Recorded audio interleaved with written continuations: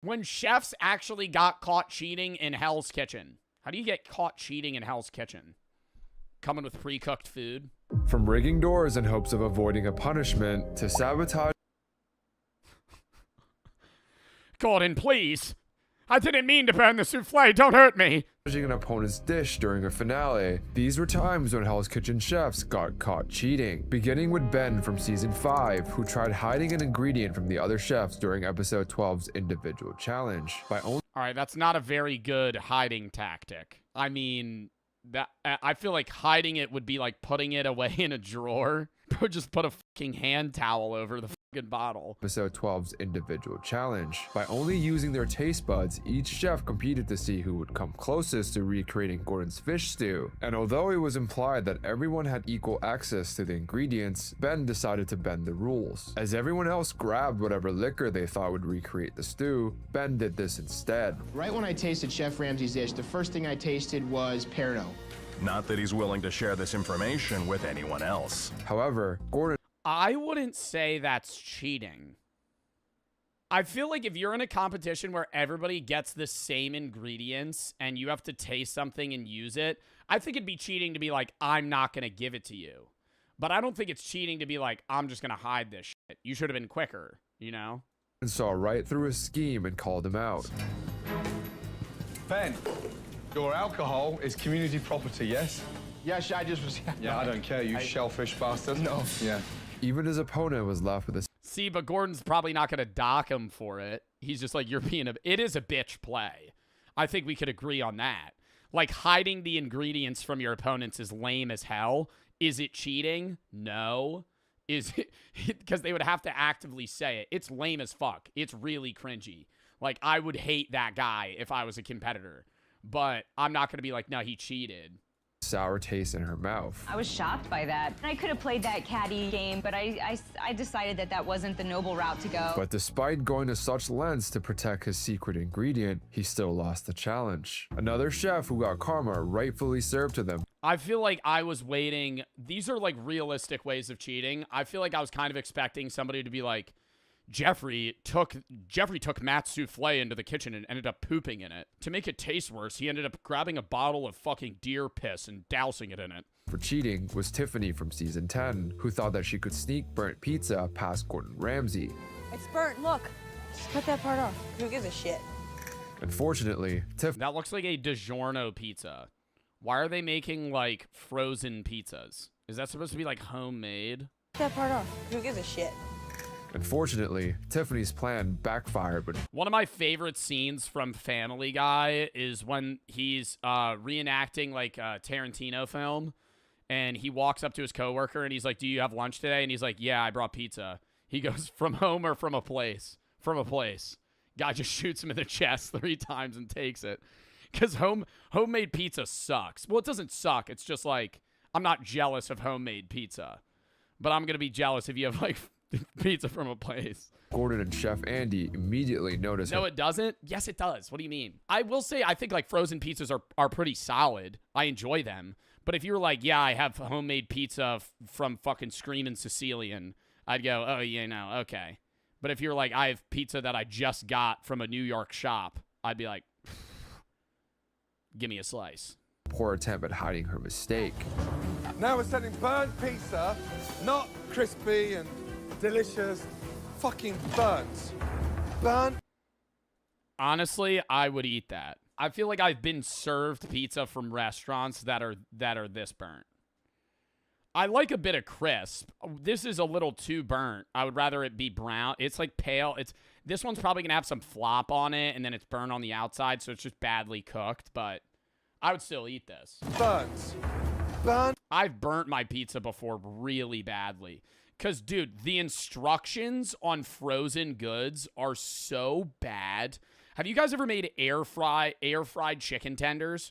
They'll tell you to put that shit in the air fryer for 350 for 6 minutes. That will be soggy and cold. That's not cooked. If it says 350 for 6 minutes, I'm putting it at 400 for 20. And it'll come out perfect. I'm like, dude, who the fuck is writing these instructions? Same thing with a pizza. So when you get a frozen pizza, it'll be like put it at 420 in an oven for, you know, say 10 minutes. I'm going to do double that. One time I was like, I want it really crispy. I'm going to put that bitch in for 25 minutes. Forgot about it. Came back. Char black. Hockey puck. Had to throw it out. With bits of shit in there. Similar to Tiffany, season 11 Zach had a plan that would also flop. In episode 4's service challenge, Zach pre-cooked all the salmon hoping to get ahead, but instead had to start over and faced Gordon's wrath for not understanding that fish was meant to be cooked to order. And despite Gordon's clear instruction, Yo, on God though, I just meal prep tuna, and I always meal prep for like 4 to 6 days. And I meal prep tuna, and day 1 and 2, the tuna will be really good. By day 4, choking that bitch down. That shit's disgusting. That's just fucking disgusting. I'm eating it just because it's food. At that point, it's so gross. No matter how good you make it. Dude, and I Googled that the other day. It says you're only supposed to leave tuna in a fridge for 1 to 3 days. I'm still going to eat that bitch. 4 days from now, I'm still going to eat that. I mean, what are the odds it has fucking foodborne illnesses in it? to start fresh, Low. Zach secretly snuck the old salmon Who meal preps tuna? Me. Because I'm tired of eating chicken and turkey every single fucking day of my goddamn life. Because I have alpha-gal and I can't eat mammals anymore. So pork and beef are out of the fucking question, pal. I've had enough shrimp and chicken and fucking salmon and tilapia to fucking make me explode. So I try new shit here and there. back on his pan, hoping that Gordon would not notice. Chef told me that I can't use the fish that I had just cooked off, but the salmon looked perfect. So I figured all I gotta do is finish it off and send it out. However, when Gordon found the tray of old salmon still laying around, he knew Zach was playing games and immediately called him out. Where's this from? That's the old stuff, chef. That's the old stuff. Yes, chef. Have we been using that? No, Chef. Have we, Zach? No, Chef. We're doing the thing straight to the order. The truth? Yes, Chef. That's why it's still there, Chef. Although Zach kept doubling down on his lie, Gordon saw right through the bullshit and shut He saw right through the bullshit. 30 minutes later, there's like 6 salmon missing. Oh, where'd the other salmon go? Nowhere, chef. There's always been 4 salmon on that plate. No, there fucking hasn't. There was 20 there 10 minutes ago. No, there's always been 4 salmon on that plate, chef. him down. Look at me, in the fucking eyes. Did you take salmon from the back and reheat it? No, I've been eating the salmon while I've been working, chef. I am quite parched, chef. Or not parched. Hungry, chef. Sorry. Yes or no? No, Chef. It's right here. Shut the fuck up. Fuck off the salmon. But Zach wasn't the only one to test Gordon's bullshit detector, because during season 9, episode 2, Brendan made the same mistake with his sea bass. You've cooked the bass. Is your meat ready? No, Chef. And the garnish all ready? No, Chef. You've got to work as a team. Please. Gordon then instructed the blue team to coordinate their timing for the next order and explicitly ordered Brendan to fire up a new sea bass. But despite those instructions, he found himself questioning Brendan's integrity when he received the new quote-unquote sea bass just minutes later. Brendan? Yes, Chef. Is that the same bass? No, Chef. You didn't start a fresh one? Yes, it is, He pops it in the microwave. Chef. So where's the old one then? Threw it away, Chef. Show me. And when Brendan could not find the sea The phantom search. The phantom search in the trash can. Like when you look for your homework in school. Oh, I must have left it at home. You know it's not in there. bass he supposedly threw away, Gordon continued to press him. I'm going to ask you one more time to tell me the truth. Is that the bass from 10 minutes ago, or is that a fresh one you cooked? When Brendan finally confessed to his deception, Gordon decisively puts him in his place. You do that to me one more time, trust me, fuck the elimination. I'll send you out there and then. Let me tell you that. Yes, Chef. I kind of hope Gordon Ramsay starts calling people chud. I feel like that'd be really funny in his voice. What are you fucking doing, you chud? You sitting here thinking you can fucking give me that sea bass? Recooked it. It's the same fucking sea bass. Won't happen again. And while Brendan was caught cheating to save himself, Andrew from season 1 was caught cheating to help his team. After losing episode 6's challenge, the blue team's second punishment was having their storeroom locked for the entire dinner service, making things more difficult by having to enter a code every time they wanted to grab something from inside. I'll give you the combination. C1. They probably just leave the door cracked. 690Y. Log it. I'm saying it once. Let's go. While his team rushed over to get the storeroom open, Andrew had a brilliant idea. What do you want? Give me the tape. Give me the masking tape. Just fucking do it. Just give me the masking tape. Oh, I gotcha. But luck wasn't on Bro, I don't think that's cheating. his side, as sous chef Scott immediately caught him in the act and gave him a piece of his mind. You fucking guys fucked it up. You get a punishment. You don't fucking rig it so it works for you. You blew it. Pay the consequences. Got it? Yes, sir. Just like Andrew, Adam from season 14 immediately confessed when he was exposed on episode 3's team challenge, where he realized that his risotto would not be ready in time and asked to use Millie's rice as a substitute instead. This risotto is just not getting done. I thought I left myself enough time. 3 minutes to go, chef. Do you have enough rice to go for 2? I got that. Yeah. And when it came time for Adam's dish to be judged, the team needed both his and Millie's dish to get a point to win the challenge. However, the guest judge made one observation that put Adam on the spotlight. How did you guys both wind up with rice on the dish? Did you guys share on that one, or? Did you take some of Millie's rice? I'm sorry. I'm gonna cut the bullshit. Bro, why? I feel like they get so... Why do they get so angry? Do you think Gordon actually gets upset at this? I feel like he fully has to upplay it. There's no way he dead-ass cares that much. Did you take Millie's rice? Yes, sir. After confessing, Gordon revealed that Adam broke the rules and thereby lost the challenge for the blue team, which also happened to be the team that season 10's Robin tried to steal from. During episode 7's dinner service, Robin overcooked her beef and ran out of extras to fix her mistake. As a result, she nudges her teammate to try and steal some from the blue team. Could someone go ask if the men have any more meat? How many do you need? I need 2 more beef, guys. However, none of them had the guts to do so, leaving her to get exposed by Gordon when he asked her where the beef was. I would like to get another beef from the gentleman so I could do it real quick. Let me tell you something. We just don't go to the blue kitchen and get what you want. It's a competition, you silly cow. Okay, yes, That's chef. the last fucking time I'm telling you all. Got it? Yes, chef. As a result, he forced her to shamefully apologize to the customers and to suggest a new Oh my god! No! You gotta walk out to the customer and you're like, I'm sorry, the filet sucks. I overcooked your shit. I'm sorry, it's been an hour. I'd recommend the risotto. I'm sorry. I didn't mean to fuck up your steak. substitute for the beef she screwed up. I guess I'm going to walk my happy ass up to table 64 and tell them, I'm sorry, ma'am, we don't have your beef. Would you like a swordfish or a pigeon instead? Yes, pigeon. Pigeon? A pigeon? Pigeon? Pigeon. Pigeon.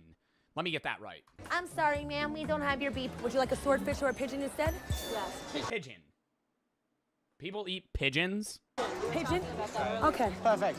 I'm not eating a pigeon. I'll have the swordfish. Robin still looked like a genius in comparison to Siobhan from season 7, who unintentionally cheated during episode 2's egg challenge, where each chef was paired to cook 4 different types of eggs in under 5 minutes. But that would be really funny if they were like, Maria ran out of pigeons for overcooking them, so she went out to the back with some cornmeal and snapped one of their necks. From then on, she actually she went outside and actually killed a fucking live pigeon to try and feed a customer. for Siobhan, Gordon specifically requested that she tackle the challenge alone as her team was 1 person short. However, all it took was her teammate Autumn asking her to join forces for her to completely abandon those demands. And when it came time for Gordon to raid her eggs, Siobhan exposed herself after failing to give him a straight answer. Just answer me the question. How long did he cook them for?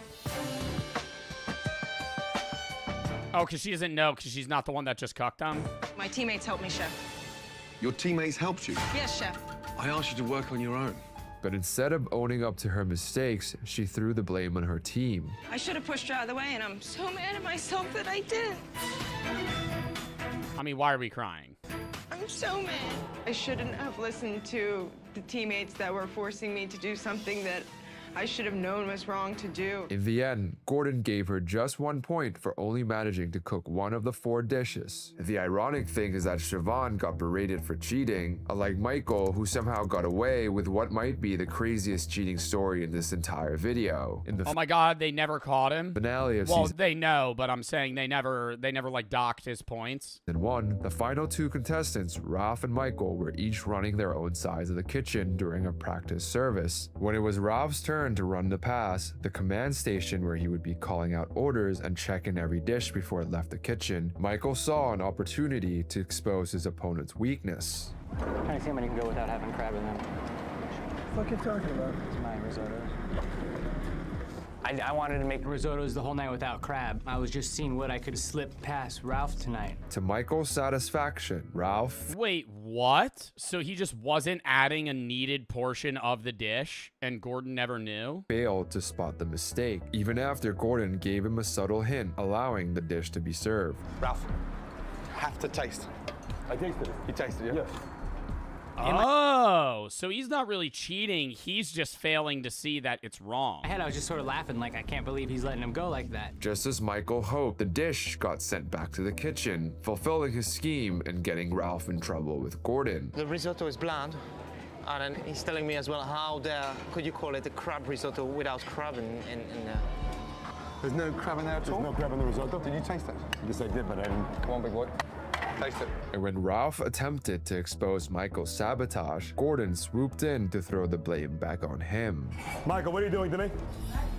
What'd I do? Well, because I think originally Gordon would have been mad at him for trying to con Ralph, but I think he wanted to see it play out and be like, dude, you couldn't taste that there wasn't crab in that, because that's even worse.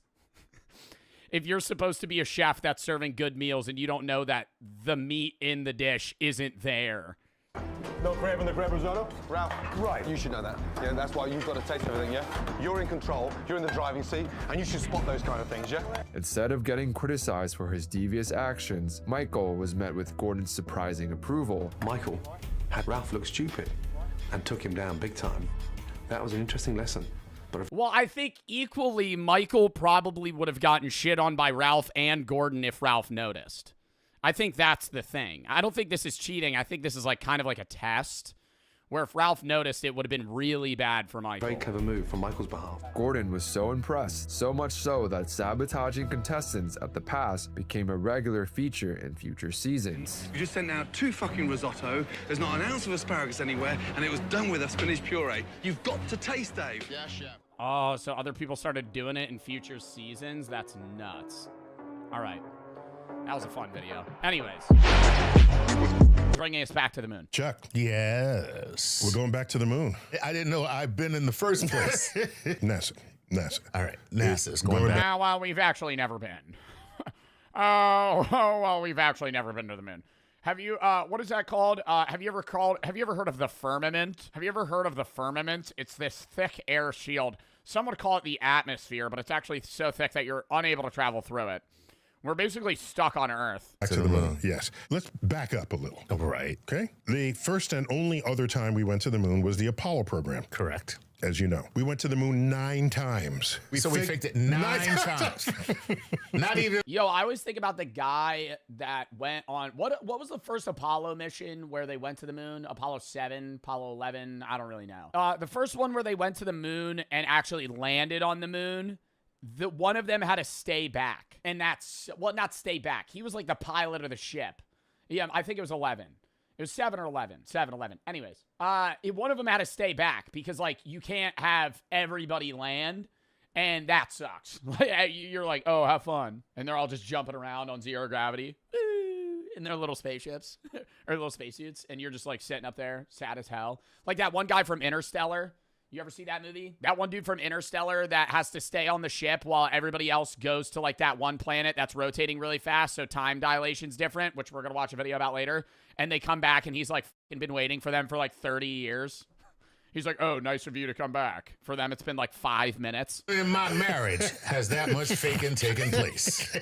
Apollo 8. Okay. Went to the moon, orbited, and came back. Okay. Took that famous picture of Earthrise. Ooh. I love this photo. Oh my God. This was my computer background for some time. Over the landscape. That's right. Apollo 10 Okay. went to the moon, orbited the moon, deployed the lander, and then came back up.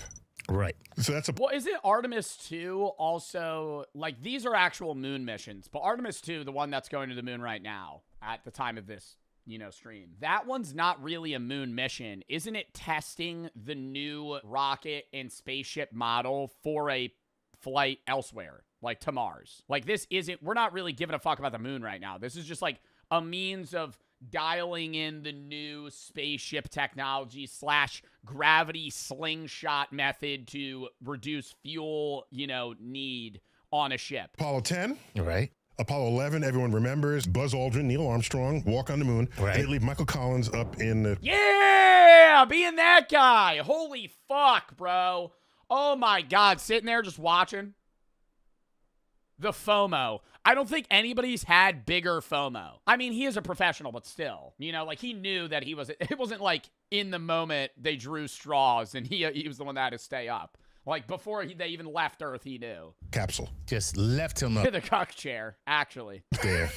Didn't even give him the opportunity to go down later and check it out for himself. You know what I in mean? the plan. These are professionals. That is rough. You gonna make me the chauffeur? Go to the moon. Wait, was he the pilot? Who was Michael Collins? Like, why did he stay? Yeah, he was the pilot, so that's why he had to stay back. What if he just dipped on them? Make me the moon chauffeur. I didn't even get the moon chauffeur. I'm the moon chauffeur. Then there's Apollo 12, Apollo 13, the ill-fated one. Right. Whole Hollywood movie. Yes. On that, directed by Ron Howard. And What? Sorry, I'm not making a joke. I'm actually curious. Which was the one that blew up? Because one of them, they died. Apollo 13, the ill-fated one. Oh. Whole Hollywood Sorry, I gotta pay attention to the fucking video. movie. Yes. On that, directed by Ron Howard. And then Apollo 14, 15, 16, and 17. All right. Why did we go? We're Americans. We're explorers. It's in our DNA, is what we are told. Right. That's not propaganda. why we went. That's not why we went. No, why do we go? You could want to go for those reasons, but that's not what makes anybody write a check. Yeah, exactly. Who writes the checks? Congress writes the checks. Right. You got to spook Congress somehow into writing the check. So Kennedy... Do we know how much it costs to do this Artemis 2 mission? I'm Googling. Artemis 2 mission is estimated to have cost around $4 billion. Okay, I'm going to have an outlandish take here. That's not that much. To go to the moon? Okay, yeah, $4 billion is a lot of money. But, like, Elon Musk could fund 50 of those. like brother could sell all his stake, cash out. Says we go to the moon and do this, that, and the other thing. It's $90 billion for the entire mission, $4 billion per launch. What? You're saying for all the equipment and gear, but aren't they recovering some of that? Like the spaceships, you could reuse that. Like it's not just gone. How much is the entire Artemis mission? 93 billion. The Artemis program, 93 billion through 2025. Massive undertaking, heavy lift rockets, infrastructure, 100 billion total for the full campaign. Okay, so it's $100 billion. Because it is hard. So Yuri Gagarin comes out of orbit. Okay. Right. Oh, we're back on why we went to the moon for the first place. This is what I was arguing. I knew this already. I was arguing with I know I was getting full rage baited, but I can't tell with like Lacey and those guys on whether or not they're being serious. When I was in a call with fucking 8 streamers and they're going, "Oh, the moon landing's fake. Why would we even go there?" I'm like, you only go back for war or economic reasons. And they're like, oh, really? Yeah. First man in space. Yeah. To orbit the Earth. Right. 6 weeks later, we have a joint session of Congress. President Kennedy says stirring words, put a man on the moon, return him safely to Earth before the decade is out. Go earlier a couple of paragraphs in that same speech. If the events of recent weeks couldn't even utter the man's name. Right. The events of recent weeks are any indication of the impact of this adventure on the minds of men everywhere, then we need to show the world the path of freedom over the path of tyranny. Voldemort is back. Dumbledore, I tell you. Is the U.S. flag that was put into the ground in the Apollo 11 mission still there? Voldemort is back. The enemy is established. Right. The godless enemy is established. Right. The checks were written. And yeah, well, there you go. And they'd already beaten us with the first animal in space, Laika. They already beat us at all of that. We needed something to beat that. Yeah, weren't we sending like monkeys in space for some amount of time or some shit? I know there was like dogs and other shit, but weren't we sending like chimps up there to see like if they would die? Because it was like, well, we don't know. You know, nobody's been up there before. So we said, let's go to the moon. That was China? Well, I'm saying we meaning humans, not we meaning the U.S. I'm saying like humans were sending animals up there to see if they died because we didn't know what would happen. Land on the moon. And walk around. And walk around. Even though they beat us in all these other categories. Right. And we did. So what happens? We get to the moon, look over our shoulder, no Ruskies. We're done here. So did we really go to explore? No. Or did we go to just beat the Russians? Right. We have not been back to the moon in 50 years. So you know how many scientists went to the moon? 0? No. One. Do you know which mission? No. The last mission. 17. So we had the astronauts do science experiments. It's not that no science happened. No. But don't fool yourself into thinking this was all for exploration. Right. It was muscle flexing on the geopolitical sphere during a Cold War when we're fighting a hot war in Southeast Asia against that enemy. We don't go back to the moon. Not in the 70s, not in the 80s, not in the 90s. Oh, wait a minute, in the 20-teens. Let's go back to the moon. What a great idea. We're long overdue. It's been half a century. Yeah. I wonder how the moon's doing. I think it lined up ironically around the war, like with Iran. Okay. I don't think, like, obviously this mission was in, you know, the books for a long time. I don't think that there was a war-based reason this time to go back or like some sort of flexing of muscles. I think this literally is like, hey, we're going to test shit out so we could go to Mars.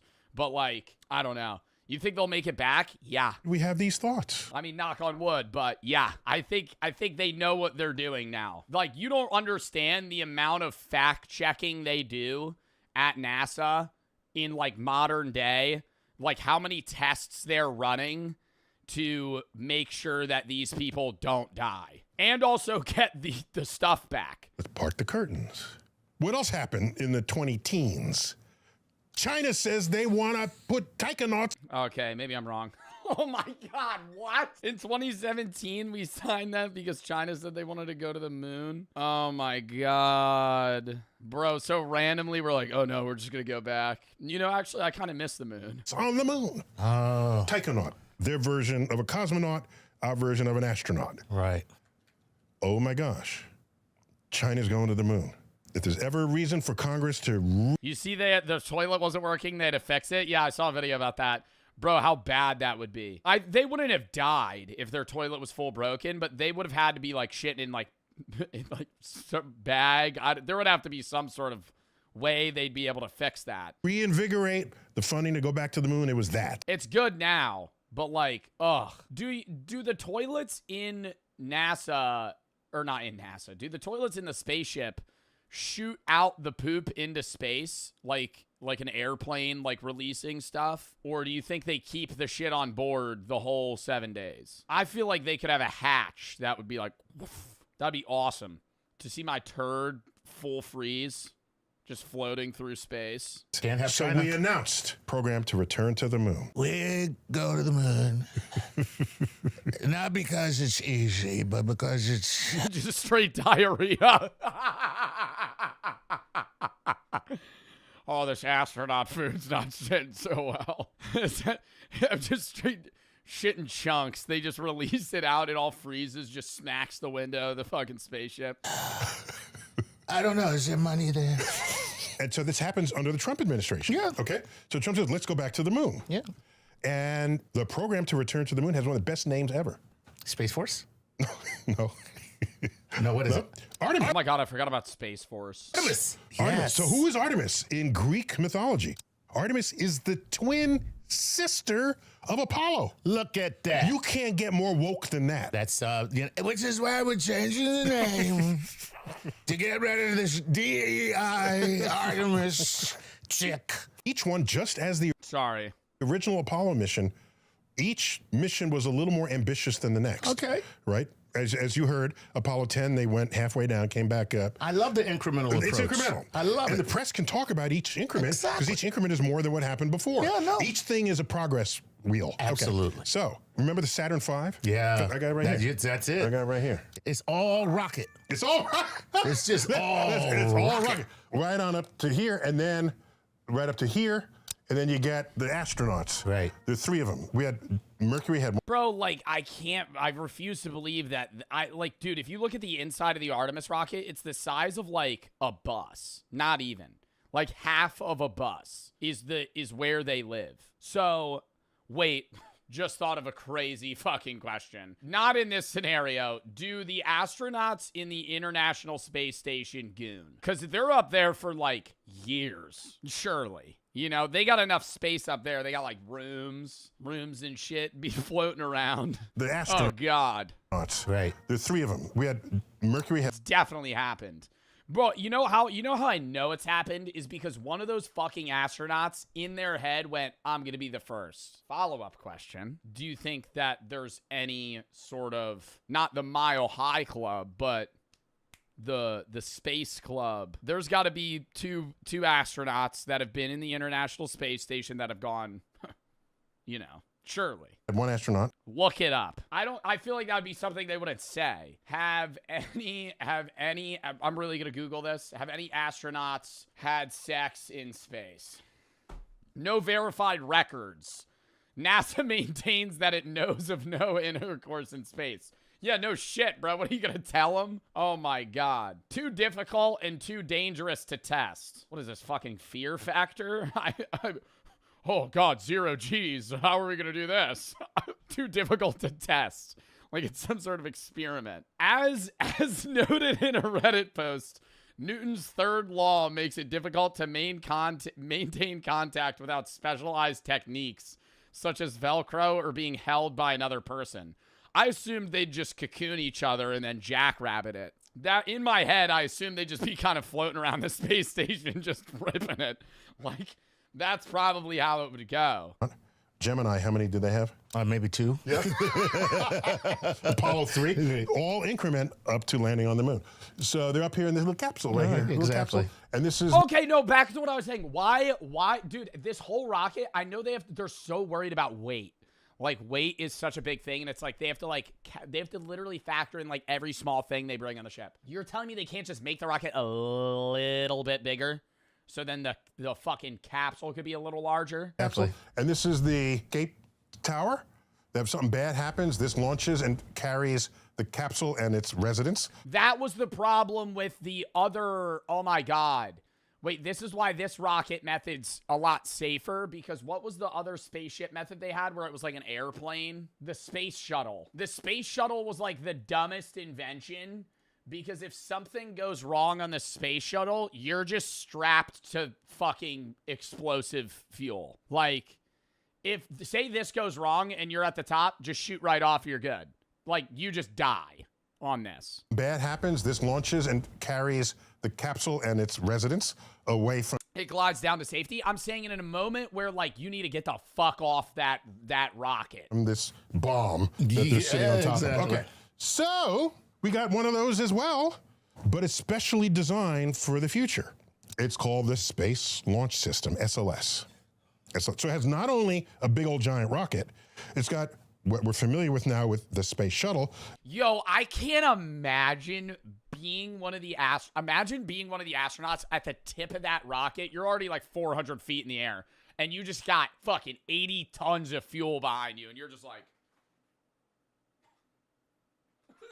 like, what is the G-force on that? They probably have to train for that shit. It's got 2 solid rocket boosters on the side. So you want to get your license. All right, so getting your driver's license is supposed to be like this big milestone in life, right? Freedom. I think it is the biggest milestone. I think he's going to say the exact opposite because he's introing the video like this, and then he's going to say, but I think getting your license is like a big freedom milestone. More so, dude, I want to say getting your license is like really big, and it's not really treated as such compared to like turning 18 when you're like an adult. But turning 18's lame as fuck. You don't get anything. You could buy scratch-off tickets. Congrats. The biggest milestone is, depending on your state, because it's varying by age, getting your license, and then turning 21. That's the big milestones. 18 to 20 blows dick. That's like the worst years. People, not the worst years of your life. It's the worst years in that, like, your birthday doesn't matter. After 21, your birthday doesn't matter either. But it's like you turn 18, it's like, congrats. Now you're a legal adult. And it's like, oh, really? What did I unlock? Absolutely nothing. Absolutely nothing. You still can't rent a car. Most Airbnbs, you still have to be 21 or 25, so you can't do that either. You can buy scratch-off tickets at a gas station. Taxes don't apply to you when you're 18. They apply to you whenever. They apply to you if you have an income. You could be 12 and you could get taxed. If you have a job, you're getting taxed. It's not taxes. You get a credit card. You could get a credit card before you're 18, depending. You might just need to co-sign it. It's just stupid, right? Turning 21 and getting your license are like the big milestones in your life. Well, if you're in the U.S. If you're in the UK, it's different because different drinking ages, driving ages, whatever. Independence, all that stuff. But in reality, it's one of the most stressful and embarrassing processes you'll ever go through. Like the government... You used to be able to buy cigarettes when you were 18. That was the milestone. Used to be able to smoke cigarettes. Not anymore, though. Damn it. Basically hands you a car and... When? Not that long ago. Like, your parents probably could have bought cigarettes in high school when they were seniors. Says, good luck, try not to kill anyone. And the way people hype it up makes it worse. Everyone's like, once you get your license, you can go anywhere you want. Bro, no I can't. I still live with my parents. I got like $3 in my bank account, and gas is $5 a gallon. The only place I'm driving is straight back home. Not to mention, the whole process is designed to humble you. Like, you'll walk... No, I'm still gonna say, bro, not having to need a motherfucker to pick you up is so... much. It's not freedom, but it's better. Bro, I remember getting done at track practice and having to wait to get picked up. That shit's ass. Just standing around being like, God damn, where are they? They show up late, they forget. Have you ever had that? Have you ever been somewhere and it's like your mom forgets that they have to pick you up? And it's like, oh, don't worry, I'm on my way. And it's like, you were supposed to leave an hour ago. So now you're just standing around like fucking waiting for shit to happen. Like, you run on other people's schedules. Once you have a license, you have your own time, right? Like, you could go places when you want to go places. Yes, you need money, but it's like, if you have gas, you could go somewhere. Designed to humble you. Like, you'll walk into the DMV thinking you're ready for adulthood, and the second you step up to that counter, some 60-year-old lady with glasses down her nose just looks at you like, you're not built for this. And she's right. No, that's not what she's gonna do. She's gonna go, you don't have enough you need more points of identification. You only have your passport and a local water bill. You're gonna need to go home. And now you have to go you have to prove that you're you in every way in the fucking world. Oh my God, going to the DMV, bro, you might as well bring a binder full of everything that's ever happened to you. Drive all the way back, and hey, if you have an appointment, now you gotta reschedule because you didn't fucking show up with the right shit. Thinking you came with the right stuff. Wrong, you gotta show up with something else. Right, because 5 minutes later, you're out there stalling your car in front of a line of 30 people who all hate you now. So let's talk about what actually happens when you try to get your... I had a friend that failed the written test 15 times. I failed it once, and then I passed the behind the wheel. He passed the behind the wheel immediately. He failed the written like 15 times. He wouldn't study, and it was like an ongoing meme. Like, everybody, he's like a year older than me, and we all got our licenses, and most of my friends are older than me. Like, right now I'm 23. Most of my friends are like 25, right? Chris is like one of my IRL friends. He's 28, so he's a lot older than me. He's like 5 years older than me. But I think that changes. Once you're in your, like, mid-20s, it's just, you know, you all bend. It's fine. It's whatever. He's unk, though. But anyways, when we were all, like, you know, in New Jersey, you're 17 when you get your license. So we were all, like, I was 16. He still didn't have his license. He was 17. I turned 17, got my license. And then it became a meme that, like, he was the only person without his license. It took him 2 more years. Because you have to take the written, and if you fail, you have to take it again. You have to wait like 2 weeks. So if you keep failing, you have to keep waiting. And so he kept consistently failing. And then like the time between taking the test would get longer. And then he wouldn't be able to some weeks. So he would take it like once a month. And he would just fail like every time until it was like he actually sat down and studied and finally passed. I will say I think the written test is stupid though. I failed it the first time by like 3 questions. It's not even like questions about how to drive. Because all that shit's obvious. Stop at a stop sign. Don't park next to a fire hydrant. Stop when a school bus stops. But it's like asking you hyper-specific questions. How many feet from a school bus do you have to be stopped when it's stopped? Fucking idiot. I don't know. 2 car lengths? I'm going to guess.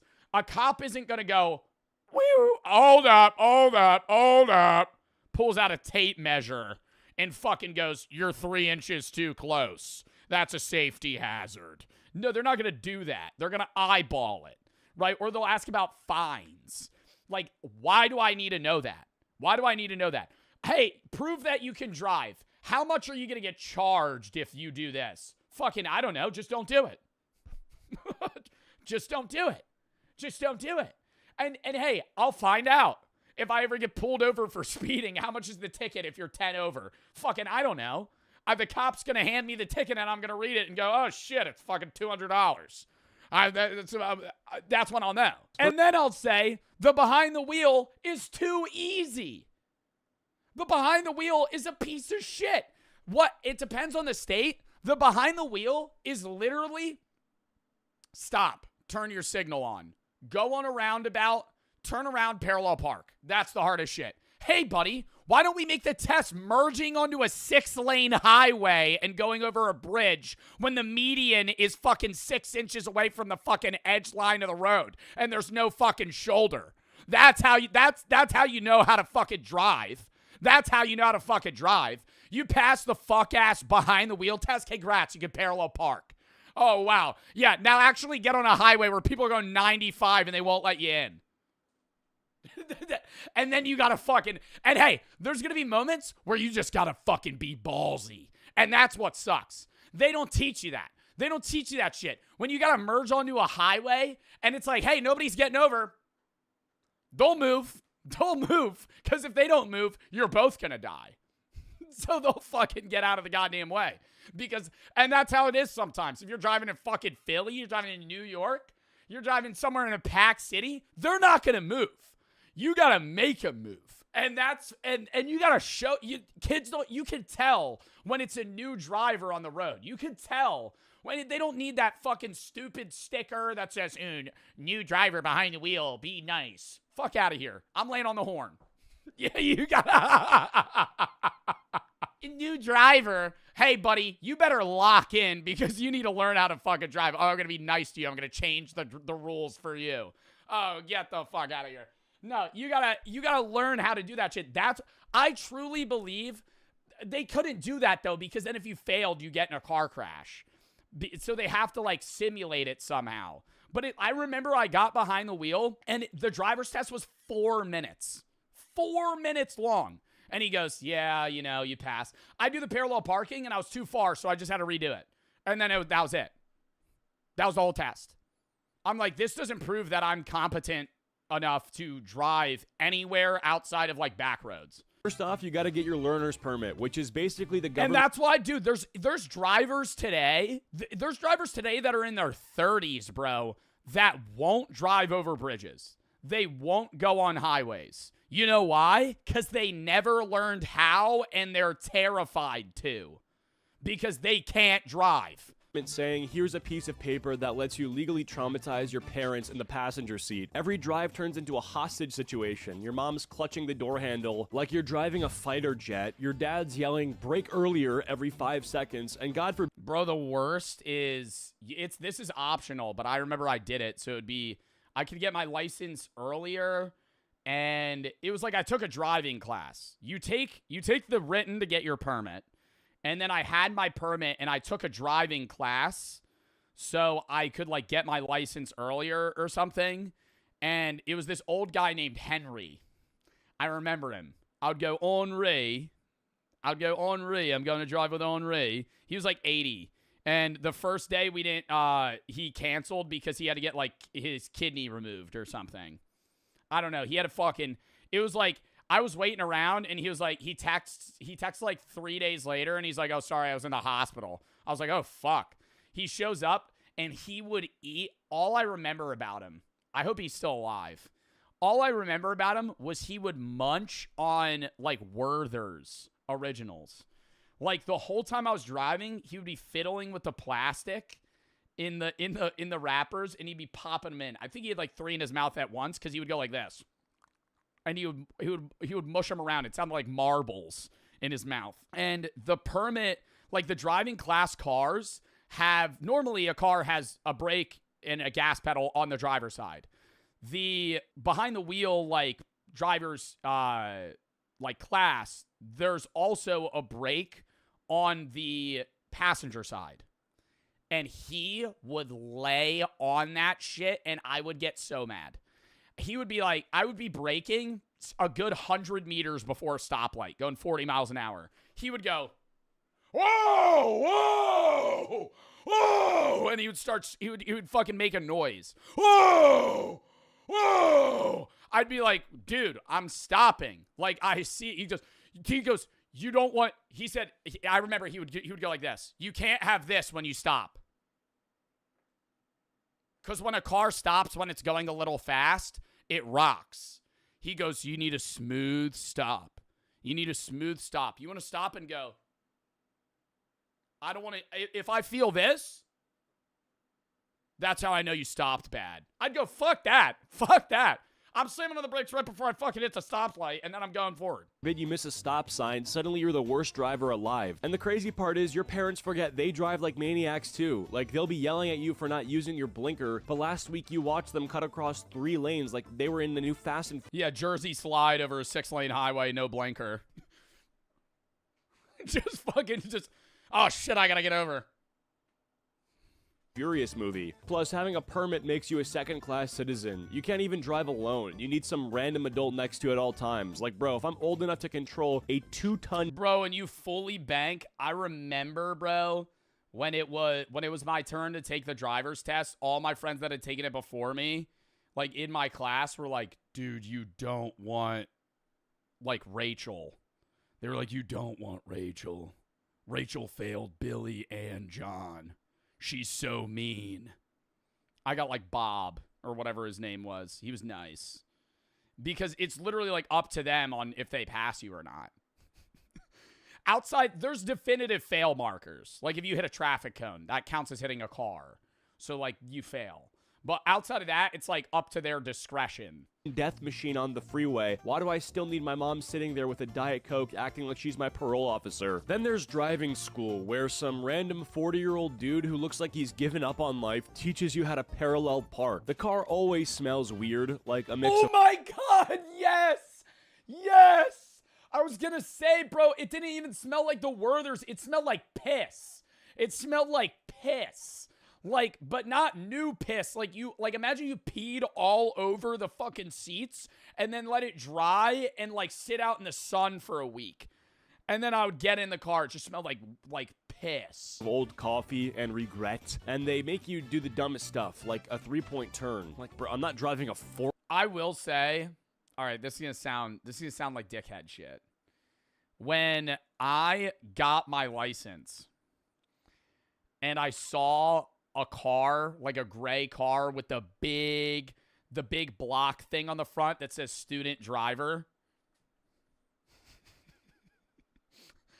I would pass him. I'd be laying on the horn more than normal. It's fucked. I remember when I was 17, I was like, oh shit, I passed. Now they got to deal with it. And so I'd just be like, the second the light would turn green, half a second, just lay on it. And I know too, dude, they're fucking 10 and 2, white knuckle in the steering wheel going, just like nervous. Forklift. I just want to get the Taco Bell. First time trying the new cheesy crunch wrap. Let's see how it tastes. And these instructors always have that dead behind the eyes look, like they've watched thousands of teenagers almost plow into a mailbox and now nothing excites them anymore. You could literally crash into a fire hydrant and they just write it down like, yep, -5 points, don't do that again. They also purposely take you on the worst possible roads. Like, bro, I live in the suburbs, why are you making me merge onto the freeway in the middle of rush hour? They don't do that. They did that when I took the behind the wheel class. I had to merge onto a highway. And I think that was valuable. I will say that. I'm going to disagree with him. I think taking that class, having that guy be annoying to you and make you drive in stressful scenarios makes you a better driver. Because that's how driving's going to be. There's going to be moments where you're stressed as fuck and you need to lock in.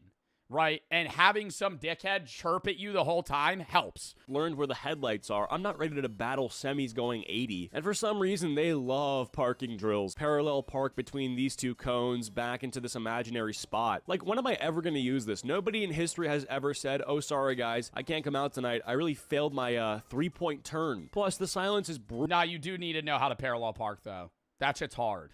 It's easy once you've done it a lot, but, like, it's hard in the sense that when you're in a scenario where you have to parallel park, a lot of the time there's not designated spots. It's just street parking where people aimlessly park anywhere on the road. And there's going to be spots that have this much space and spots that have this much space. And you need to be able to pull up to a spot, stare at it, and go, yeah, I could fit in that. And then fucking, while other cars are flying past you because you're on a road, and so you have to fucking park it. If you fuck up, now you got to pull back out, and then people are getting annoyed because you're blocking them. Brutal. You're in a car with this string. I'd rather park further than parallel park. If you're ever in a big city where there's just street parking, that's the only option. Unless you want to walk an hour to wherever the fuck you're going. And the whole time you're...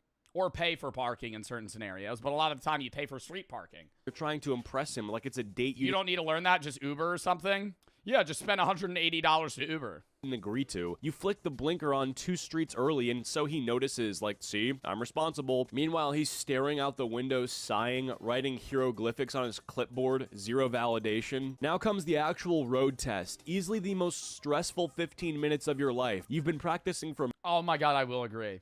No, I actually will agree. I think one of the most stressful things isn't like first day of high school, first day of college. It is the second you're fucking waiting for your driver's test to start. Where you're like, you see the person walk around your car and do an inspection because they inspect your car first. And then they get in. Months, but the second that instructor sits in the passenger seat, your brain forgets how cars even work. Like, I'll be gripping the wheel so hard, you think I'm landing a plane. And the instructors never help either. They just sit there in complete silence, scribbling on their little clipboard like they're writing Yeah, they try to stress you out. I think they enjoy that part, though. Your obituary. You could literally save a baby duck crossing the road, and they'd still be like, you didn't check your mirrors enough. Automatic fail. The worst part is they never tell you how you're doing during the test. Like, you're just sweating bullets, thinking, okay, I nailed that stop. One, don't you have to wait mad long if you fail? It's longer than a written test. It's probably depending on the state. You have to wait 2 weeks to retake it. But if you fail 3 times... you have to wait 6 months. Wow. So if you fail multiple times in a row, you have to wait a half of a year. Stop sign, right? That was clean. Meanwhile, the guy's just clicking his pen like that's not bad, bro. That sucks. He's deciding if you deserve human rights. And parallel parking, that's the final boss. You could drive perfectly the entire test, but if you so much as touch the curb, they act like you just committed a felony. Like, bro, half the adults out here park like absolute garbage. Why is this a standard? And if you fail, oh, that's the walk of shame. Nothing hurts more than walking out of the DMV while some 16-year-old behind you is celebrating like they just won the Super Bowl. You gotta call your parents like, yeah, so we're gonna be Ubering for a few more weeks. And the retest, way worse, because now the instructor already knows you're trash. They sit down like, oh, it's you again. And suddenly every tiny mistake is magnified. Forgot your blinker? Fail. Rolled half an inch over the line? Fail. Blinked too aggressively? Fail. Well, no, I think there's like point values for different things. Like if you like roll a stoplight, there's certain things that are immediate fails. But if you're going like a mile over the speed limit, I feel like they'll probably dock points, but I doubt you'll immediately just fail. It really feels like a driving test is more like some government-sanctioned hazing ritual. Like, congrats, you survived high school. Now let's see if you can survive me quietly judging you for 15. The driver's license exam during COVID was crazy. The instructor just stood outside in the parking lot and watched me drive and park so they weren't in the car. Nah, that's even worse. That's even worse. Just having like some dude like Slender Man in his suit with a clipboard, just watching you drive around a parking lot. Just like he's scouting you in like football. Oh my God. It's like, I feel like the silence would be even more deafening. You're just talking to yourself. You're just like, oh, fuck, dude. I wonder what he's writing. And if you do pass, congrats. Now you get to join the most chaotic experience of all, driving with your friends. Because the second you pick them up, they act like your car is a party bus. Someone's fighting for the aux, somebody else is hanging halfway through the window, and there's always that one friend in the back spilling Taco Bell all over your seats like it's their own personal trash can. Suddenly you're not the cool guy with the car, you're the unpaid Uber driver. Every text is just, bro, can you pick me up? We need a ride. Like, damn, I didn't get this license so I could chauffeur half the school. I just wanted to get a McFlurry without adult supervision. Then comes the gas money argument. Every group has that one guy who never pays. You could drive them across the entire state, drop them off at their front door, and they'll hit you with, bro, I'll get you next time. Spoiler, there is no next time. This man hasn't seen a gas pump in his life. And the thing about being first in your group with the license is suddenly you're everybody's servant. Like, you're not their friend anymore, you're their tax. Yeah, that is true. The earlier you get your license, the more you got to drive people around. See, midnight trip. That doesn't change, though. It's not like, oh, you're stuck doing that, but there's always somebody in a friend group that's usually like a designated driver or somebody that drives people most of the time. Also dependent on the car you have. If you want a life hack, get a smart car. Get a 2-seater smart car, then nobody's going to ask you to drive them places.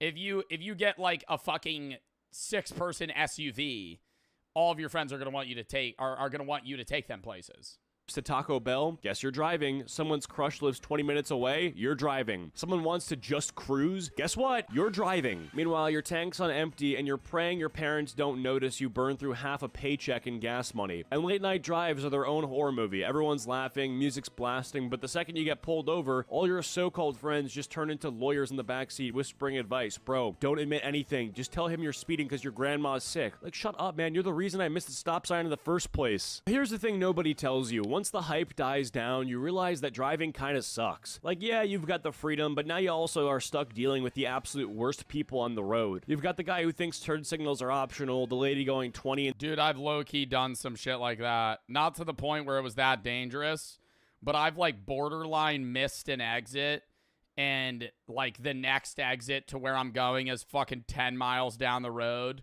and if there's not a lot of people on the road, I'm hitting a quick 70-0 hard pivot right, and then just fucking rip the exit. The lady going 20 in the fast lane, and of course, the dude in the lifted truck who takes it personally if you merge in front of him. And don't even get me started on traffic. Like, nothing humbles you faster than sitting bumper to bumper for 40 minutes to go 3 miles. You're sitting there like, wow, I really begged the DMV for this privilege. Parking lots are war zones. It doesn't matter if it's Walmart, Costco, or some random strip mall. People will straight up cut across 10 spaces diagonally just to beat you by 5 seconds. And there's always that one psychopath who backs into every spot like they're rehearsing for NASCAR pit crew tryouts. Once you get sick of borrowing your parents' minivan, reality hits. You gotta buy your own car, which sounds awesome until you realize every option is either insanely expensive or complete garbage. Like, it's either a yeah, you're either going to get something that's reliable. It's really hard to find like a semi-cheap or I guess reliable car that's not, you know, $40,000. Like, if you're getting a used car for $10K, a lot of the time it might run well for the first few months, and then you're going to have, like, your transmission be shot.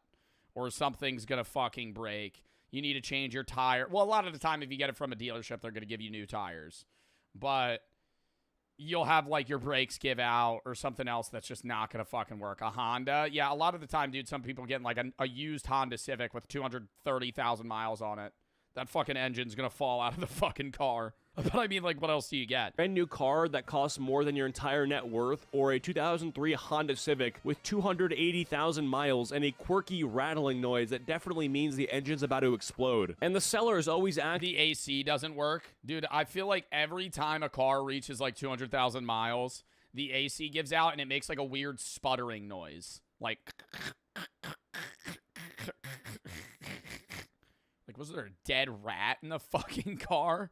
What is that? Like it's a hidden gem, like, oh yeah, it runs great. Just don't roll down the windows or touch the AC, and make sure you keep a jug of coolant in the trunk at all times. Bro, that is not a car, that's a time bomb on wheels. Insurance? Forget about it. The government basically looks at you, a 17-year-old, and says, yeah, you're definitely crashing within the first 6 months. Oh, is this a turn right here? Shoot, crap. Everyone hang on, I'm sorry, I love you. I love you so much, I'm so sorry. They charge you like $400 a month for the privilege of driving a car that barely starts. And when you do finally buy one, it's not freedom. It's another money pit. Oil changes, tires, random lights popping up on the dashboard. It's like you're playing whack-a-mole. You think you're buying an independence, but in reality, you're just signing up for permanent debt. So yeah, getting your license is hyped up like it's the key to freedom, but it's really just the start of a whole new headache. First, you traumatize your parents, then some guy in a polo shirt makes you parallel park, then you get judged by a DMV executioner with a clipboard, and eventually you go broke from gas, insurance, and your friends mooching rides. So yeah, getting your license is just your first subscription plan to adulthood, and trust me, there's no cancel button. Thank you guys so much for watching. I hope you enjoyed all my videos. I don't know. I still think it's an overall net positive to be able to get a license.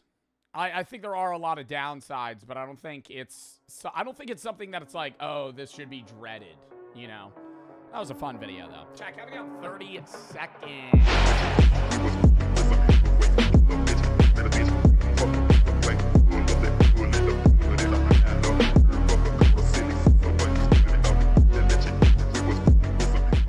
Next video. Which country has the worst manners? Etiquette expert answers questions. We've seen this guy before talk about etiquette. It's really fascinating. If you remember, he showed how you're supposed to properly eat peas, and he stabbed them with a fork, which I thought was interesting because I always thought you would eat peas with a spoon. If you saw the late Queen eat a burger, all of a sudden she is not the late Queen, because the Queen does not eat burgers. I'm sure the Queen did eat a burger in private. Why does the Queen not eat burgers? Is that like a rule? Because it's like commoner food. What do you think the Queen's McDonald's order would have been? Oh, she was... the Queen of England probably would have gotten a fish fillet. Filet of fish, rather. Anyone's for a fillet of fish. She was. She did. Hello, I'm William Hanson. I'm an etiquette coach, and today I'm answering questions from the Honesty Box. It's not a pre-watch, bro. That's honestly, that's me stereotyping British people. Like, what? What would the late old Queen of England get at McDonald's? Probably a fish sandwich. Should you tell someone if they have bad manners? This is the politeness paradox. It is technically bad manners to point out people's bad manners themselves. Makes my job one of the rudest jobs going, but Dude, pointing out bad manners would be so lame. It depends how bad of manners somebody has. Like, this I'm pointing out. You know, imagine you're having a conversation with me at dinner. Yeah, so, you know, I don't know, I just kind of... Hold up. You just coughing into the air. Something like that. You know, that's disgusting. That's not even bad manners. That's just like you're spreading illnesses, you know. Cough into your elbow, your shoulder. It's only okay for kids? Bro, even a kid coughing, dude, just like straight, like one of those like, cover your fucking mouth. Like that, I would say something about that. But if it's like, oh, they have their elbows on the table or they're fucking cutting a steak wrong, I'm not saying shit. I think it's better to lead by example rather than to actually tell them off. And if you are going to sort of correct them, it should be done in a very gentle, compassionate way. Perfect answer. When you're done, just chuck it on the ground. Can I place them there? How politely can you chuck it away? How should you hold a knife and fork? Great question. Yo, I used to hold my fucking knives and forks like a caveman. Where's like an object? I used to use a fork like you're supposed okay. If I'm cutting a steak, you know, and then I think you're supposed to switch hands, right? Aren't you supposed to put it down and switch hands and then eat it? That's stupid as fuck. Cut it, eat. Cut it, eat. There's been times where I'm so lazy that I will cut it, stab it with the knife, eat it. But when I was a kid, I used to hold a spoon like this. Like if this was the spoon.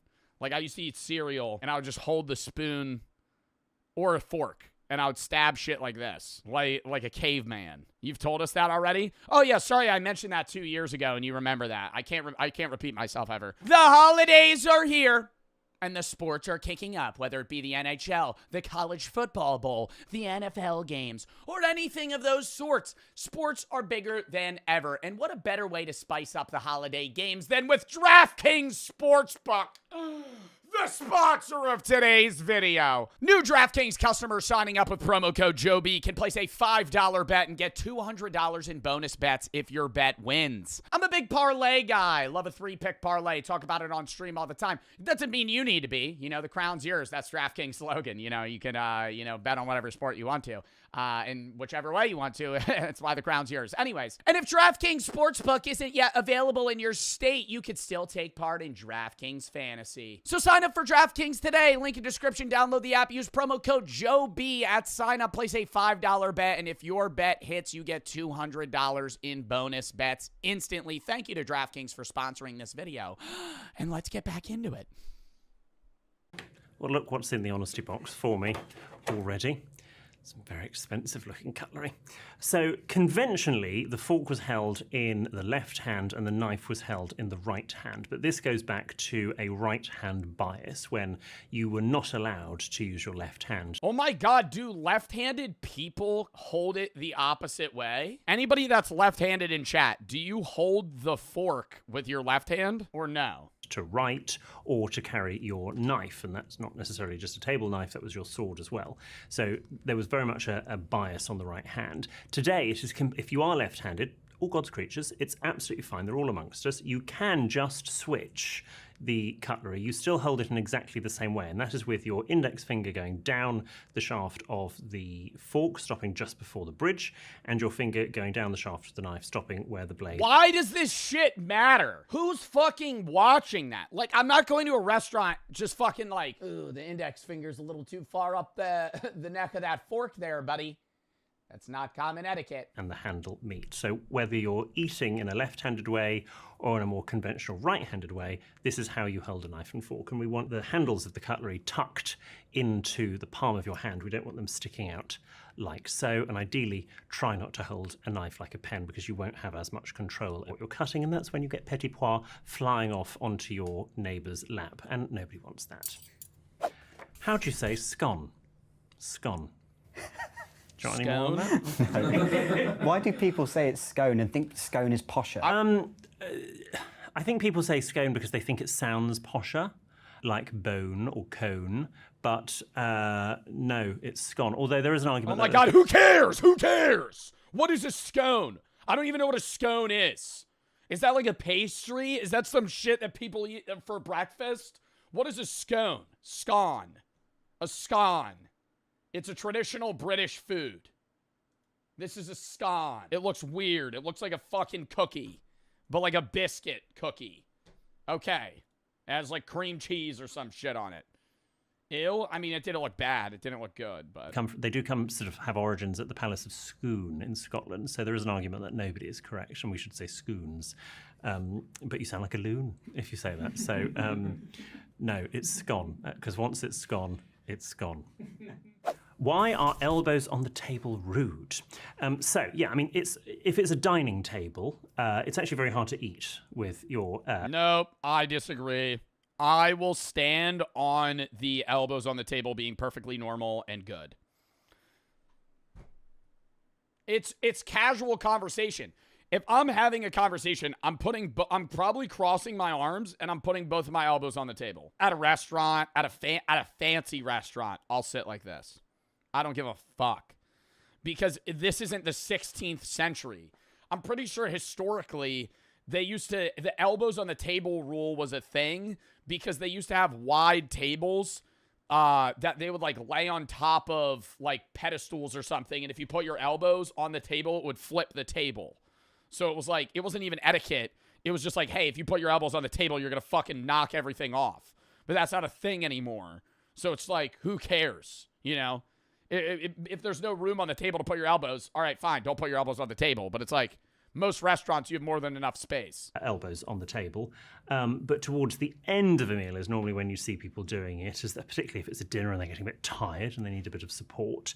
Historically, why we don't do that is because the dining tables that we used to dine from in the medieval period were, they weren't secure tables like this. They were benches. Hey, I know history. With sheets of wood put on top of them.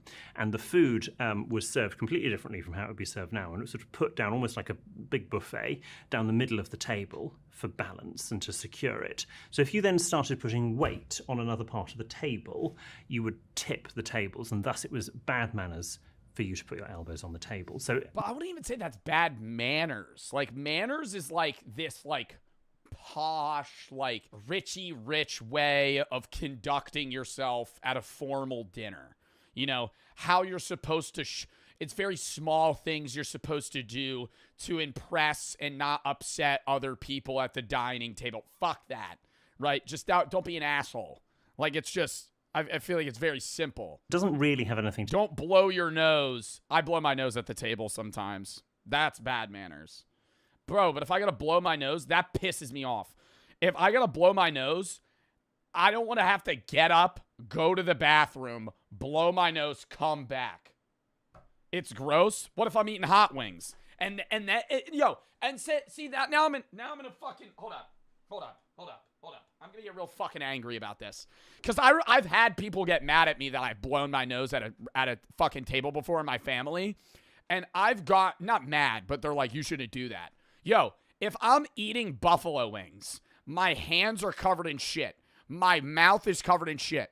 My nose is running because the wings have a lot of vinegar and are spicy. Sorry, let me get up and go to the bathroom. I'm already disgusting, right? I'm already covered in filth. You know, what? To do with etiquette. It was more sort of safety of the food and ensuring that you had food. And we're now sort of 500 plus years later so ingrained that we just don't put our elbows on the table. We sort of equate it to looking bad. It does look bad, but historically, it had nothing to do with looking bad. It was just to do with the food. Should you always say bless you? Well, not so much anymore. The old predicament when somebody sneezes multiple times in a row. I've gotten to know there's a type of person that sneezes multiple times in a row. I'm a one sneeze and I'm good. Bless you. Thank you. You have a friend. Sneeze, 4 times, sneeze. And then you say it once. Right? But it is really awkward when you're like, sneeze, bless you. They sneeze again. Bless you. They sneeze again. Bless you. You see him winding up for the 4th one. Don't you fucking sneeze. Or there is an argument for not... I can't do more than 3. ...saying it. It goes back to sort of saying... You would say bless you to someone else because in the medieval times they had the bubonic plague or might have had the bubonic plague, and so you were saying bless you as their... Wait, that was where it started, was the bubonic plague? I knew you said bless you because it was like, oh, you might be getting sick, and getting sick in the olden times meant you were probably going to fucking die. I didn't know it was during the plague times. A soul left their body as they were on their way to whatever comes next. Hopefully, touch wood, we're all okay now, so there's no need to say that. But I think, again, it's like the elbows on the table thing. It's a hangover. Knocking on wood is also based in, like, spiritual origin. I know that. Like, when you knock on wood, that's based off some sort of either religion or, like, spiritual belief that, like, trees had something in them that would prevent, like, evil spirits. So it probably is better to say bless you. I knock on wood all the time. That's like one superstition that I say bless you when people sneeze, and I knock on wood. Sort of stare at them. Knock on wood, question mark? Yeah. Like, if you're like, the Eagles are going to win this Super Bowl, knock on wood. Like you're making a claim of something that will happen and you're confident of it, and so you don't want to jinx it, so you knock on wood. Or you're talking about something that you don't want to happen, and then you knock on wood because you don't want it to happen, you know? As they say, nothing. There is never heard of that in my life. What? You've never heard of knock on wood? That's like, dude, I feel like you hear that every other day. Do you live in a cave? Societal expectation that you say bless you. Should you raise your pinky when drinking tea? Oh, God Lovely. damn it, dude. These questions are pissing me off. Question. And again, out of my box comes a nice cup and saucer from the nearest charity shop. So, in terms of extending your little finger, it's a bit sort of Disney Hollywood to think that you do this and that posh people do this. You don't. You keep that finger tucked in. How we hold a teacup is by pinching with the thumb and the index finger between the handle. I don't think I've ever used a teacup in my fucking life, bro. I'm drinking tea out of a fucking coffee mug. That's what I'm going to do. And the rest of our fingers follow the shape of the handle, and we keep our elbow nice and tucked in. The sticking the little finger thing comes from a couple of origins for it, but the one I like to say is supposedly in the court of Louis XIV and XV, where tea drinking was at its peak. It had just come in. It was very heavily taxed. So it was only the royal family in France. And you heard of throwing salt over your shoulder as a superstition. Yeah, but that's only if you spill salt. I'll do that. And that's really annoying when you spill. I spill salt when I'm cooking, and then you're in your own fucking kitchen, and then I'm sitting here going, I just dump salt on the floor.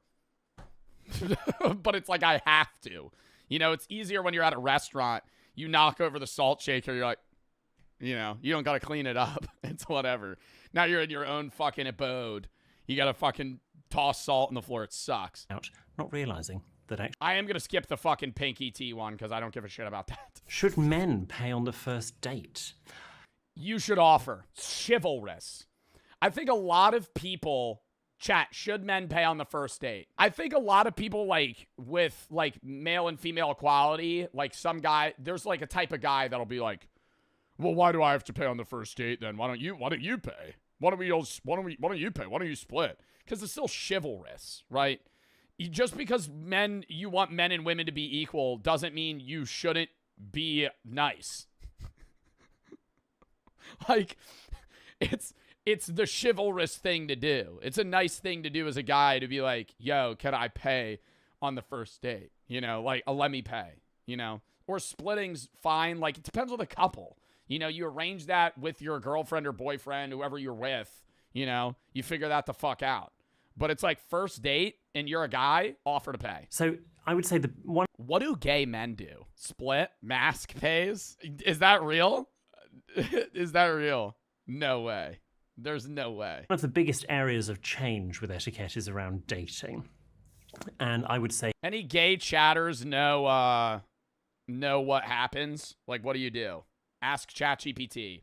Yeah, for gay men that go on dates, why would I fucking ask ChatGPT that? Whoever when there's probably gay people in my chat that could just answer the question for me. I'm a lesbian. All right, well, what do lesbians do? Initiated the date should pay. I'm not trying to sound like a dumbass. I'm actually asking because I don't know. Like, I want to know. Like, who pays? You don't always split. There's no... And maybe it's just like you both offer to pay. Somebody just ends up paying. It's just situational. So if I asked somebody out on a date, other than my husband being slightly alarmed that I've done that, but if I asked someone out on a date, I would pay. If they asked me out on a date, they would pay. Oh my God, that's so... Wow, that solves everything. See, this is why we watch this guy. He fucking knows everything. The person that asks the other on the date should be the one to pay. I think that makes sense in general. And it's usually the guy that asks the girl out on the date. Whoever's the one that's like, hey, you want to go on a date? Yeah, no, that's valid. Because that is lame as hell if you ask somebody out on a date and then expect them to pay. That's weird. That's really weird. You go, hey, I just said that. Yeah, well, Zod, I kind of like filter out your chats mentally. Can you split the bill? Maybe if the date had gone badly and you think there's absolutely not a hope in hell of us ever meeting again. Date went badly, you go to the bathroom and just jump out the window and leave. However, some people say they'd much rather split the bill even if it's the most phenomenal date and then everyone just pays, you know, half. It's fine. As long as you talk to one another and everyone's happy with whatever arrangement, it doesn't really bother me. What else has changed in dating? The Georgians had a lovely idea, which I do think we could bring back, called the bundling board, which is where you were allowed to, once a couple had become engaged, they were allowed to spend the night together. But not to, see if, they were compatible in that way, but just to sort of fucking see, did they snore, for example. And so a wooden board, was put down the middle of the bed, and it was always in the bride-to-be's house, family house. The family would wait up to hear if there are any untoward noise. Wait, what? So when they were engaged, they would sleep together to see if they hated, not sleep like fuck, they would sleep like sleep to see if they couldn't lay in bed together. Noises going on upstairs, and you would just sort of spend the night together just to see, did they pass wind? Were they pleasant to share a bed with? And I think we all need to bring that back. Worst thing to eat while following proper etiquette. Bro, I'm ripping ass 5 times a night. Yeah, just say fart. Yeah, passing wind. Rip ass. Are they farting? Yeah. What does Brooke say? Dude, there's sometimes where I'll eat, if I eat a lot of, broccoli or asparagus, my farts will smell so bad, and it's so funny. She'll get, really upset sometimes, but it's so funny. I'll rip ass, and it'll be, a silent one. And, 10 seconds go by, and I'm sitting there, and I'm just, trying to, keep my composure, and then randomly she'll go, oh, and then fucking get up. Oh, and then stand up. Silent but deadly. Yeah, no, the loud ones are usually normal. Well, burgers are pretty while following proper etiquette. Worst thing to eat while following proper etiquette: chicken wings. No, ribs. Ribs. What's the worst food to eat? Crabs. No, it's not ribs, not chicken wings, crabs. Going to fucking getting a bib and fucking trying to fucking, peel out the meat and dunk it in butter. Your hands are covered in shit. It's not hard. I'm not saying it's hard. I'm saying it's disgusting. Etiquette. Well, burgers are pretty sort of messy. I mean, sort of restaurant burgers where they are so big, you are going to have to deconstruct the burger. I know I get into a lot of controversy online for doing that. I think possibly my Esther. Well, I'm not deconstructing a burger. If I ever see some shit where if they tell me the weight of the burger on the menu, don't order it. Don't order it. That's the Joe Bart rule of thumb. If they tell you the weight of the patty, they're about to wheel that bitch out. The bottom bun's going to be sopping wet, and it's going to be that thick of a fucking burger. Like they just took a packet of ground beef and went, and then plopped it. The fucking guy on coke in the back that's cooking that shit up mushed it, fucking just wedged it on there. You're at some diner. Fuck that. America has been terminated, but it is better just to sort of... That's the best. You like that? Chat, thin or thick burgers? Thin, smash burger, or not even a smash burger. Just I think this thin or thinner. If the burger's that thick, half pound, yuck. You can't make that taste good. Construct it and cut and eat it with a knife. Just stack multiple thin burgers. Just get 3 thin burgers. And fork. Yes, they're delicious if that's your thing and you want to eat a burger, whether it's beef, chicken, or a veggie burger. However, it is a burger at the end of the day. And if you're trying to present a certain type of image to either the person you're on a date with, a colleague, a future employer, an ambassador, whoever it is, don't order the burger. If you saw the late Queen eat a burger, all of a sudden she is not the late Queen, because the Queen does not eat burgers. I'm sure the Queen did eat a burger in private, but in public you have your public and private image, and actually sometimes you need to not necessarily order the thing that you want to. Go back the next day and have the burger when you're not around other people if you desperately want it. What do you think the Queen's McDonald's order would have been? A secret McDonald's order? Oh, she was anyone's for a fillet of fish. She was. She did. Filet of fish. Is it okay to ask for seconds? No. If it is offered, if you come to my house and there is leftover... Who the fuck asks for seconds? Lasagna or something, I would say, would anyone like any more? That is fine. But if you can see some lasagna on the side. Me? I don't think I've ever asked for seconds. I don't think it's rude. Usually you're just offered. Any situation where you want seconds, it's probably like a buffet style, no? Like if you're at a family dinner, they probably have more food than you need, at least in the US. From how I understand US family dinners, there's always more food made than needed. And so you could just grab what you want. You make your own plate. Versus like dinner actually do you guys have dinners where you're actually served? Like where they pre-make the plate for you? And it hasn't been No. offered. Unfortunately, as a guest, you can't say anything. And maybe that's because the host is thinking, good, well, that'll do my lunch tomorrow. So I don't need to offer. Or maybe there's only one portion and there are 6 guests. And actually... Thanksgiving? That's the one holiday where you're definitely just making your own shit. What? Thanksgiving? Your family makes pre-made plates? I would hate that. I would fucking hate that. There's too many things. I don't want somebody to choose for me. You know, I want to grab 3 rolls, a lot of bread. Getting a lot of bread because I'm not a big fan of the Thanksgiving meal. 2 pieces of turkey, some sweet potatoes, some mac, you know, other shit. And then you have like that one family member that's just like munching down like broccoli. Not broccoli, something vegetable wise, just munching it and be like, oh, could I have more of that? Yeah, by all means, buddy, you could have a whole fucking plate. Yeah, somebody want peas, like mashed peas. Someone's going to, well, quite a lot, 5 people could potentially get left out. So no, if it's not offered, don't ask for it. Do you break the rules when you're alone? Don't care. Leave a word. You're trying to, boring as a point now. Where a little bit of was a fun. Swear. Is it ever okay to fucking swear? No, it fucking isn't.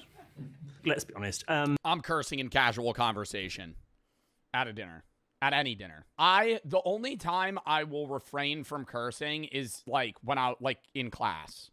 Like when I was in college or high school, like I wouldn't curse. Not around my grandparents. I'm cursing. I'm cursing around the grandparents. Don't care. I curse in college. It depends on the professor. You know, most professors don't care. But you would curse in casual conversation in college. You're not like asking the teacher a question and be like, what do you think about this fucking thing? No, you just have a regular ass conversation curse. But like, that's different.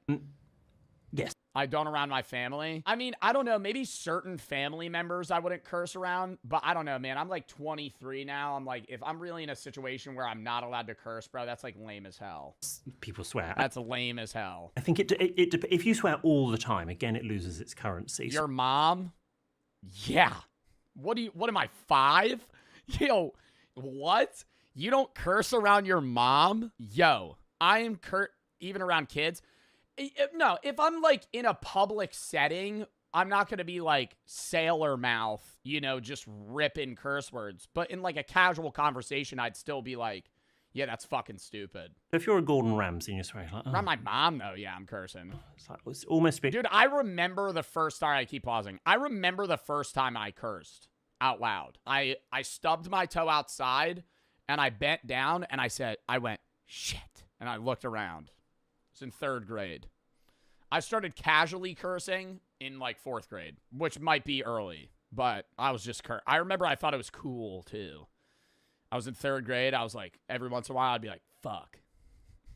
Be like, that's badass. Expected. And I think we tune it out. We don't hear it, which is unfortunate. If I swear in front of friends, they probably know that I'm probably quite irked because I don't necessarily swear an awful lot. Or if I'm drunk. I do swear, I'm sort of swearing for comedy effect. If you're swearing, and I'm thinking certain words, normally beginning with C, that people use a lot, and they sort of think it's funny. It's like, it's not that funny that often, to be perfectly honest.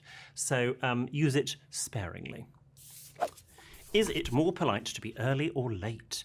Well, is it more polite to be early or late?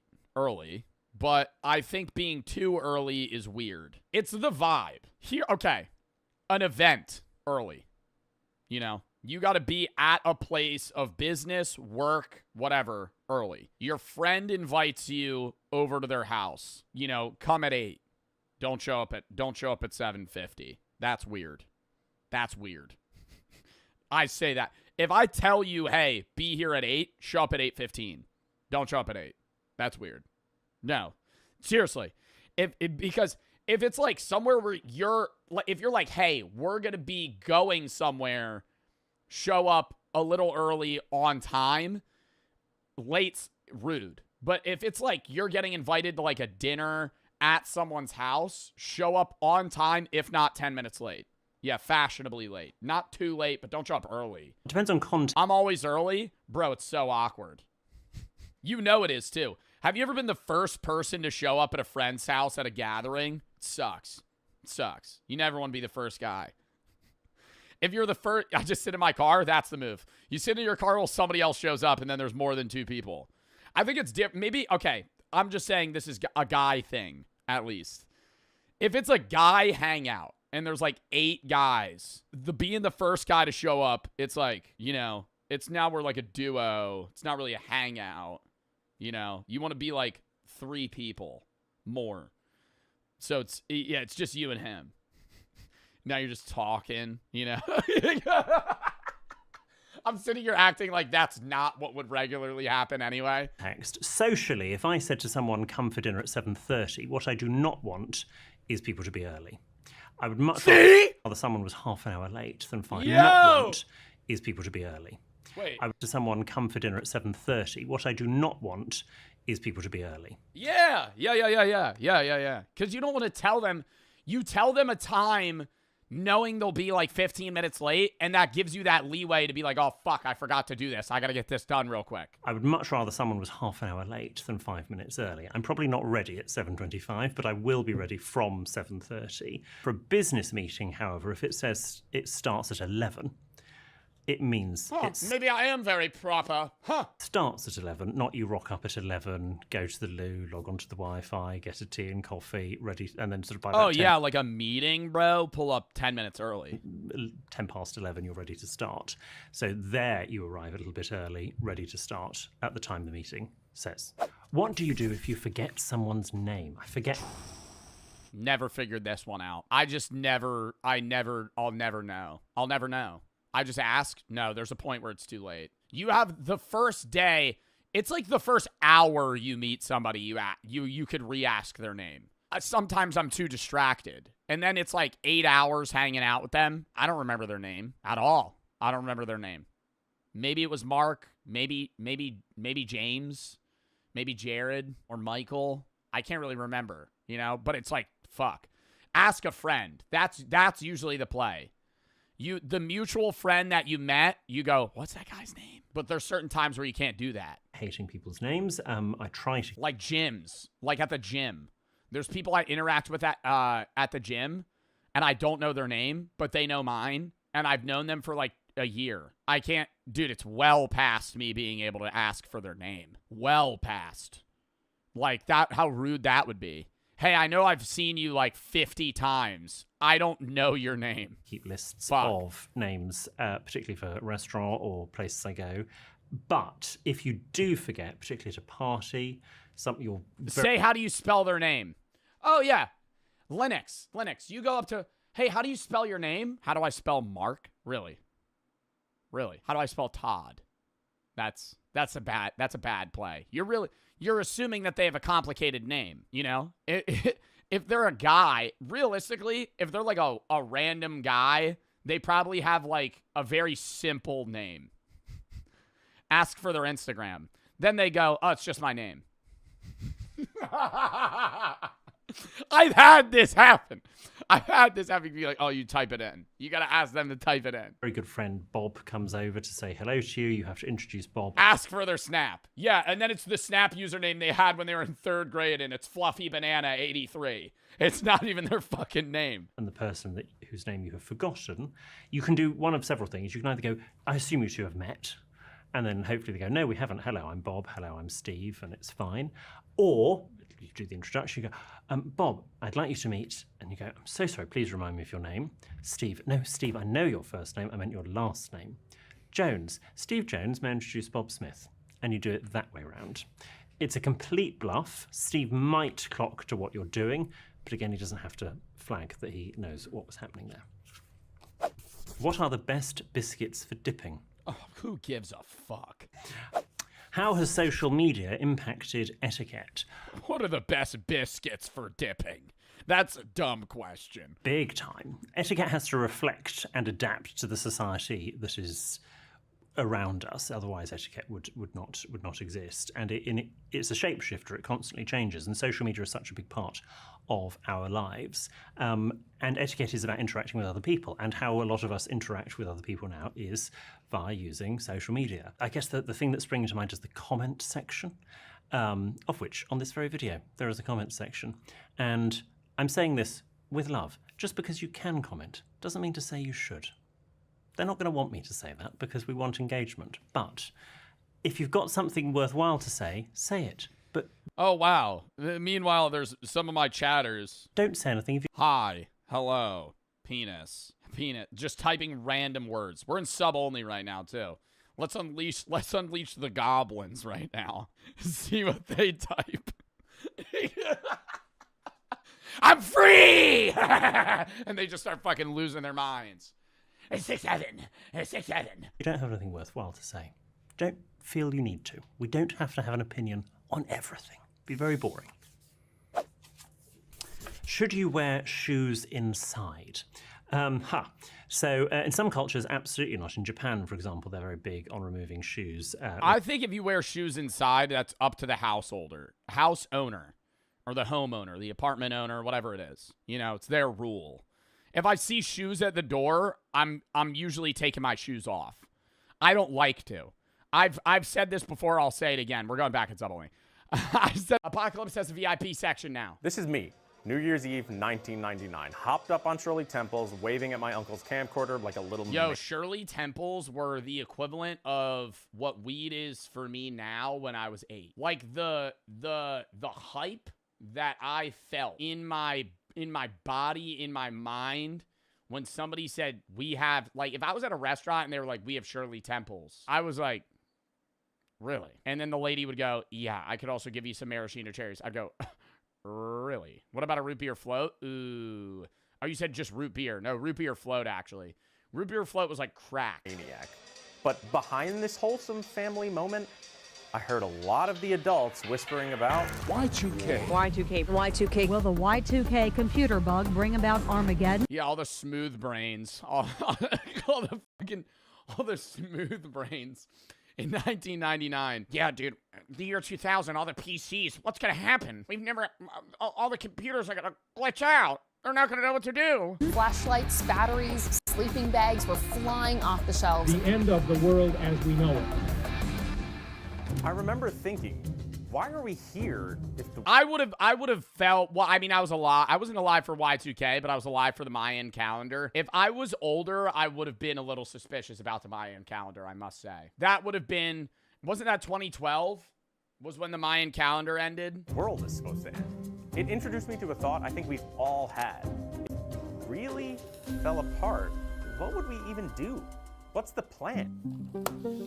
Y2K reintroduced a Cold War era prepping mindset to a lot of people. But prepping was... Yeah, and actual, dude, literally, you know what I hate about people that, like, whenever there's a natural disaster coming, everybody just go, natural disaster or, like, threat of doom or war, the first thing people go is, I gotta go buy milk. I gotta go buy milk. I got milk and eggs. That's what I gotta go to the grocery store. Still looked at as something. I gotta go to the grocery store. We're gonna eat what are we gonna do with whole milk? Yeah, and toilet paper. Toilet paper I get more because I don't want to wipe my ass with some other shit. But like, bro, I feel like if you're worried about like the apocalypse, you gotta buy shit that's gonna last like 10 years on a shelf. For the fringe. It was niche, conspiratorial, DIY, kind of a punchline. We are facing a communist overthrow. Fast forward to today, and we've been through a lot. Today, 1 in 3 Americans are prepping for some kind of disaster or apocalypse, which is that's just not, there's just no way that's true. There's just no way that's true. Over 300 million people. Chat, who here's parents are preparing for the apocalypse? Take it out of somebody. Actually be honest here. One in the chat if your parents are actually preparing for the apocalypse. I know you're not. Why is everybody saying me? What are you guys doing to prepare for the apocalypse? Nothing. Literally nothing. Literally nothing. Buying a can of corn. It's gonna help you. I just think like doomsday prepping is all or nothing. If you're a doomsday prepper and you don't have an actual bunker, why are you prepping? What are you prepping for? We're fucked, right? Because it maybe the apocalypse you're prepping on, like if you think the fucking zombie apocalypse is gonna happen, you don't need a bunker, sure.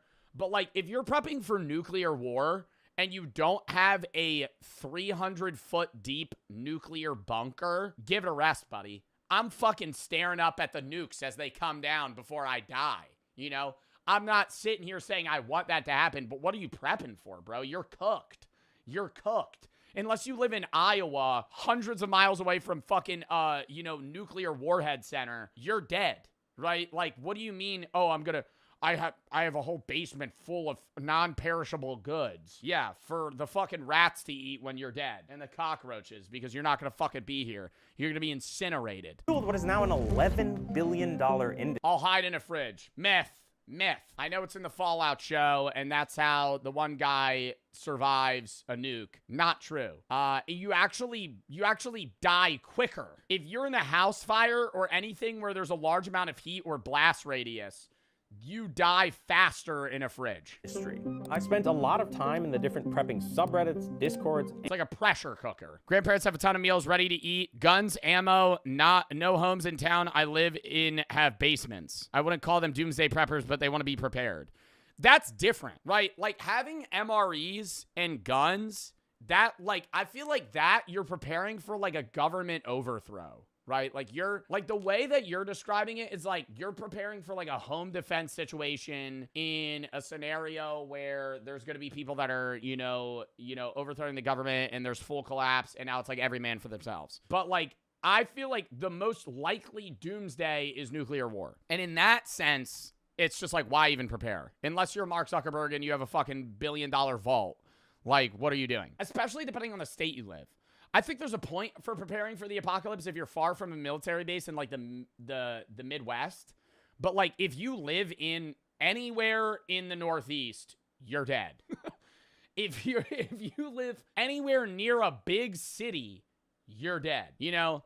Like if you're like I'm a doomsday prepper and you're 50 miles away from Philly, New York City, Miami, Austin, Dallas, fucking anywhere like that, Denver, dead.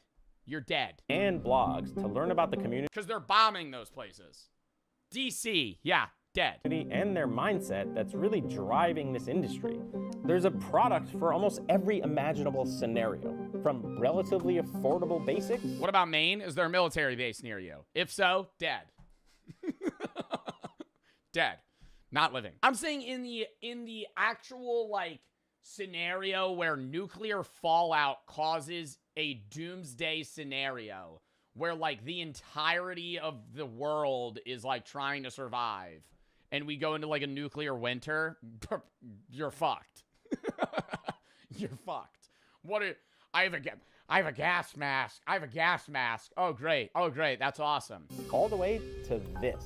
And you're saying that there's a bunker behind this. That'll keep you alive.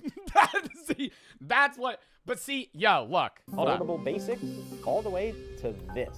That motherfucker's a multimillionaire, right? If you live in a house like this, okay, now we're getting somewhere. Now already you have a net worth of $100 million, and you live in the middle of nowhere in fucking like whatever state this is. And you're saying that there's a bunker behind this.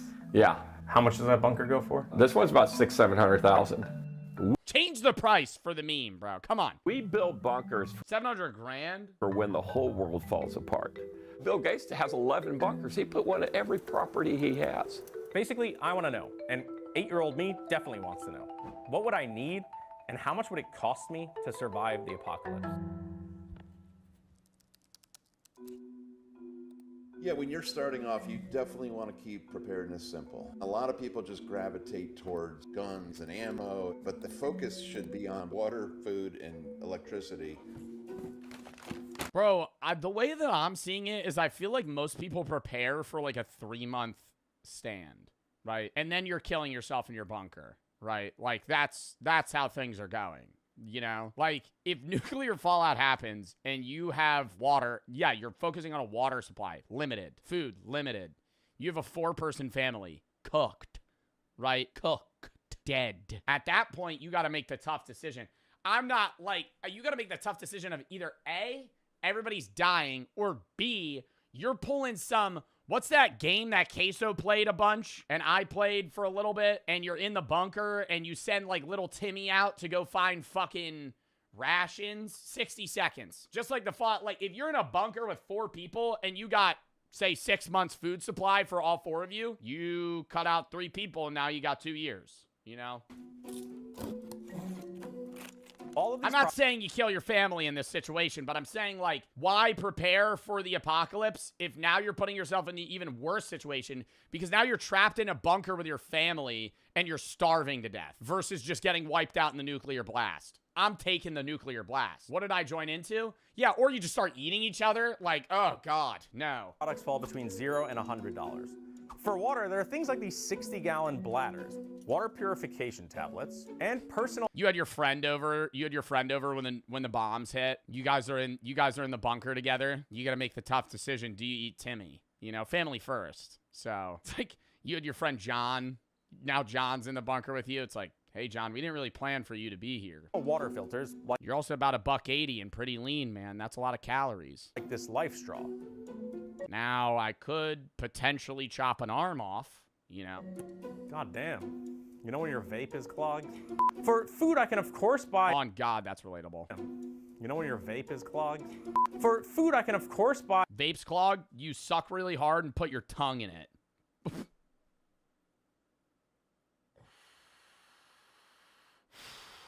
Just press play. We're going to move on. Buy big bags of rice, beans, grains, or other foods with a long shelf life. But we're sticking to products made specific. Yo, that out of context, bro. That's actually what you do, though, to unclog it. For disaster preparedness. And that means emergency food buckets. Okay, I feel entirely misled by ReadyWise and the marketing of this food bucket. The packaging says just add water. Bring to a boil, stirring often, and simmer for 15 to 20 minutes. Yo, and you know that shit is straight gruel. Gruel. Have you ever seen the videos where people actually review these? I mean, I did an MRE video. That was different because that's like for military meals. These ones are meant to be like non-perishable for like 50, 100 years or some shit. I think it says 25-year shelf life. That's, yeah, up to 25 years right there. These ones are like so much worse than MREs. Like if regular food's a 10, MREs are a 7.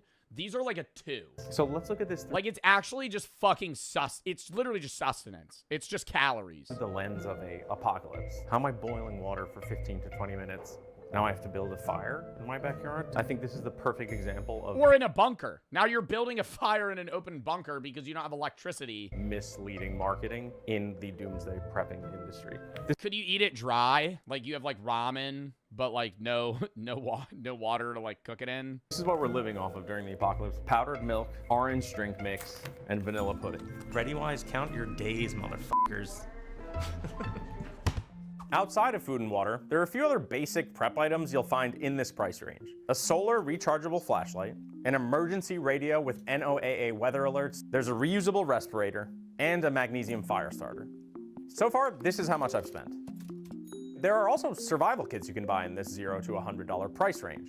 This one has a lot of the things we just went through with some... What are we prepping for? A fucking an expedition reset? Like, I don't understand. Like, all infrastructure to be wiped off the earth. Now I'm going chopping down trees again? Brother, what's happening? There's still stuff, like, what are we preparing for? I don't understand. Respirator? It was The Last of Us? Additional stuff. It's a good amount of stuff for 41. Are there mushroom spores fucking infecting me? I don't understand. What am I prepping for? World War III. We're dead. 99, but the quality doesn't necessarily feel that great. Anyway, it turns out the stuff in this tier sells incredibly well. And since Ready.gov says I should have a 72-hour kit at home and a 24-hour kit at work, and a kit in my car, we can already see how all of this ends up costing a pretty penny for someone. I mean, what life are we living if I'm carrying a fucking ready-to-go bag to my office job? You bring in a bag to work every day with a fucking Bowie knife and other. I mean, that's also a legality problem now because you have weaponry in your work bag. Who becomes obsessed with prepping, and we're at the low price tier. Overall, Scott feels most of these products are worth having for sure. Does spending more money increase my odds of survival? It depends on what you mean by more money. So now we're looking at anything up to $5,000. With food, the cost scales depending on how long you're trying to be covered and how many people you need to feed. This site even has a bundle that gets us in the next price tier. Or you pull one of those, did you see, oh wait, no, this is kind of a spoiler. Spoiler alert, the guy in the Fallout show that only bought a cryopod for himself and he killed the rest of his family. And he was like, the ticket's expensive. For water, we start looking at larger scale and more sophisticated water filtration products. There are also larger water storage products. To communicate and stay informed, you can look at ham radios or satellite phones. Another category of products in this tier that you'll see a lot of sites selling is backup power. We're so dependent on electrical, and the grid is kind of fragile. Most people don't do well after a few days without electricity. A company called Jackery makes Brother, I was doing bad with like 7 hours without electricity. I started to fucking tweak out. I was like, what do I do? Not only what do I do like with my time, I was like, bro, I'm gonna like freeze to death. Ton of different power stations, generators, battery packs, and solar panels to recharge them all. In this tier, you'll also Joe ain't surviving. I'm not. I think I'd survive a zombie apocalypse. I don't need to prepare for that. Find a big market for higher-end 72. No, I don't, because zombies are stupid, right? And I'm gonna fucking jab them in the eye with a spear. 2-hour survival kits. Beautifully organized, I'll tell you that much. This is a multi-tool. First aid core. Air filtration mask. Is this another shovel? I don't know. I feel like buying some of these things individually might make more sense than dropping $229 on this kit. When I bring up my 72-hour kit to Scott, it becomes clear that I'm thinking like a beginner, just gravitating towards a simple one-size-fits-all solution that's been really well packaged and marketed. I do not like the pre-made kits. I think people should build their own. I believe the 72 hours is a few years ago. It's really a week. Recently in our area, Hurricane Helene came through and just wiped a lot of people out. FEMA couldn't put a dent in it. Once you start spending more than $5,000, things start to get a little hazy. And not like, oh shit, go get the gas masks hazy. Hazy as in parts of the industry get hard to read. Let me show you. A whole house. Like, what are they doing, bro? We have sheet metal. We have a sheet metal bunker, bro. What is this? This was probably during World War II, but I'm like, what are we? Dude, you're dead. Gas masks hazy. Hazy as in parts of the industry get hard to read. Let me show you. A whole house generator, for example. Drive through suburbia and you'll see a lot of houses with them. Installing a Generac on your house could easily run you 15 grand. Or whole house water filtration. Something like a Culligan system could easily run you up to 10 grand. Depending on where you live, you could install motorized hurricane shutters or impact-resistant windows. If you're somewhere prone to flooding, you could have floodgates or even a custom-engineered seawall if you live by a body of water and have the dough. If you live somewhere with wildfires, you could get ember-resistant vents, fire-resistant siding, or roof shingles. If you're somewhere with earthquakes, you could get a seismic retrofit for your house or a base isolation system, which could really cost you a pretty penny. All of this stuff would increase the value of your home, and some of it— This isn't an apocalypse. This isn't an apocalypse prepping. This is a natural disaster prepping, which could lead to an apocalypse. But like, I'm gonna install floodgates on my fucking house? What are you doing? Could even reduce your insurance premiums. So some of the prepping in this tier blends right into home improvement or fortifying your home. But If we're talking about the worst case scenario, end of days, the collapse of normal day-to-day life, the prepping subreddits refer to this as shit if hits the fan, or Teotwaki, the end of the world as we know it. In that— Bro, why do we have a fucking abbreviation? Teotwaki? Oh, you prepared for Teotwaki? Bro, just say the end of the world. The end of the world as we know it. Why as we know it? Because the world's not ending, but the modern society is. In that situation, most of these things wouldn't necessarily be helpful. A whole house generator is tied to propane or natural gas. In an apocalypse, you'll eventually run out of fuel. So you have to buy bigger and more robust solar and battery systems than we saw in the previous tier.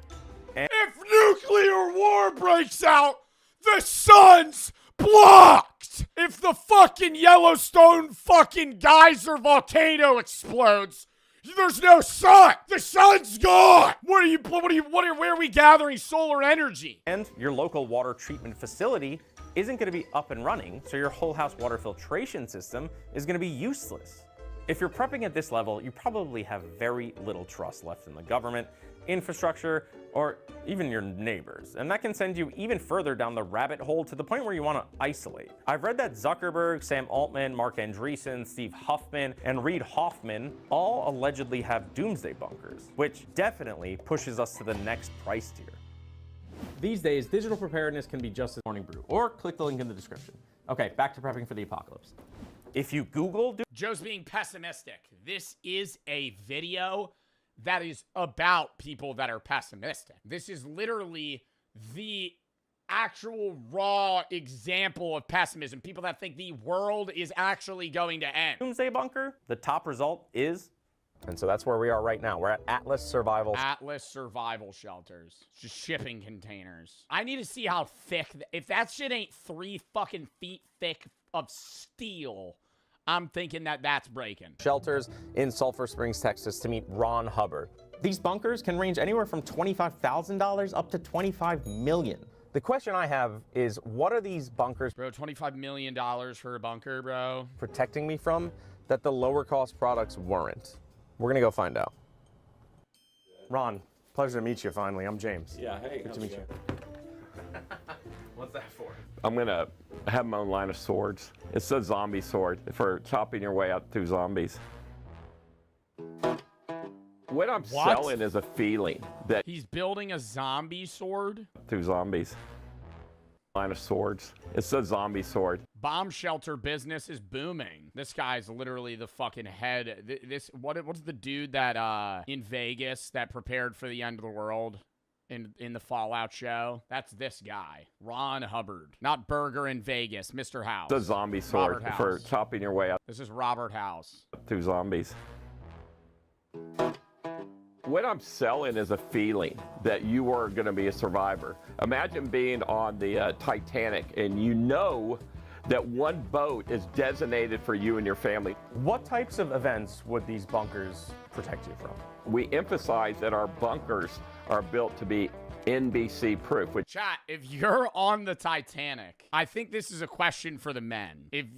If you're on the Titanic, are you staying off the ship till the end? I'm not gonna take a woman or child's place on a boat. However, I'm getting off that fucking boat. I'm getting off that fucking boat. I don't know how, but I'm getting off that boat. I'm a minor, I would go first. Okay, let me say this. If in the Titanic, when the boats were sinking, I'm assuming the chatter that just said that you're probably like a 16-year-old man. You're not getting on the boat. They're kicking your ass off. Right? If you walk up to the lead guy that's shuffling women and children onto the boat and you go, "Well, I'm 17, can I?" They're kicking your ass off, bitch. You got to find your own way off that fucking boat. You know what I mean? Like I think when they say like women and children first, they mean women and like toddlers. Like you got to be young for them to be like, okay, yeah, I'll let you off. It means nuclear, biological, and chemical. So you could go in there for any reason, including tornadoes, hurricanes, or even a civil unrest or people driving around trying to shoot holes into your house. And now it was time to go see one. A builder is building 86 houses. He's decided every single house will automatically have a movie theater in it that will also be a bomb shelter. I mean, now we're just living in luxury. This isn't even a fucking... We got a movie theater. We got a movie theater in the shelter. I feel like if you're going to spend millions of dollars on the shelter, just make the shelter your house. So in that sense, I kind of get it. Like, just have a piece of property and have your house be the bunker. Ron's bunkers have become popular because like live underground. They're dual use. Everyday luxury on the surface, doomsday bunker when shit hits the fan. Let's go. Okay, so Ron had told me we were going to see a finished $700,000 bunker, but unfortunately, that's not the case. He brought me to a new construction, though, that's apparently going to sell for $1.6 million. And part of this construction, right by that dirt mound over there, is a $700,000 underground luxury doomsday bunker. Let's go check it out. Can I say, shouldn't you put it a little more underground? Like, we're right on the dirt surface, you know? Is this the roof? I feel like it should be like, you know, 8-10 feet under, like a little over the water table. $100,000 underground luxury doomsday bunker. Let's go check it out. Now, remember, I'm going to give you footage of a finished one that you Oh, can it's pretty deep. edit it in, okay? This one's got 9-foot ceilings. This is the stage that will go back in that corner. This is a gun cabinet. It's a remote control gun cabinet. This will come down. It's got a roll shutter. So this is a bunker man cave movie theater. This is the escape tunnel. This way, if the person in the bunker feels like they're worried about being trapped in the bunker, it gives them a secondary means of egress. What we have here is a full kitchen. You got room for a full-size fridge. You got granite counters, stainless steel microwave, stainless steel sink, plenty of cupboards and overhead shelving. Okay, so this is the one and only bedroom in here. There will be the NBCR filtration system will be mounted in this room. There's also a closet with access to the plumbing and all the water tanks. Custom built. Where's the room where they start eating each other after they run out of food? Is that also part of the man cave where they're watching Home Alone for the 15th time during the apocalypse? And there's no real relevance to those movies anymore because the world's ended. Bunkers like the one we just saw is only one part of... So watching Kevin McAllister try to stop the two thieves that are breaking into his house on Christmas no longer really has the same oomph that it used to. Ron's business. He also sells prefab bunkers that are made at his headquarters and then installed on site. Okay, this is a 72,000 square foot factory that does all the welding, fabrication, finishes out the interiors of the bomb shelters. They do look sturdy. I will say that. All right, this is a prefabbed bunker here at the Atlas facility. Not too bad. How would you describe your customer? I get a lot of people that are 55, 60 years old. They just sold their company. They want to near the end days anyway, buddy. I mean, why are we even prepping? Buy a ranch in Texas. And 60 years old? I mean, dude, the world ends. It's already, you know, I'm just calling it quits there. If I'm 60 years old and the nukes start dropping, it's just, you know, whatever. You know, it was a good run. They want to have a secret bunker with a secret passage. Whoever's sitting in the White House affects the... For their family? True. Valid point. So Trump is absolutely horrible for business because the customers that buy the bunkers, a lot of them are Trump supporters, and they feel safe with Trump in office. And he's not afraid to name drop. For Zuckerberg, for an example, it's not really any bigger than what I'm doing for the Tate brothers right now. I'm building them a 2,000. He's building a fucking bunker for Andrew and Tristan Tate. 300 square foot bunker in Romania. I just sold a bunker to one of Trump's right-hand people. I did 2 bunkers for one of his cabinet members. That's bad news. That's bad news. Pause. Why are we glancing past that? Hold up. Somebody that personally is a right-hand man to Trump's buying a bunker right now from you? That's not good. 6 months ago. Throughout this time that I've been here today, Ron's phone has been ringing off the hook. So clearly, he's very busy. Yeah, hello? Hello? Atlas is Ron. As the fucking supreme leader of Iran in the Ayatollah just got murdered. We make... When was this video made? 9 days ago. Also, W Channel, by the way, Morning Brew. My God, this video is interesting. Bomb shelters. You go down there and make love in it. Yeah, Atlas. Atlas is Ron. But what I'm going to show you here is my magnets. Last year I did 340 days in hotels. So it means I spent 25 nights in my own bed. But that is what the job calls for. So my clients call, I travel. Overall, this is a very impressive business that Ron has built. He might be a little out there, but whatever he's doing is working. Beyond bunkers, there are a slew of other very expensive doomsday solutions in this price tier. High security compounds, remote land with airstrips, armored vehicles, $25 million bunker membership. This is what I see as a foolproof bunker, okay? When I see somebody prepping, I think it's this or nothing. Like an actual Fallout Warzone based shelter in the middle of nowhere. There's a company called Safe that engineers some of the most impressive stuff you'll see in this space. Like a fortress in America that has a moat with cannons that can shoot flammable liquid onto the moat to light it on fire. The compound has multiple tunnels leading in and out, and one of them can be activated to basically act like a giant microwave. Wild stuff. All right, well, that's the end of the day with Ron, and that was quite the experience. Let's just say I'm not surprised the guy that's the king of luxury doomsday bunkers operates the way he does. It's hard for me to say what my takeaways are. I'm kind of torn, to be honest. Obviously, Ron makes a compelling case for bunkers, but Scott sees things differently. I'm not a pro bunker guy unless they are for tornado shelters. They require constant attention, maintenance, intervention. Bunkers are easy to disable as well. If somebody finds your bunker, you're not getting out of it. They're not where you should. Oh, what? Like they'll just block you in. You'll never be out. You'll never be able to leave. Your money when it comes to preparedness. So why do you think people buy them and spend ridiculous amounts of money on them? Because they have ridiculous amounts of money to begin with. You've opened up a big can of worms here. Yeah, like why do they have like cubicles in this shelter? What are we doing on a fucking Mac on a Mac computer right now? To begin with, you've opened up a big can of worms here, James. What is that? So to bring it back to my core question, how much do you think it would realistically cost me to survive the apocalypse? About $1 million. No, I'm just kidding. So I don't think I could throw a dollar amount at surviving the apocalypse. So let's come up with a realistic scenario and how much it would cost to mitigate against that. Can we do that? My follow-up was, is that even a fair question? Okay. I do believe that you should prepare, that everybody should prepare for the scenarios that you've already seen happen in your life, the likely scenarios. So it looks like no amount of money will truly save me or you in an apocalypse or doomsday scenario.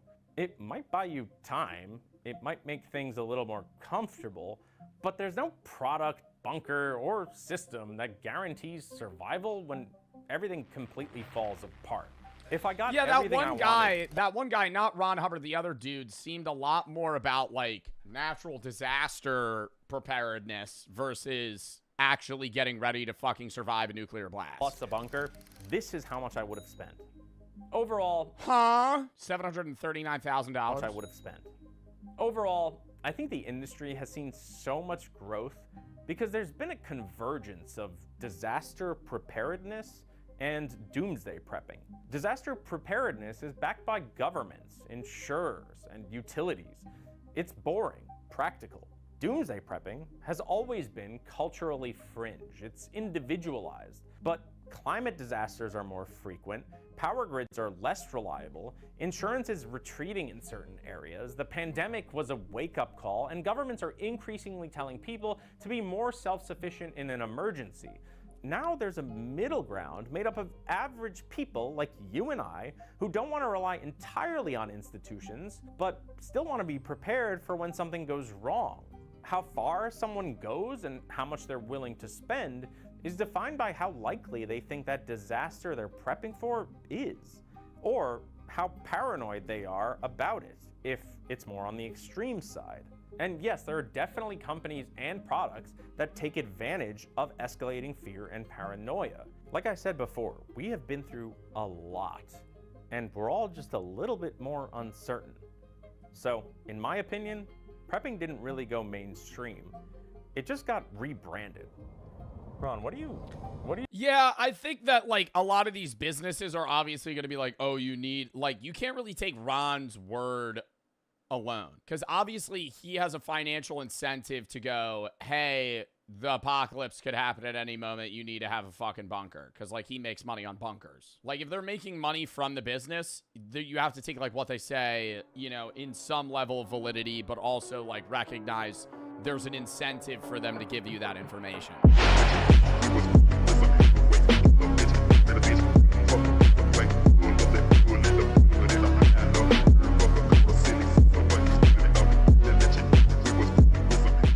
I tried the first humanoid home robot. It got weird. You gotta tell his what he missed. I mean, bro, 20 grand, pay a mother to do your dishes, you know? $20,000, and it's gonna suck. Because that's the problem is it's all first gen. It's like, you don't want to, I would maybe understand 40 years down the line a home robot being awesome. But the first one's just going to be a waste of money, bro. You're going to get $20,000. It's going to be able to do such limited. What do you think it's able to do? It's not going to be able to cook. It could clean and maybe like grab you items. That's all it's going to be able to do. One little catch. And maybe it's like, oh my God. Is it VR controlled? There may be a human behind the curtain pulling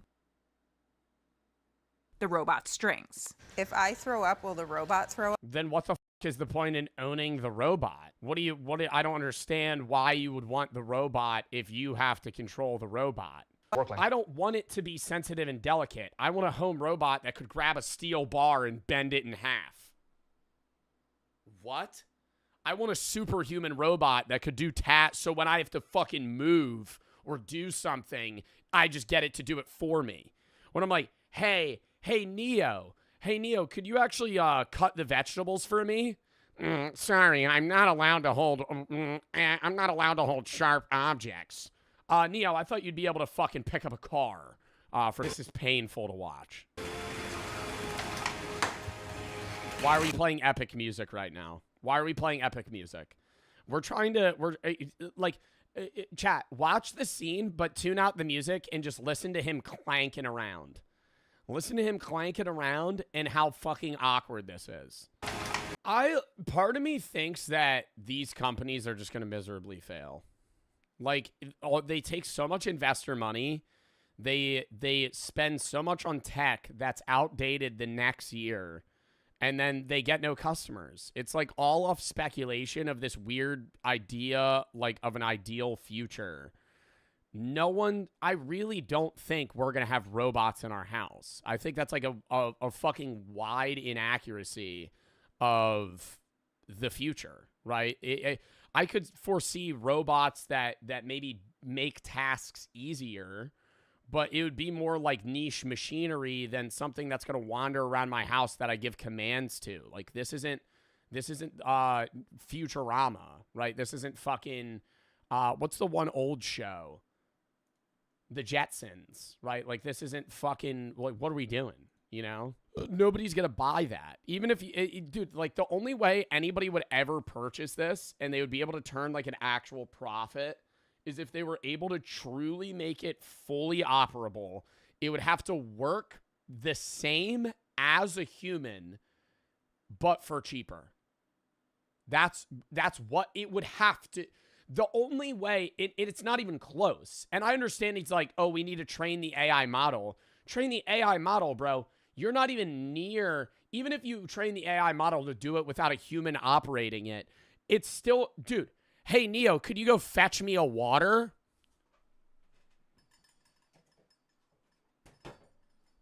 Two seconds. I asked Neo to do it.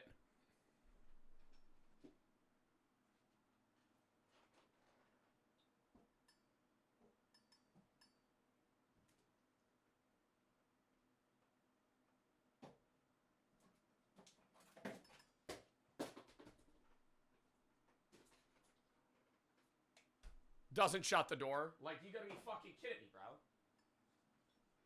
It's just gonna take. Why? I don't need like it should. I understand it makes your life easier, but it's like, bro, I'm saving 15 seconds and I'm spending 20 grand. Like even if it was $5,000, the average home, even a middle high class American income wise, they're not gonna fucking buy this. It'll wipe my ass. That's what. Hey, I want Neo to wipe my ass. That's what I want Neo to do. I don't want to know. I want Neo to wipe my ass. That's what I want Neo to do. Well, what the fuck? Neo's gonna do everything in your house. Can Neo walk upstairs? That's a question. Do you think they've answered that? Is Neo a one floor type of guy, or is he able to move room to room? If there's a lip on the ground, is he gonna fall, or what's happening there? Yeah, he can. I really don't. I doubt Neo could walk upstairs well.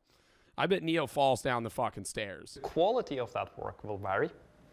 And will the quality of that work will vary. What would you use him for? He said he could do most things in your house. He can't cook. He could clean. I'll give him that. He could fetch items. He could organize things. I mean, that's it, bro. Like, he's not going to do your laundry. Even the cleaning's limited. He's not going to be able to fucking do your laundry and fold. I mean, like, maybe the dexterity could be there, but that would be hard. Doing your laundry. Wow. Neo could open a door for me. You know what I do? I open the door. I'm holding all the items in my hand. I open the door, and then I kick that bitch open. And then I fucking... and then it falls back. I catch it on my shoulder. And then I side shimmy into the... This is the dumbest thing I think I'm going to see in the next week. This is like a really shitty Shark Tank pitch. There's literally going to be somebody in a warehouse in like fucking Sweden or somewhere random across the world controlling your robot through a VR headset. No one... How many people do you think buy these when they come available in 26? I think people buy them because it's just like... I think the YouTubers will buy them for videos, and I think there'll be like Linus Tech Tips or fucking some shit. Like, I think 4 YouTubers buy it, and I think like 20 rich people. All right, we actually have well, I don't know. I think it's actually it's quite peculiar. I think the robot's actually going to be available in the next maybe 6 months.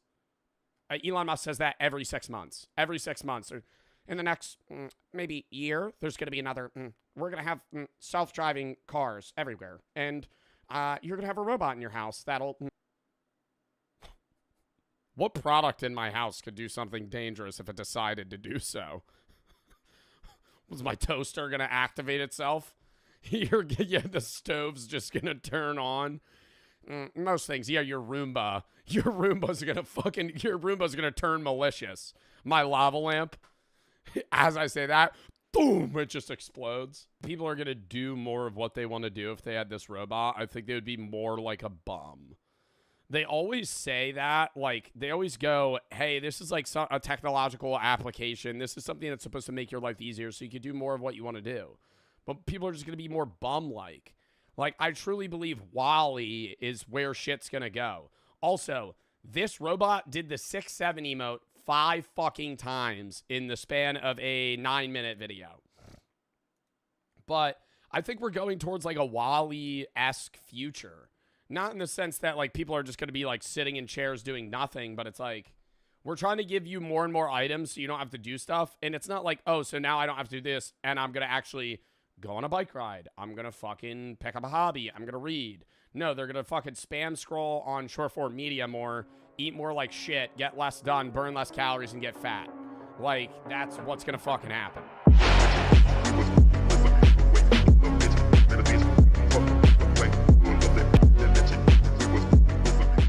Entitled Neighbor's Power Trip Backfires on Her Again. Lock in. Jail! She experiences jail! And she experiences goddamn handcuffs! Now have you been offended as an American? Me too! I don't want to be here! Take me to... Is she purposefully like... Is she purposefully screaming like that? Or is this like a bit? Africa, you sucking... Take me to Africa, you American. Me too! I don't want to be here! Take me to Africa, you sucking... On April 15th, 2025 in Ohio, police were called... Where in Africa? A little racist. Yeah, because you never actually where in Africa. I don't want to be in the United States anymore. Take me to Africa. That'd be like, I don't want to be in the United States anymore. Take me to South America. Take me to Europe. No, you would say a country. Called when a woman insisted on pressing charges because her package was left at the wrong door. I don't know what pressing charges because her package was left at the wrong door. Oh my God.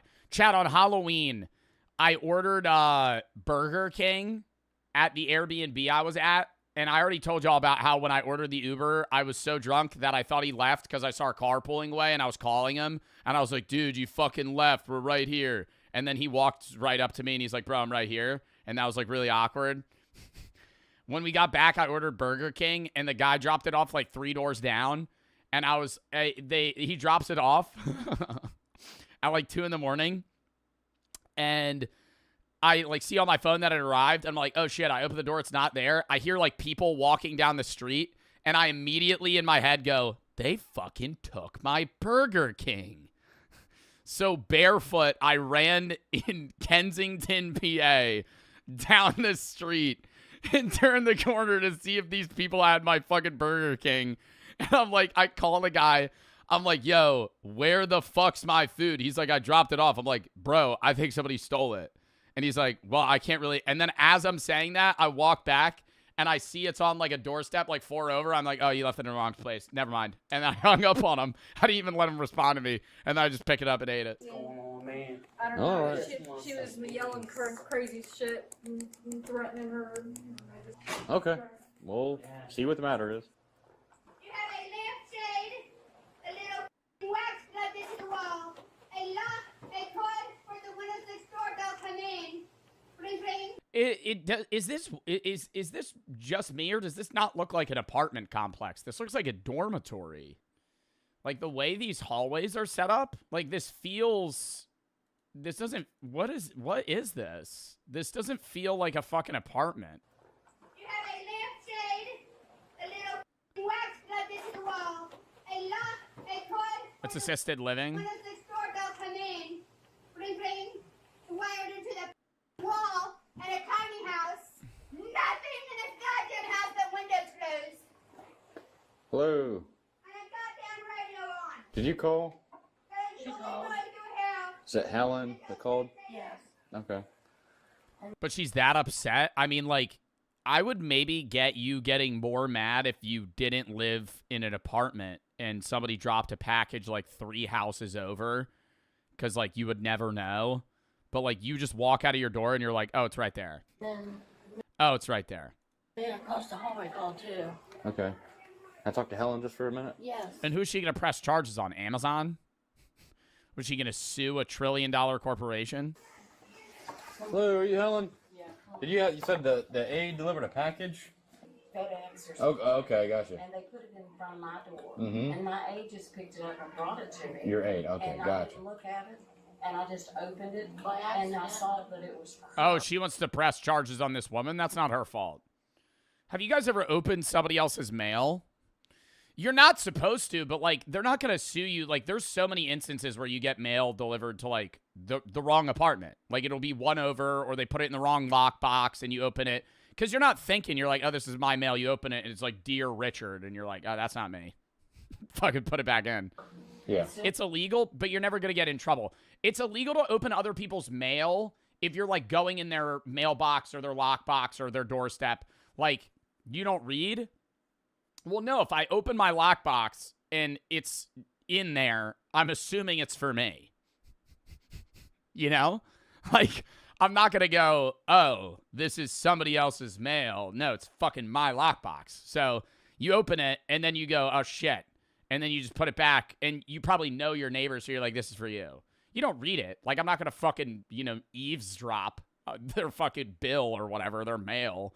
But you just see it's not for you. I saw it was her. I took it to her. Okay, And I no told problem. her, I said, I'm sorry. I didn't mean to open this. I didn't even look at it, Sonia. I said, Nancy brought it to me, and I didn't even pay attention. And she's crashing out that hard 1 door over. What do you think the mail was? It was from Bad Dragon. Then I'd maybe get the crash out. It's like, it's just like a fucking dragon fucking dildo. Like that, then I'd be like, oh shit, you weren't supposed to open that. But like, if it's just like regular mail, why would you care? And she didn't say anything then, but now she's going nuts. It's just fucking, it's just like really weird chemicals. That would be more concerning. It's like, oh, I didn't know this was mine. Why did you buy all the chemicals needed to like make meth? She's been in the hall screaming and cussing. This is the third time. But she has it in her apartment?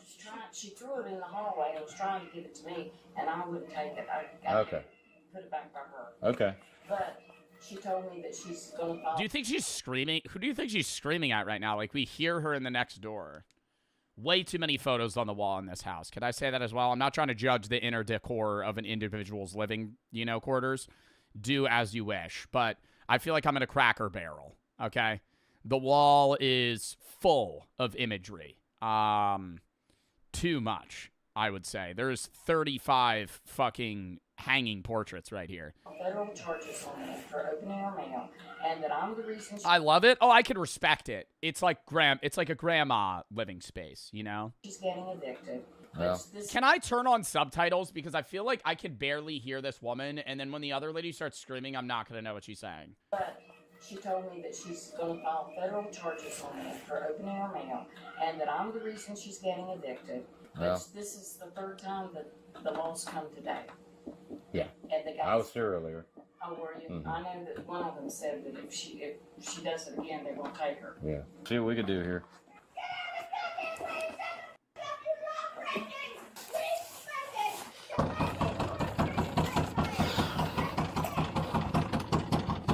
I love that. Not a regular knock. Dum, dum, dum, dum, dum, dum, dum, dum, dum, dum, to just keep banging on it until she opens the door. Hey, come to the door. I know somebody broke a cell on my goddamn government phone and I am pissed. What's the matter this I will press charges. This goddamn woman right here. I want to press charges on her on my government goddamn phone. What happened? She broke the cell. It's got 17 president seals. Press charges on her now. You have the phone? No! Looks like you do. I want this replaced. See this? See this? It's a goddamn The phone's unopened. How is it? How does she know it's broken? It still has the fucking plastic seal on it. government phone. The seal hasn't been broken. It's still, It's got codes. Now shut up. it's intact. You see this truck? You see this paw print? Thumb, thumb, thumb, thumb. You see this thumb? See this thumb? You see this thumb? See this thumb? Hold on, let me go get my black light. Do you see all this? There's like ectoplasm all over this package. I think I need to press charges. You see these numbers? You see this name and numbers? You see name and numbers for the security? My name is Sonia, 5 letters. It's switch on a phone for D. And then you can click on that, you click on this, you click on my goddamn. What is she saying? I can't understand her. You're done. And there's subtitles. You click like this, you click on the goddamn mothering car, you're done. Letters switch on the phone, pretty, and then you click on, the fuck is she talking about? Yep, you're under arrest. No, I'm not! Yeah, you are.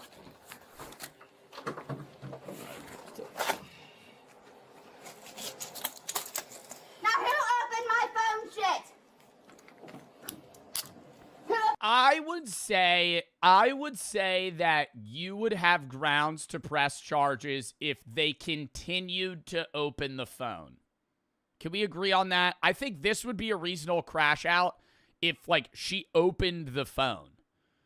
Like, if you get somebody else's mail, you open the package, you go, this is an iPhone. I didn't order an iPhone.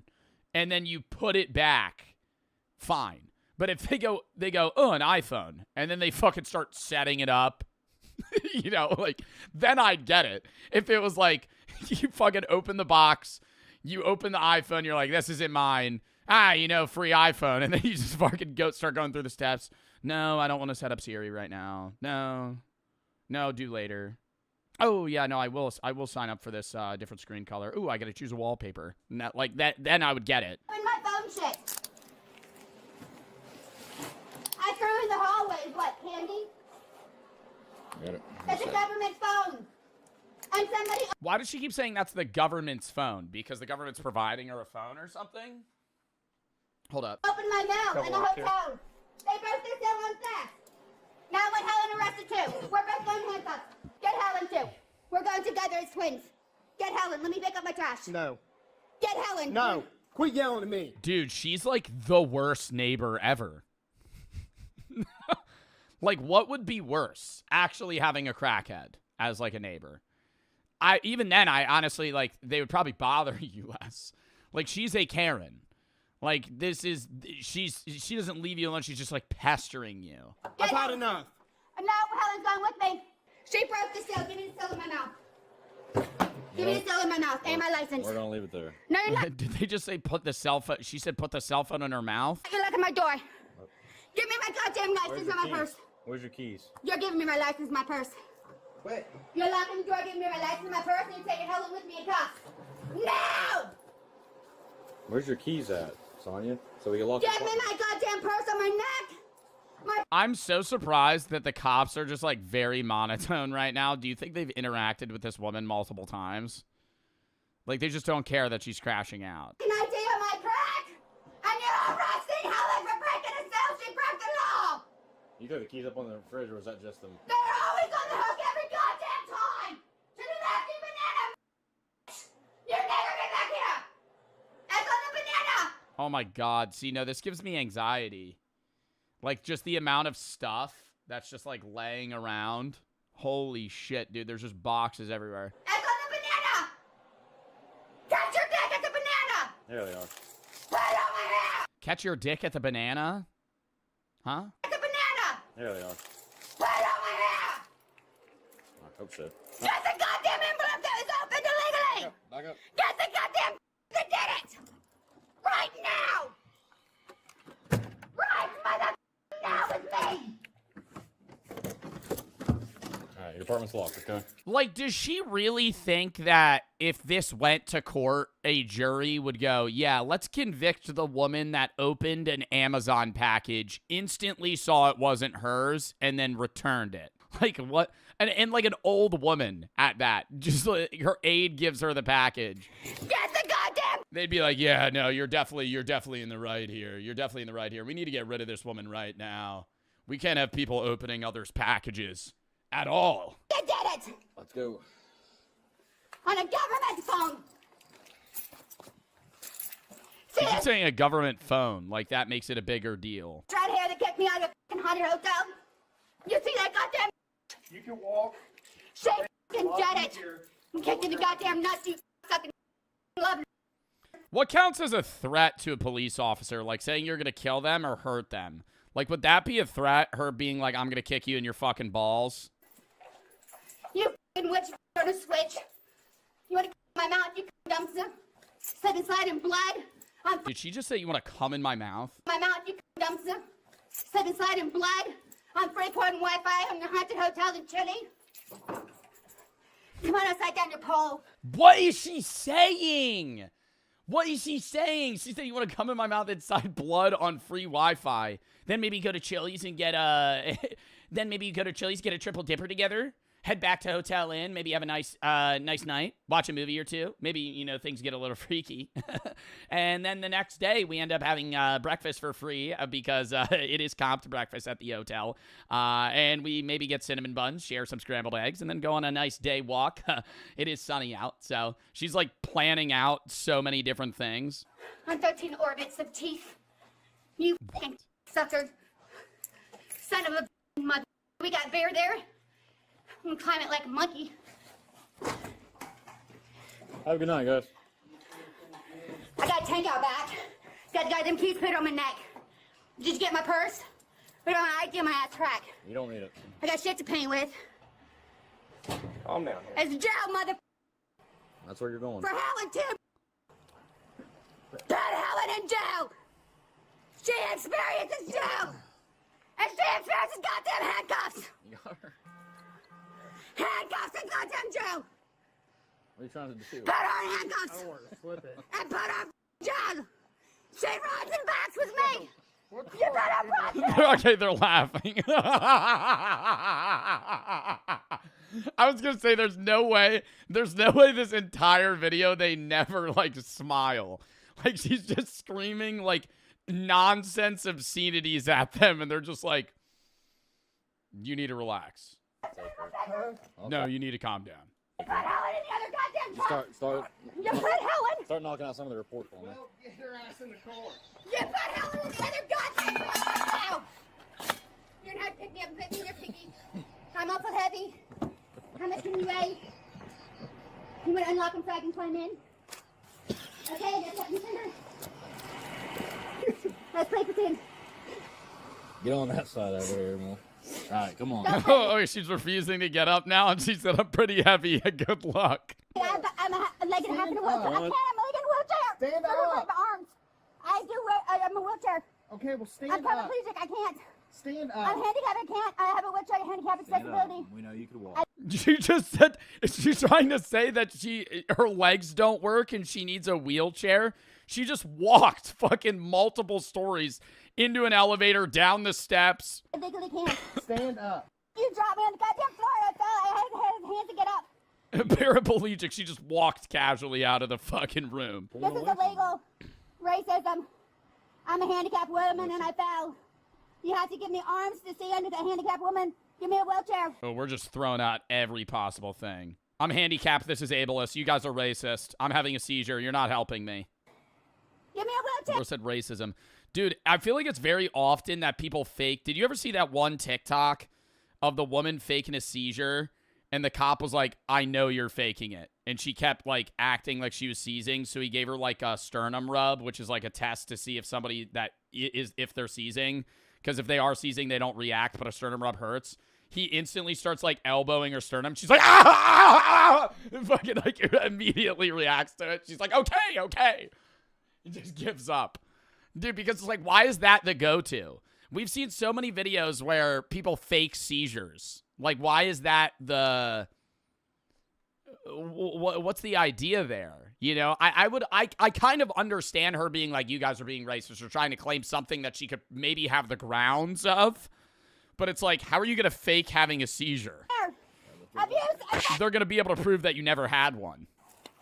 There you go. 520, 36, God damn it. Okay, wait a minute. Okay. Thank you. So. Slide in there. Well, don't cross my feet. It's like the easiest to fake. I feel like you don't know what seizures are. Like, if you're around cops, EMTs, paramedics, and, like, trained professionals, from an outside perspective, yeah, seizure looks like somebody is just violently shaking. Like, their entire bodies are seizing. They're not responsive to anything, right? Like, it's not easy to fake. Okay. You don't just start, like, violently shaking. That's what they always do. I'm like, it's not... Like, a seizure is a lot more than that. Like, your entire body is convulsing violently. I need to breathe. Okay, slide in there. Roll it on the window. You know how hard is in a wheelchair? It's not that for real. What do you mean not that hard? This was unnecessary. Slide your feet in there. Not Helen. I'm annoyed. I'm gonna watch you. We're not playing pretend. Get in the car now. I can't. I gotta catch my leg. Get in the car. I can't get my left leg in without you smashing it. You're gonna have to help me with my left leg in because you're gonna smash in the board. Sit up there on the seat where you was. I can't because I don't have both hands. I'm short. I'm a muted deformer. I'm a turtle. You got it. Why is she so calm now? Did she just say I'm a mutated, I'm a turtle? Backpack and you wrap my arms to a backpack. I'm a turtle and you wrap my arms to a backpack. Can you wrap them in front, please, to my titties? No. Then how am I supposed to back up? Come on. Stand up. Lay me down. Get in there now. I'm trying, but you're gonna break my wrist. You would really break my wrist. Come on.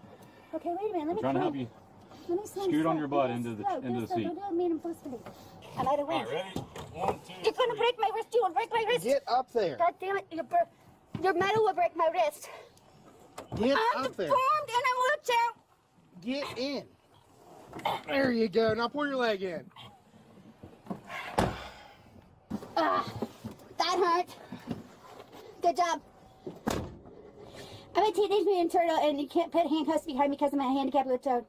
I put them in the front of titties because I'm handicapped. Because she's a handicapped Teenage Mutant Ninja Turtle, she needs her handcuffs in front of her boobs instead of behind her back. By law. Self-defense lawyer now. You are the worst goddamn witch people I ever met in my goddamn life. The worst humans in my goddamn life. And I can train a dog to protect somebody from a human before a human can drive a goddamn car without hitting me. And the mother titty. I was just telling them don't open my goddamn government mail check. It's a government phone, the only phone I had. I got it. I worked hard to get it. I ordered it, and in 17 days I got it, and guess what? In 3 days I got my truck, and I did so much in that short amount of time. I left my house one goddamn time, and they destroyed my motherfucking wallet with my money and did 2 of everything in my wallet. And one time I left my door unlocked and trusted you stupid motherfuckers. 911 ain't worth no with a 1-0 to spell a goddamn name on a piece of plastic without shooting me in the forehead, you f***ing Barney 5 piece of shit in America. I've been in my house for 7 months. I went to jail 3 times. I went to psych 7 times for crazy Sonya on a 5-letter word. Flipping 4 pennies in between my What is she saying? 4 fingers, you son of a... She's saying in the last 7 months she went to jail 3 times. I genuinely believe that all 3 of those times were because she called a complaint on somebody and then just violently crashed out for hours on end to the point where it was like, hey, you're disturbing the peace. And I got 2 veteran sons, you piece of shit. And these 2 veteran sons, you piece of shit. And they... What do you think she said that? No, don't type. No. You will get banned. You will get banned. You will get banned. You will get banned. You will get banned.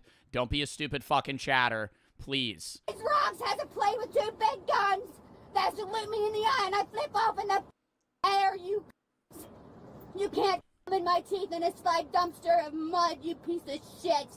And your metal jail cell is more comfortable than a goddamn naked sleeping little painted. Dude, there has not been a breath where she hasn't talked. Like, she had, for the entirety of these 10 minutes, even when she wasn't on camera, she was screaming.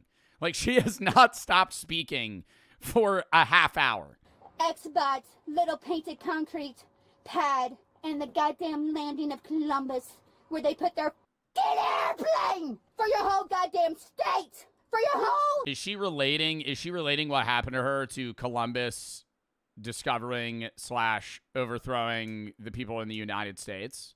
Like, is she relating the, I guess, forced removal of Native Americans to what's happening to her right now? Motherfucking state of Ohio. Like, I'm trying to, like, dude, I feel like I'm solving a riddle, like, listening to her. Like, she goes one idea to the next in the same sentence. On a circle piece of paper and a pencil. So if you ain't a piece of pencil paper that says Ohio with an O in a circle, you can suck my balls, orgies, orifice, mouth, teeth, and eyeballs and put it through my eye.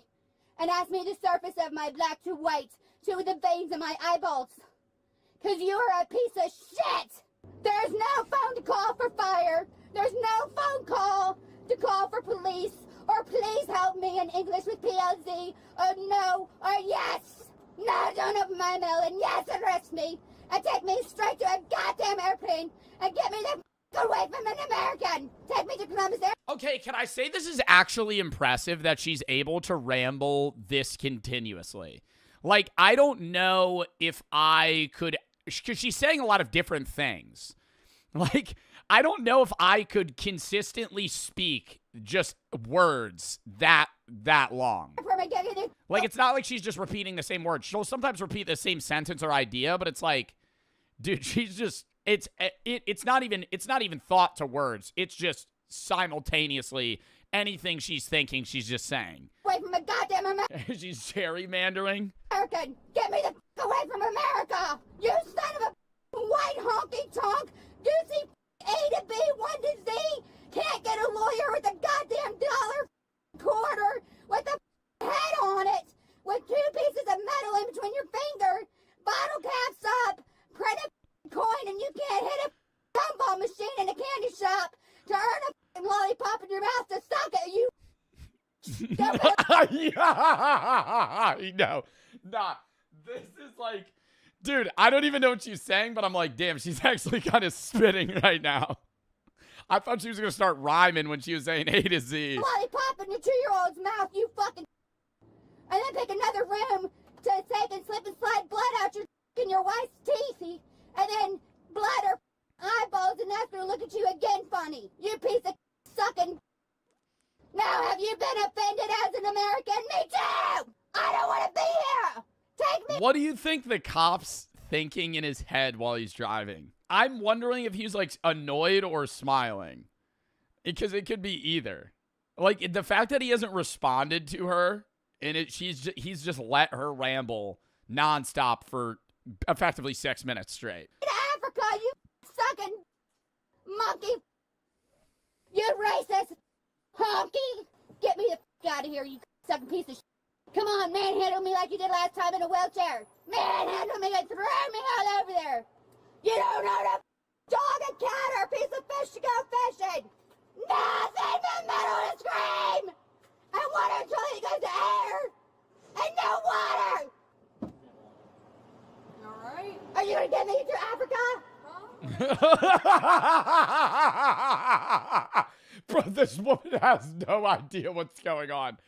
Bro, they open the door. Are you all right? Are you going to take me to Africa? That's the first thing this person is experiencing. Oh, my God. Cruisers can send you up. Getting thrown into an hour and a half out of a 3-hour movie. You able to get out? Just in the midst of it. I got arrested for filing charges on how it opening my goddamn mouth. All right, well, we'll get on. Come on. You need to unlock the back and put him in the front. I'm a handicap in a wheelchair. Are you able to walk? No. We're going to get you out here around the nurse, check you out, okay? You guys have abused Oh, my God, they're going to get her a wheelchair? me so much I'm going to Africa. We're not going to abuse you. We're going to get you out here so we can have the nurse check you out, okay? I just need you to calm down. I know you're stressed out. No shit, I'm upset. I know you are. You know what I went through to get a government phone? But I just need 17 signatures of government assistance. What's your first name? And someone opened the goddamn cell. What's your first name? Government knows everything you do. On every number you do. And she All right, no, it is actually kind of seeming more like a paranoia or schizophrenic episode or something. Like she feels like everybody's after her in some way. No, I wouldn't say meth. Yeah, it's like a level of like psychosis or like extreme paranoia. Like that's nothing. The rambling she was doing, I feel like she knew didn't make sense. But, like, the other stuff with the package, she, like, genuinely believes that, like, these people are out to get her. Oh. Here, slide towards me. God damn it. Our hands are bracing your back, You're okay? good, I got you. You're able to shimmy over. You know what I did last time you were in a wheelchair? All right, the wheelchair's out here, okay? we're gonna shimmy over, all right? All right, scoot yourself over, okay? Stand on right. Here we go. I'm pressed on that. All right, lean back, okay? The woman was arrested and charged with disorderly conduct. If she is convicted, what do you think the punishment should be? Bro, to fucking get help. I don't think she should get jail time for that. She didn't hurt anyone. She's just being a nuisance. Like, she needs genuine help, man. Like, I don't know. She might not have schizophrenia or she might not be in a psychosis state or something. But like, regardless, bro, yeah. She isn't entitled. She's nuts. Yeah. I don't think she's entitled. I think she would be entitled if this was like in some rich Hollywood fucking neighborhood and she was acting this way. Like, she seems like a very average individual that is now just losing it. Can we pause so I could pee? Isn't that the point of jail? Jail does not fix you in any way. Like, there's multiple arguments to be made that jail and prison, if anything, make you a repeat criminal more than actually helping you. Modern U.S. prisons and jail are less about, I guess, helping you in, getting back on your feet when you get out and more about punishment. And I think there's an argument for both, but rehabilitation is, like some countries focus prison and jail time heavily on rehabilitation, others on punishment. I think there needs to be a middle ground, but to in instances where people are going through episodes like this, if you just threw her in prison or jail, that's not fixing anything. Like, they're not, like, yes, there might be, like, instances where she could get help in certain ways, but a lot of the time that doesn't happen, and then people leave less prepared for society than when they came in. Especially if they're younger. She's different because she looks like she's, like, 40, but when you're, like, 17 to 25 and you get arrested, and then you go to jail and you come out, now you're, like, ill prepared for society because you didn't know how to do anything when you went in, and now you're older and you're supposed to know how to do all these this, and this, pay your taxes, do insurance, you know, fucking get a job, do this. Some people do that and are able to do that, but you're still kind of leaning into society and leaning on, I guess, the pillars and support system you have until your mid-20s. Like, it's not uncommon for people to be living with their parents or having their parents help them, not necessarily financially, but just, like, with life tasks into their mid-20s. And so when people end up getting locked up in that time frame and then they don't get help and aren't prepared, then it makes them more likely to repeat crimes because they don't know what the fuck to do.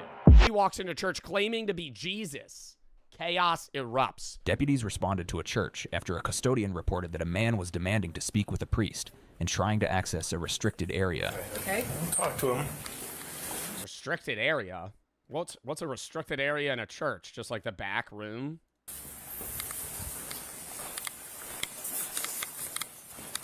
It's a very nice church.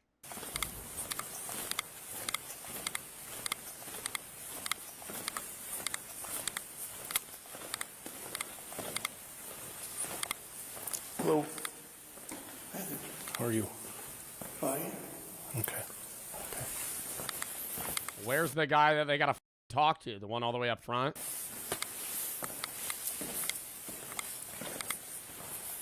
Hello, sir. Hey. I'm Deputy Roll into the sheriff's office. How are you? I'm alright. Okay, so what's going on? Pretty good, Jesus. How's it going? Yep, that's, hey, you see right there? That's me. Yeah, okay. You know who I am. We don't really need, we could skip the introductions. Monday. I just need to open this. Okay. You're Jesus. Can't you just open it? You immediately just, hey man, I can't really get into this lockbox. Can you open it up for me? Dude, aren't you God? Aren't you effectively God in the flesh right now? Couldn't you just, I don't know, snap your fingers and open that? Do that. That's the church's property. I am the church.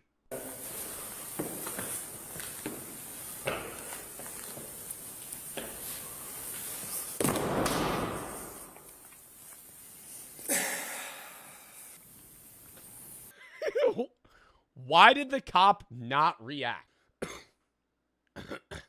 Why?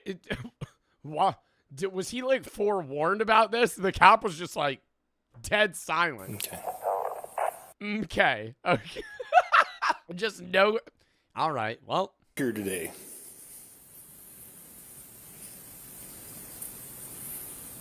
Because I'm Jesus.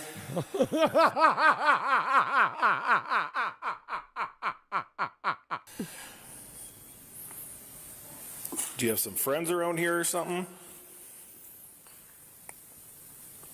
This feels like an AI video, bro. I know. But this is on a Midwest patrol. I don't know. There's no way this is AI. There's no shot this is AI. For me to help you, you have to talk to me. No, this is real. This is so real.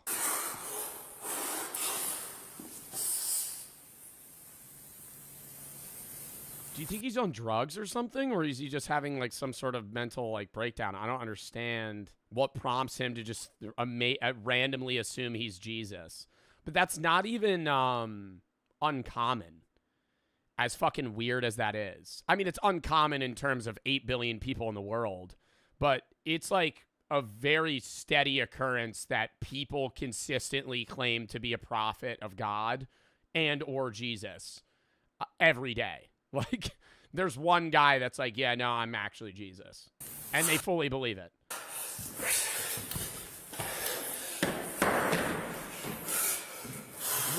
Can I ask what is in the box that he needs? I don't know what's in that box. Oh my God. See, no, that's fucking, that's no. I'm stopping him right there. I'm not religious myself, but yeah, you know, desecrating like a fucking religious area. Yeah, that's literally just vandalism. Vandalism of a religious thing, right? Like you're at a church. Just ripped off the cross. What the fuck? Oh my God. I mean, I feel like this guy should like step in.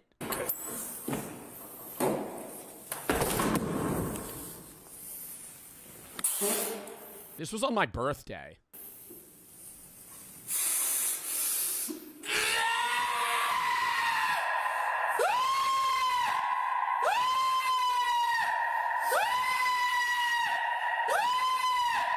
Fucking gay, bitch! Whoa! Whoa!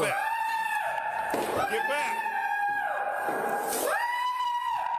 20, can you step up? I love how the other guy is also just observing. Just dead silent. I feel like I would walk up to the cop and be like, you want me to corner him with you? We could trap him. Like, well, we'll take him down if we need to. 616, can you get over here?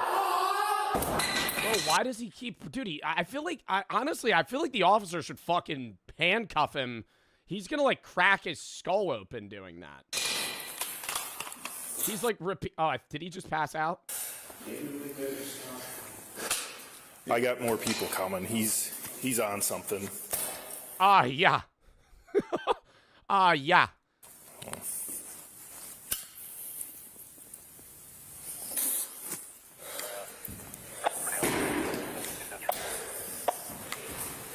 $20, how far out are you?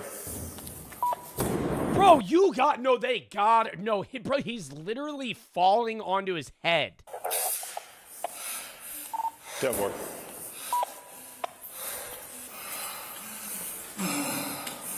So he's dove a couple, 3 times. He's fell. I feel like you would do this after too many edibles. You think I would storm into a church, claim I'm Jesus, rip the cross off what is this called? Not an altar. Maybe an altar? I don't know. Rip the cross off that and then just repeatedly fall backwards.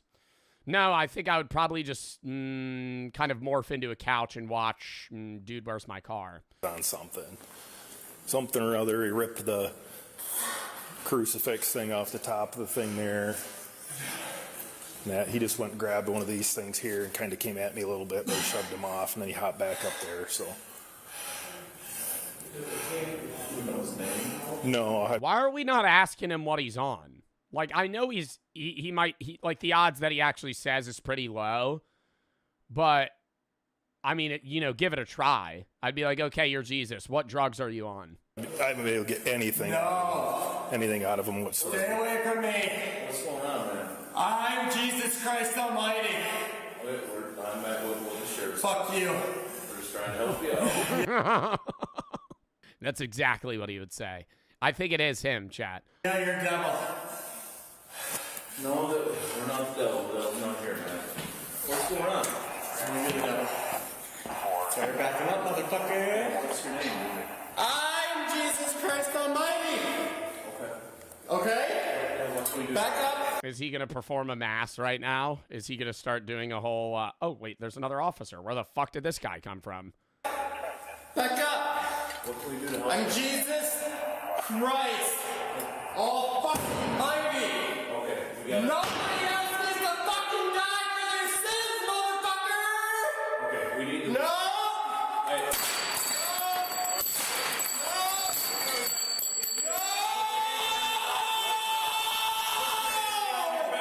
Nobody else needs to die. You are under arrest. Put your hands behind your back now. No, I'm not. Now, yes, you are. I'm not. You're gonna get tased. Put your hands behind your back now.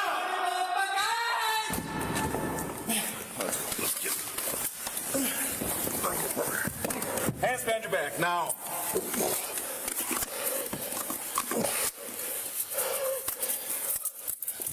Do you think he would have to end up paying for, like, all the shit he just fucking broke in the church? Like, how the hell would that work?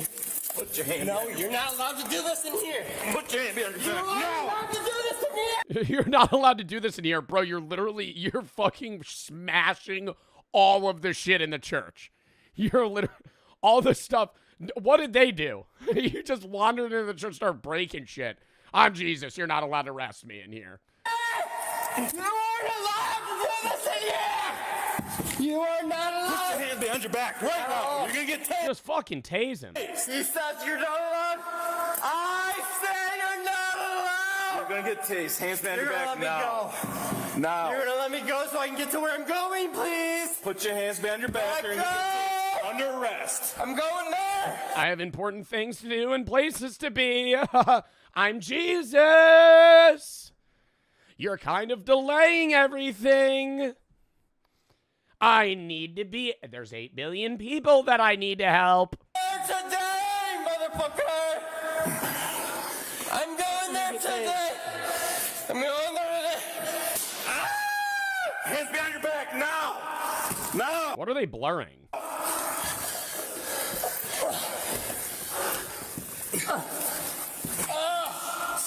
Nope. Not. Nope. You're not killing me. He's bleeding? Yeah, I mean, he's bald, so he doesn't have any fucking protection on his head. He just fell on the stairs. Probably fucking cut his skin open. Calm down, dude. Yes, I am.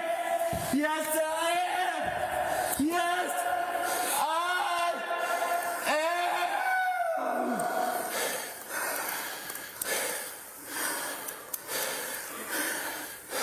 You gonna calm down for us? I will calm. I'm ready to speak. I am here. Dude, he's kind of like acting like a demon more than Jesus, no? Like he's like deepening his voice. He's like, I am here. Yeah, he's like Batman. Where are you hurt? I'm not hurt. I'm not hurt at all. Well, you're bleeding besides your head. You hurt anywhere else? No, it'll heal just fine. No, but it'll heal just fine. After all, I am Jesus. I could just fix it right now. Boop. Boop. See, and it's all better.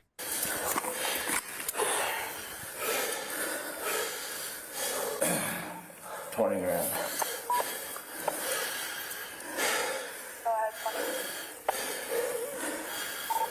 Taser deployed. We're 1095. 10-2 for now. What's Why don't they carry him out of the church? Like, I feel like that should be the first. Anywhere else, I understand them just kind of like assessing this. I'd be like, maybe let's get him out of the church right now. There were people here that were trying to pray. You know, they need more units. Sir, stop it. You need to calm down and stop resisting, okay?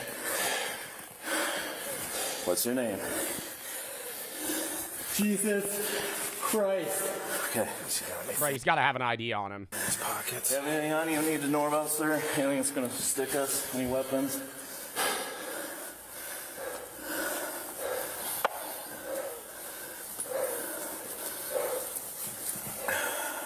I never died on my sins. Been here the whole time. It's been me. Been here the whole time, buddy. Let me tell you, 2,000 years. First, I was sitting in a cave. And then, you know, the whole medieval thing happened. Then there was the plague. And I was just kind of posted up during that. And then, you know, the past few years, I've been just kind of grinding League of Legends ARAM. And, you know, this one guy on the side of the street gave me bath salts. And then I decided to stumble into the church. And, hey, reveal myself after all. 9 till 7. Thanks for making a phone. It's been me. I'm right here. I'm right here. It's me, motherfucker. I see you down there, the devil. I'm going to beg to the bread line. To the bread line. Today. That's where I'm headed. I feel like he has to be on a hallucinogen. Some people are saying like bath salts are meth. I mean, he's fully tripping right now. I feel like he's in a psychosis state. He's not on meth. I feel like he might be on like some fucking weird mixture. Nah, I mean, maybe an insane amount of mushrooms, maybe, but even then. Jesus Christ Almighty! Yeah, dude, I don't know. Somebody said DMT. I don't think DMT lasts that long. I won't say his name. Jesus Christ! Yeah, somebody said Spice K too. That's what I was saying. Synthetic weed. Some shit that's making him lose his mind. 1025, I believe I can fly. I believe I can touch the sky. I think I've had it. Not in Tommy? Run my wings and fly. And fly away. You know, I can fly after all. Huh. I can fly. I believe. Yeah, one more. If available one here. Let's search and try it. All right. Towards me a little bit. I don't get to see anything in these pockets here. On the other side. That's going to be M5. With the church here. Okay.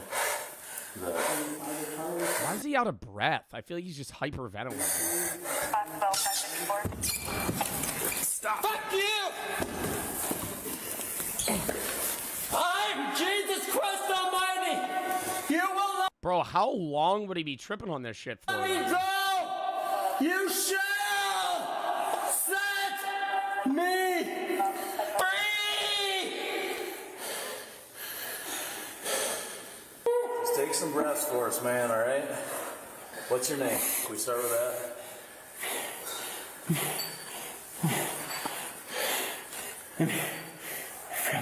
What's your name, bud?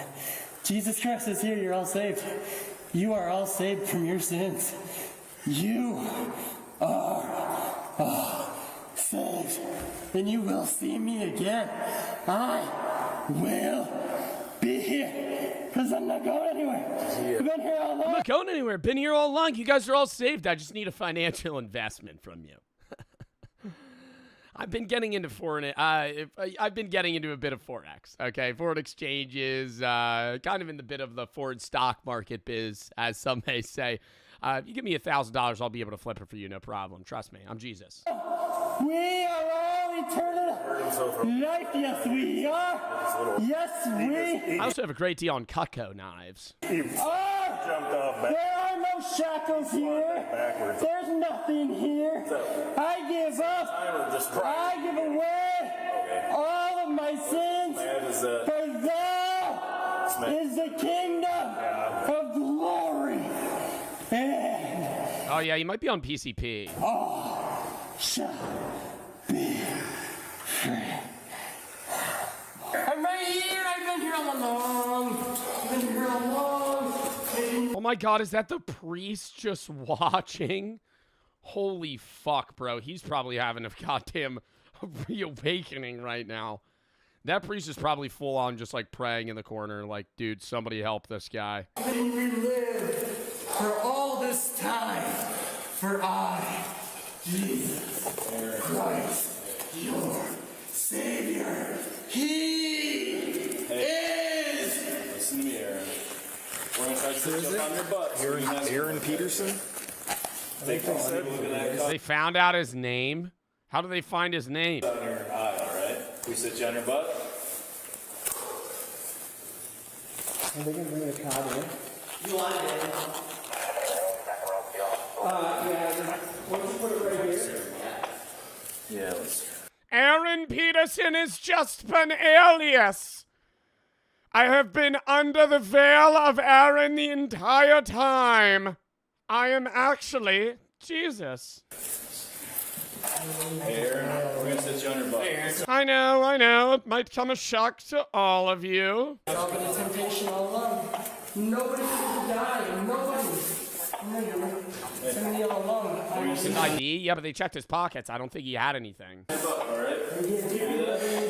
You alright? Your Savior. Where's the blood from, guys? It's his head. His eyes got one. He's got a knot. He dove off a couple times. Thou shalt set here. Yeah. Dove off a couple times, bro. Cop just watched that shit. And he knew by the third time the guy runs up the steps, you're like, he's probably going to do a back flop again. If I had to take my guess, I think he's probably going to do a back flop onto the... Oh, and he did it. Maybe try to catch him. I don't know. I didn't need to die. Backwards. It was all temptation. He was throwing stuff. He started throwing stuff off the altar. Dude, he was throwing everything. Told him he was under us and he was throwing stuff. Why did I feel like everything was on Put his hands me? behind his back. Why? Why am I in so close to thee? Here, we'll try to step him up. Raise me from the depths. Please stand up. Raise me. Raise me from the depths. Oh, no, he cut his eyebrow. Aaron, we're For Aaron was in front of you all along. Step him up. His skull's cracked. He didn't crack his skull. I think we're just going to have to carry It's like, have you ever seen boxers where they get like their eyebrow cut and it just starts gushing? It's the same thing. Aaron. That's what it looked like, at least. Where's the federal? O-dub. O-dub. Yeah, someone's gonna be pregnant too often. Here, just turn it. Yeah, they're gonna have to fucking strap him to that shit, dude. Sorry, guys. Oops. Did I ever tell y'all about the story of when my paramedic friend got into a fist fight with a guy like hyped up on like cocaine and fucking ketamine or some shit? It's common EMTs. What's it called? A speedball? It was cocaine and heroin, yeah. And he was ODing on the heroin. And he said it's common that people are doing speedballs. You give them Narcan, and that wipes the heroin out. But then they're just on cocaine, and a lot of it. So like this guy's ODing in the back of an ambulance, and you're like, I gotta give him Narcan, and they come out and they're angry because they just got blasted out of the best high of their life in their mind. And now the heroin's gone, so they're not sluggish. They're just really fucking aggressive and hyper now because they're only on cocaine. So you're witnessing a guy that's like dying from OD. You Narcan him, and then instead of being like, thank you for saving my life, they go, ah! And they just start fucking wailing on you. And so he has to bear hug him and body slam him to the ground to fucking restrain him. I'm like, God damn, dude, that's like a casual thing that paramedics sometimes have to deal with like drug addicts. The list goes on and on. It goes on and on. Did he get fired? No. Well, he didn't fight him. It was like dude, the guy started wailing on him. He basically just restrained him. On and on. It goes on and on and on. You all are devils sent here to test me. Every single one of you. Your hometown. The devil's here to test you. Why would the devil be here? Why would God send demons to himself to test himself?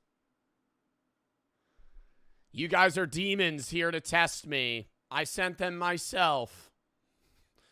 I forgot about it, but now it's all making sense again. You know that. Let it keep dilating, my friend. Wherever you think that you are taking me, no binds, no shackles, no chains. Right. For I have been here before. Yeah. What? That way it's closer for you. Breathe. Do you think he'll remember this?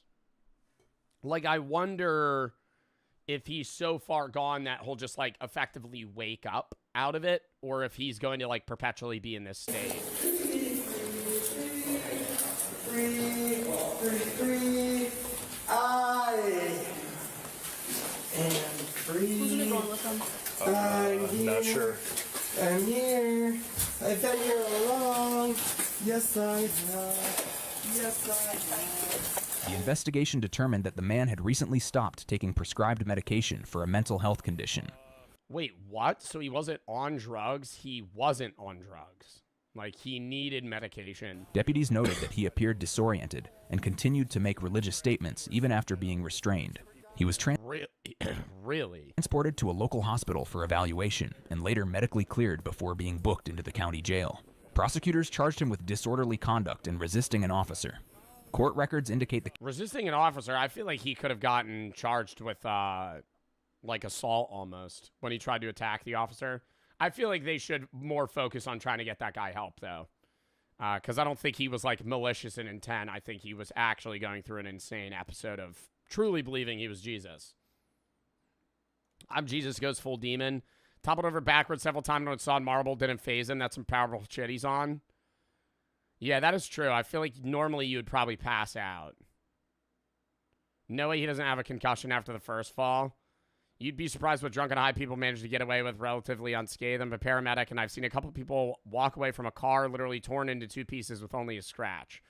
Well, isn't it, I'm not advocating for drunk driving by any means, but don't drunk drivers tend to actually live through more horrid crashes because they don't tense up and they go with, like, because they don't react. So if they're, like, really fucked up and they get into a car crash, they kind of just flow with the car instead of tensing, and then they usually either are less injured or don't die. Mortician answers burial questions from Twitter. Hi, my name is Button. He doesn't talk like that. We've seen this guy before. Morticians freak me out a little bit. I'm not being rude to this guy. I love this guy. You know, I've seen his videos before. It's just like, you know, it's like such casual talk about like, yeah, so I remove the organs.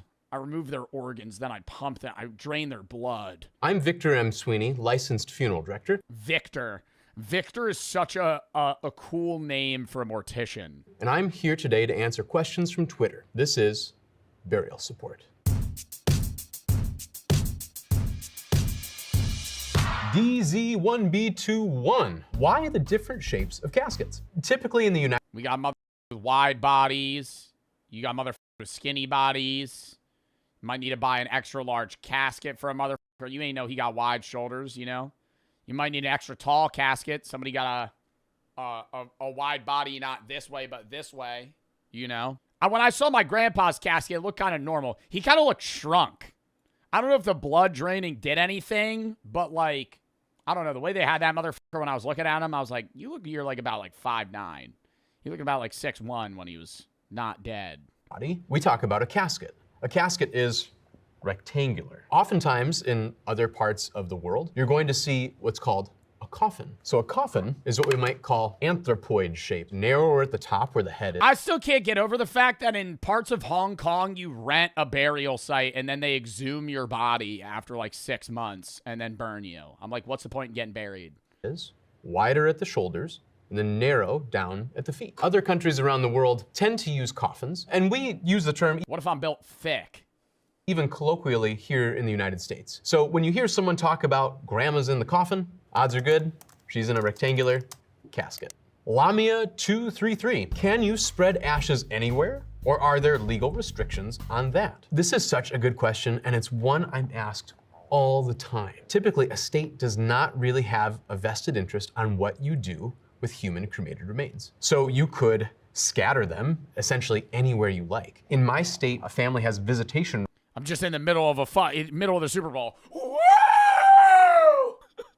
Yeah! Rights where a person is scattered. It's like everybody's like, oh, is it snowing? So if you scatter grandma in the bed of her garden, you end up with visitation rights to that flower bed in perpetuity. You can also do other things with cremated remains. Wait, what? If I spread ashes somewhere, I get to go there forever?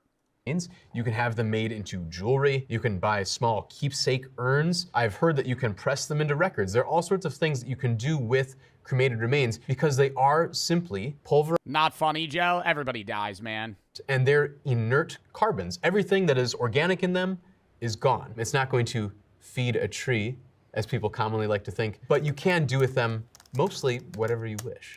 Here's a question from Plucky Duckling. Are funeral pyres and Viking funerals a thing anymore? There is one place, Creststone in Colorado, that does allow a funeral pyre. So that does exist, but you have to I would love to get that shit, bro. Isn't that where they light your body on fire? Live in a very specific locale. A funeral pyre, as we're thinking of it here, is usually a large pile of wood or other flammable material that a body is set on top of, and then the whole thing is set alight. As far as Viking funerals, this is kind of a misnomer. You're probably thinking of, Yeah, where they float you out on a ship. Of putting your loved one in a boat with their hands on the pommel of their sword and pushing them out into the lake, shooting flaming arrows at it until it goes up in flames. Viking funerals actually weren't like that. They were buried with their sword in boats and all sorts of grave goods, but the boat was dragged on land and buried intact. Here's a question from Signature. Why do people take photos of the dead in a casket at funerals and post it on social media? Please stop doing that. Yeah, that shit is weird. See that shit on Facebook, just a picture of a dead body, bro. Like, yo, what are we doing? I feel like, and it's also like, you're not living in the fucking funeral, bro. Like, you're there to mourn. Why are you posting that shit on Facebook? Look at the dead body. People do that? Not often. But yeah, there's people that fucking do that. Interesting thing, in most places, the right to take a picture of the deceased falls to the family. So they can either allow it or disallow it. But I agree. Yeah, if you're the direct family member, who gives a shit, right? Like, it's up to you. It's your, you know, family's funeral. You get to decide. But like, I do think that's odd to be like walking past the funeral in the line, or the casket in the line, and you're just like, rip. Post that to the story. Don't put it on social media. That's something that should be kept just for your own personal use. Next up, we have a question from Stan Combe Wills. Who gets to decide who gets invited to my funeral? The short answer is your family. They can decide who will come, and likewise, who is not allowed there. Fun fact, you do not need an invitation to attend a funeral. You can just show up. Funeral crashing is a thing. There was a gal that I used to Damn, bro, that's fucked up. Yo, crashing a wedding's one thing. You pulling up to a funeral and being like, he was a great man. Could I talk? Could I give a speech? Video idea? Yeah, funeral crashing. You know, back at one of the funeral homes I worked with, her first name was Bunny, and Bunny would come to every funeral, regardless of denomination and location, and I am certain she didn't know that many people. She came for those sweet, sweet scalloped potatoes and ham. Our next question. Oh, she came for the food? I thought, I could see people that just go to funerals because they like watching that for some reason, you know? Like the spiritual process of like people mourning. Like, there could be somebody that, like, enjoys that. Question is from Nate Bones. How come cemeteries never run out of space? Sometimes cemeteries... Been asking that shit, bro. Been asking that. When's it acceptable to dig up a motherfucker from the 1600s? Never? I'm just, at some point, we're going to run out of space. They're doing it in China already. In Hong Kong, they dig up motherfuckers and they burn them. Right, or then they put you in a box. Like, at some point, we're going to run out of land. You know, a bunch of dead bodies where you start stacking them on top of each other. I mean, that's why they have, what are they called? Crypts. They have crypts now where you're in a drawer. You're buried, but you're in a drawer. So I could see, like, at some point, there literally being just a building full of dead bodies. Do run out of space. In larger metropolitan areas, sometimes it's the case where families will actually bury their loved ones on top of existing graves. In certain other countries and in other parts of the world... What? Graves. In certain the case, sometimes cemeteries do run out of space. In larger metropolitan areas, sometimes it's the case where families will actually bury their loved ones on top of existing graves. In certain other countries and in other parts So they're double stacking a tomb? of the world, you actually just rent a grave space. So for instance, in Germany, your grave space is not your mom's or dad's forever, but for a period of years, after which your rent expires, they dig up the dead, and they put them elsewhere in a common grave, usually. Here's a... Why are we renting a grave then? I don't get, like, if you're getting buried, isn't it supposed to be a permanent resting space? They gotta dig you up. They gotta dig you up when you don't make rent. And what is a common grave? A place in the ground where multiple unrelated dead bodies are buried. From Dr. Bumforfire, what is sky burial? Sky burial is a practice that takes place in Tibet or Nepal, where bodies are actually left out and hacked apart for condors and vultures to eat. The way that they render a human body to just bones is by letting animals do the work. We have a... I kind of fuck with that. I've always said, I don't think I want them to hack me to pieces. I think you just chuck my ass in the ocean. Not off a pier, drive out 10 miles, throw my dead body in the water. Throw my dead body in the water, tie my ankle to a cinder block, and then the fish will eat me. Question here from Teaspoon. Do funeral homes have busy times of the year, or is it just dead all year? Fall and spring are going to be the busier times of year. Fall, because the weather change has something to do with there being more deaths. And spring is usually busier, especially where I'm from, where it's cold. We have a normal workload, and more people die in the spring and the fall. And then all sorts of burials that we had to delay over winter. That end stretch of winter into spring, when everything starts to melt, the ground is simply too soggy to even set foot in the cemetery, let alone bring a whole line of cars and a casket. From fall and spring are the busier times. Fall because the weather change has something to do with there being more deaths. Spring is usually busier, especially where I'm from, because where it's cold, we have to do all the burials we had to delay over the winter. From Kai Schwa. Why are funeral homes always family owned? Interestingly enough, more and more we're seeing funeral homes get bought up by corporate entities. So it could be that you're— On God, I'm hearing this motherfucker's tummy rumble. Listen.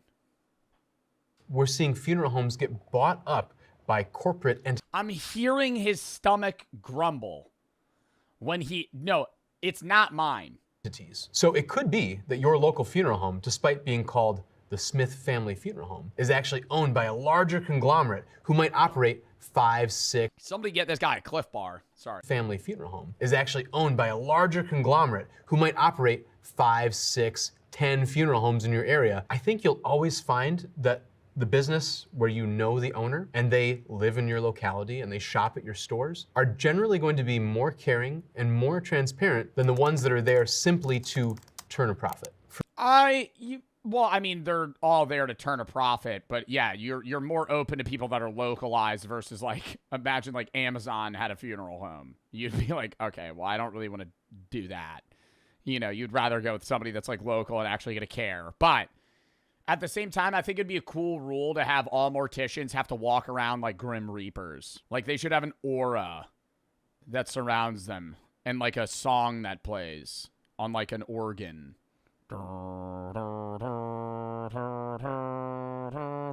When they walk through, be like, yep, that's the guy that bleeds out the dead bodies. From Harvey 180. So I'm completing my organ donation form. You can literally donate everything, including skin, bones, and tendons. So how do funerals work? Because there will be nothing to put in the box. Most organ— Put googly eyes on my lids. Companies, those procurers, they don't take everything. They'll take the femur, they'll take some— They're not taking my lungs. Of the muscle. They might even skin the whole thing so it looks like one big nasty roast beef. But then they also will— What? Everything. They'll take the femur, they'll take some of the muscle. They might even skin the whole thing so it looks like one big nasty roast beef. But then they also will provide us with a large wooden dowel that's the exact shape of the femur. So we can kind of rebuild the shape of the leg. From Amy Bell. How do you talk— They'll skin my entire body? To hear from parents who have tackled this tough topic. Probably my best piece of advice for parents— His stomach, bro. Oh my God. On God, I'm hearing his stomach. Love to hear from parents who have tackled this tough topic. Probably my best piece of advice for parents when they talk to kids about death is don't say, it's like grandpa fell asleep. I think little kids can conflate the two. I would say be honest with children about death. Tell them the reality that someone is no— Yeah, dude, when the family dog dies, he just ran away. He's going somewhere else to play with other dogs. Your grandpa shot him in the head. No longer living. Kids typically, I think, have a better handle on death. And really, especially elementary school age children, I think they have a want to be involved when they come to a funeral. There's so many times where I see families come and they— Bro, they ain't get that shit, though. They don't understand that shit. That's why it's because they're not actually mourning, bro, because they don't understand it.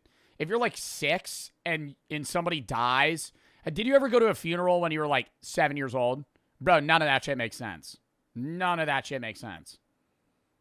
I remember I went to a funeral when I was probably 7 years old.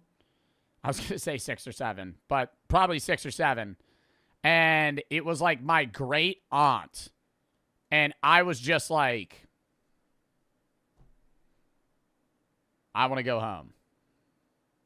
I remember that.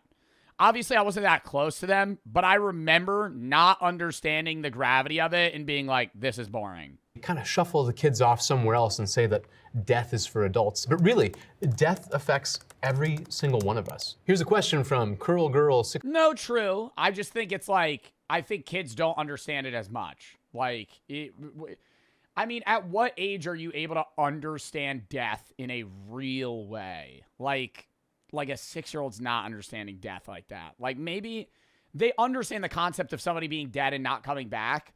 But I think, like, yeah, maybe when I was like, there was a funeral I had to go to when I was like 10 or 11. Like, I think like when I was like 11, I would probably get the idea fully of like, oh, this is very sad. Like, the mourning process. 62. What is a green burial? So there are a lot of things on the green spectrum that we can do with funerals. It could be something like we bury the body without a casket and without a vault, straight in the ground. It could cover something like having what we call recimation or decomposition instead of cremation. It could be something like using... We figured it out, Chad. It's the chair. It's not him. When he leans back, it grumbles. He's on a bad Staples chair. A wooden casket instead of metal, or even using what they call eco-embalming fluids. So embalming fluids made out of methyl alcohols instead of carcinogens like formaldehyde. All right, here's a really good question from Caterade. It is too cold to go for a walk, so I went to the mausoleum, as one does. Why anyone would want to spend eternity in a safe deposit box is beyond me. One distinction to make, mausoleum generally refers to a large... Why is your ass giving a fuck? Why would anybody want to spend eternity here? They're not there. It's where they want their dead body to be. Large building that houses full caskets above the ground. Another thing that looks similar to a mausoleum is what we might call a columbarium. These are typically standalone structures above the ground that have shelves, or what we call niches, to place urns. So mausoleums are for caskets, and columbaria are for urns. Oftentimes when I talk to families that have entombments rather than burials in the ground, usually their primary concern is water. If you're along a body of water, like a lake or a river, maybe spending eternity in a wet cooler is worse than spending it in a safety deposit box. Next we have a question. Bro, I never understand when they put like, it's like a tomb cover on your tomb, right? To prevent like worms and leakage and shit. And I'm like, why does that matter? Right? Like, you're going to be buried here forever, right? You're going to rot. The worms are going to eat you. And you're going to be a skeleton. Your tomb's going to break and crack. You've said this before. I know. But it's like, why does it matter if the worms eat you in a year or 10 years? You're dead. Question from Brain Rot Batty. Had to break up a fight at the funeral home today. Why y'all swinging on each other? I have had to break up a couple fights at funerals or go into dad mode and scold some people. It's a highly emotional situation. Sometimes there are a lot of unresolved issues between the deceased and their family, or maybe other members of the family. Talk about inheritance. Yeah, fake ass motherfuckers coming into the funeral just to fucking be there to show face because they just want money from the will, and rather than actually giving a shit about the person that died. I could see that. I could see full-on fist fights starting at a funeral so easily, just because it's like, dude, you know, people are gonna come out of the fucking works that you haven't heard of in years, man. Those things can be a mess. Our next question is from Bob White. Are funeral expenses tax deductible? The short answer to that is no. Here's a question from S.J. Jarowski. Why are Irish wakes always so loud and poppin'? It's actually one of those things that led me into funeral service in a way. I'm from an Irish family and we're very proud of it. Yeah, I mean, it really depends on the type of funeral, right? Like, some people perceive, it's like some cultures, some people perceive death as something to be like sad and mourning of, and some perceive it as like a celebration of life. But when my grandma Sweeney died, my cousins smuggled in a whole bunch of coolers of booze into the funeral home, and all the older ones proceeded to get absolutely wild. But seeing people have fun at a funeral and kind of embrace life at a funeral was one of those things where I saw it as a young man and realized that a funeral doesn't have to be entirely dour. I think that you want a mixture, right? I think the proceedings at a funeral itself where people are like, what if the Minions served Hitler during World War II? What if during World War II the Minions picked Hitler as their evil master? Minions are compelled to serve the evilest master they can find, but they were exiled to an ice cave in the Arctic after serving Napoleon. Now, canonically, they re-emerge in 1968, conveniently... Yeah, they do that conveniently skipping World War I and II. Shocker. Illumination Entertainment. Huh. Why did you skip the 1940s? The minions were just missing during World War II? Huh. Skipping the 2 world wars. But what if we didn't let them off the hook that easy? What if they re-emerged in 1938 instead? How could 3 small minions change the course of history? No way this guy's going to make an in-depth video about if the minions served Adolf Hitler. From their... Who did they serve in 1968 canonically? Who was the evilest person then? Gru? I gotta say that as well. We gotta take everything with a grain of salt. We're gonna lean into the fucking actual historical accuracy of canonical minions. Because, yeah, like, yeah, Pol Pot, Fidel Castro, like, the minions resurfaced in 1968, served a few people, and then went, hey, we're gonna go with Gru. In modern day, but they live on Earth, and they have history. Gru's the most evil guy. Who's the most evil person alive right now? Dude, they'd be serving like Kim Jong-un. They'd be serving some fucking dictator that's fucking starving their people. Like, get out of here. They're going to be serving Gru. I'm going to steal the moon. I'm going to steal the moon. Oh, really? That guy's chopping kids' heads off. Stealing the moon, chopping kids' heads off. What? What? I mean, maybe, like, are the minions looking at it at a utilitarian perspective where if Gru shrinks and steals the moon, that stops ocean tides and overall would turn into the, like, fucked rotation of Earth and kill all humans? Like, is he thinking... Are the minions going, like, in depth right now to, like, hey, if Gru steals the moon, the adverse effects of stealing the moon would result in the death of all humans? I feel like that would be, like, maybe where they're going. Ice cave in the Arctic, the minions trekked south into Soviet territory. Wait, what?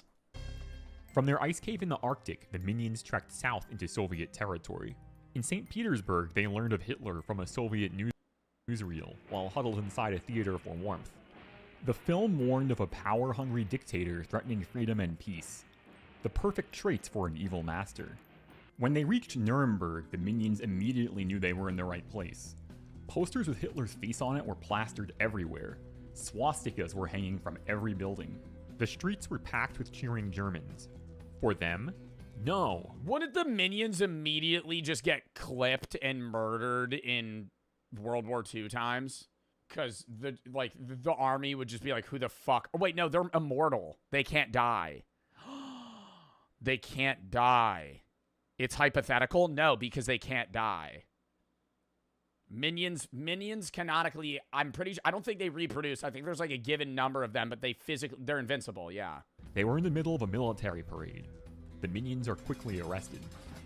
While in prison, they caught the attention of Heinrich Himmler.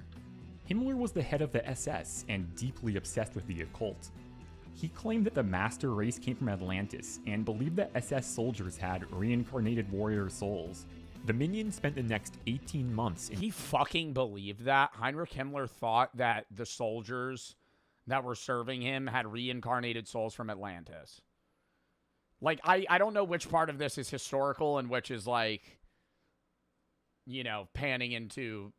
We're talking about the minions here. During Nazi experimentation and torture. After cruelty proved ineffective and vivisection impossible, attempts at communication were made. Picture cards and gestures eventually revealed the minions' mission. Himmler made a phone call. Mein Führer, he said. I believe I have found the origin of the master race. Gain the favor of their emissaries, and the war is won. Hitler is skeptical, but the evidence from the minion torture trials was indisputable. By now, the war was in full swing, and not... Minion torture trials? What, so they started fucking, like, cutting up the minions and they just had no reaction? I always assumed a minion would be, like, elastic. Like, you could kind of punch him. You could grab a minion and squeeze it to, like, a compressed cube and let go, and it would just, like right back to what it looked like prior. Like, they can't, you can't cut it. Like, their skin's impierceable. You could shoot them. Nothing would happen. They're kind of like rubber creatures. Put subtitles on, hard of hearing. Okay, I'll put yes, I will put subtitles on for this video. Nazi forces had experienced their first major defeat at the Battle of Britain. They had to exploit any possible advantage. And so, the minions became Hitler's constant companions. While living at Hitler's residence, I mean, honestly, if we're really going into, like, the canonical abilities of minions, if you have the minions on your side, you physically can't lose.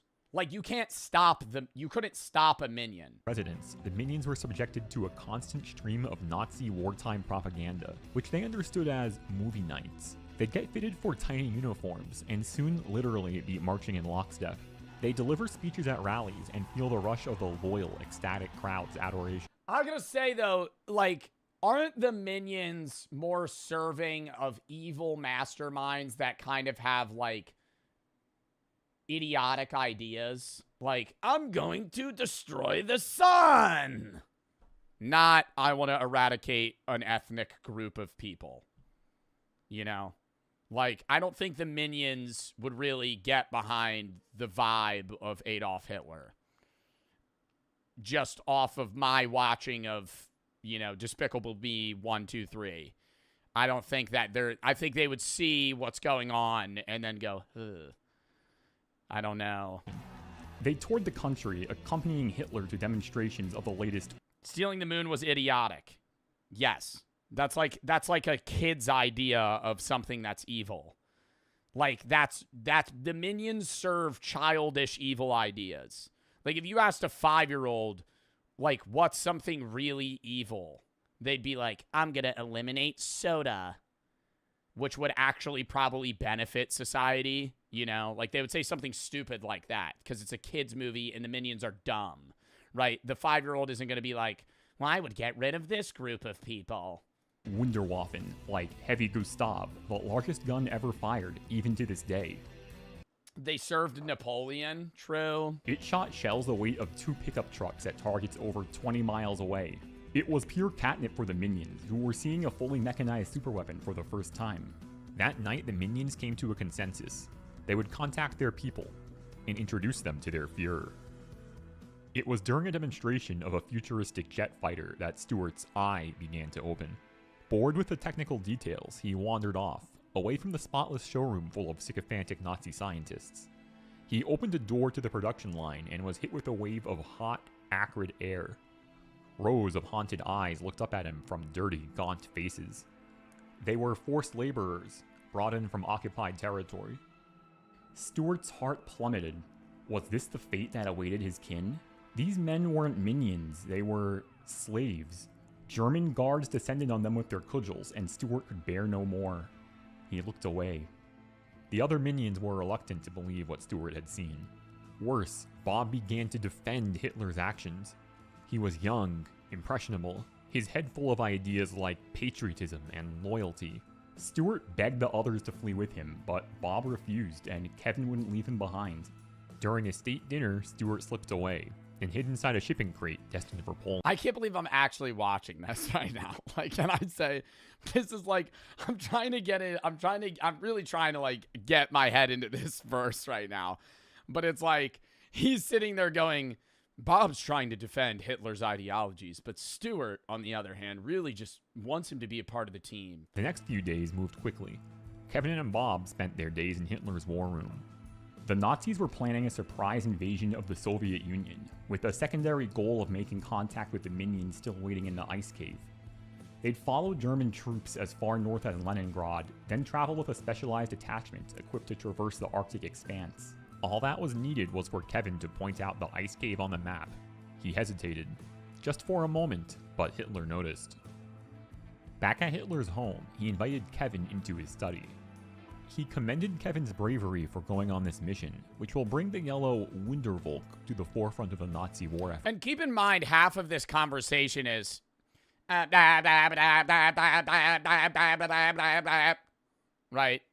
You have Hitler trying to communicate with a fucking minion right now, and he's just going banana as a response. Unfortunately, he says with sudden menace, Bob will not be joining you. He'll stay here, right by my side. Do you understand? Kevin understood. Bob would serve as collateral to make sure Kevin completed the mission. Collateral for what?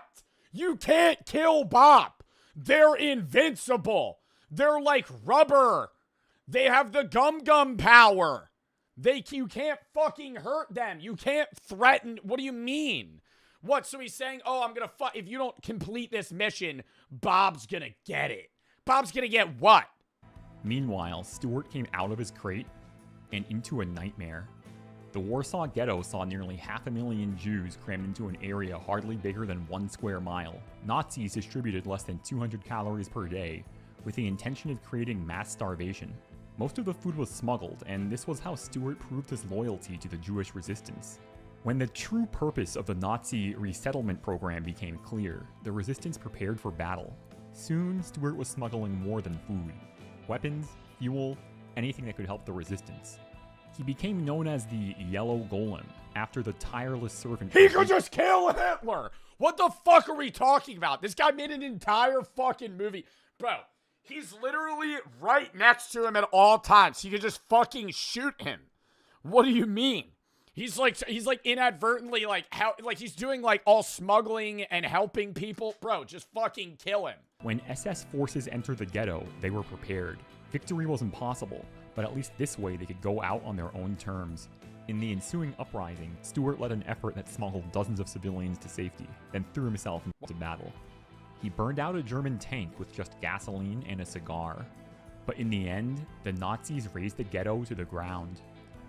Stuart was ready to die with his fellow partisans, but at the last possible moment he was smuggled out, and into the hands of American intelligence. Now at Leningrad, long-range air... The American intelligence chloroformed fucking Stuart. What, and brought him to Alamo to help build the nuclear bomb? Where is this story going? Where's this story going? He's gonna go meet Oppenheimer? Craft with skis were prepared for their one-way mission. Kevin noticed weapons being loaded, and explosives. It was only then that he began to realize the true extent of his collaboration. And his people, his innocent, naive kin, would pay the price. He thought of Bob and felt a welling of... Kin? They're their kids? How do they fuck? How does a minion reproduce? It's budding. We had a whole conversation about this the other day. It has to be like budding. How does a minion reproduce? Minions don't reproduce in a normal way. They're essentially immortal beings that evolved from single-cell organisms at the dawn of time, with their numbers remaining relatively consistent through history, though some theories move and movie moments like Stuart turning into a chicken and laying an egg suggest unusual asexual methods of just poofing them into existence. They don't reproduce sexually or asexually. Their numbers don't grow or shrink significantly. Well, they wouldn't grow or shrink at all. They're all male. Well, they don't have penises. Why? If they can't reproduce sexually or asexually, what is the point of them having a sex? They're just minions.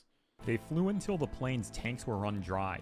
When they landed, the commandos began to cannibalize the aircraft. How do they pee? I don't know if they eat, dude. I've only ever seen them eat bananas.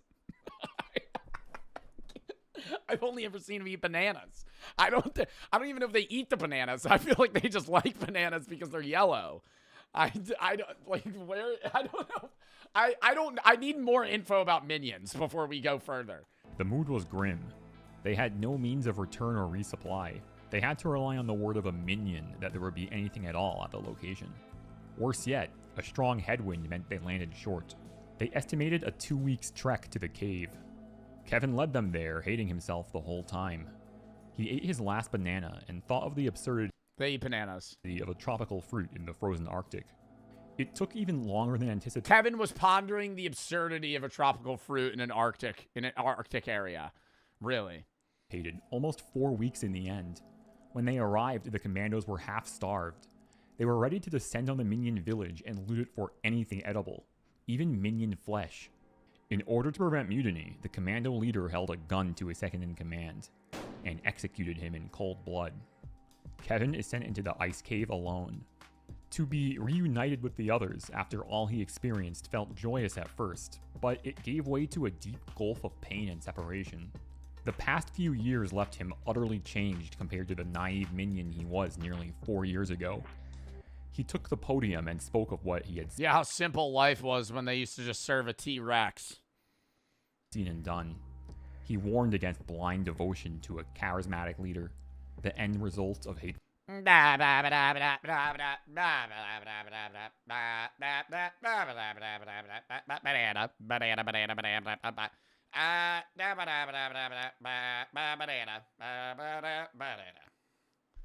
then they all go, ah, papaya, bah. Ah, papa boy. They all understand what he's saying. Then he explained their present situation. He begged for forgiveness and rallied the minions together. When they emerged from the ice cave to greet the Nazis, they were armed. Their resistance was met with machine guns and rifles. It was shaping up to be a massacre, but the minions would no longer bend to tyrants. Suddenly, the commandos noticed a cloud of ice on the horizon, approaching faster than possible. At its center, a yellow speck. It was Stewart, but he was completely transformed. American scientists augmented him in an accelerated version of the Mega Minions program from Despicable Me 4. The order was given to fire. I haven't seen Despicable Me 4. But Mega Stewart was there. Bullets bounced off of his rocky yellow hide as he worked himself into a frenzy. The SS commandos could do nothing as Mega Stewart sadistically killed them, the horrors of Warsaw fresh in his mind. The leader took Kevin hostage and revealed the detonator to a bomb. He threatened to collapse the ice cave. They were standing on its roof. Mega Stewart simply reached out his arm. They can't die! What? Don't step any further. Don't step any further or Bob gets it. Bob gets what? Ripped the Nazis' mind to shreds. What? Mega Stewart simply reached out his arm and ripped the Nazis' mind to shreds. In seconds, he relived every atrocity he ever committed, with such intensity his brain cooked like an egg.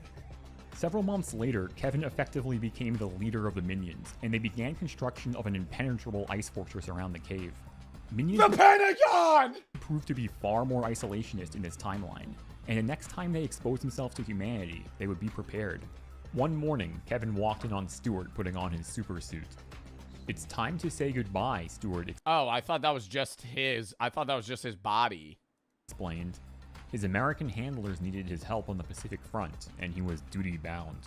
Years later, Stewart testified at the Nuremberg. I wonder how Stewart's gonna feel about the Vietnam War in the coming years.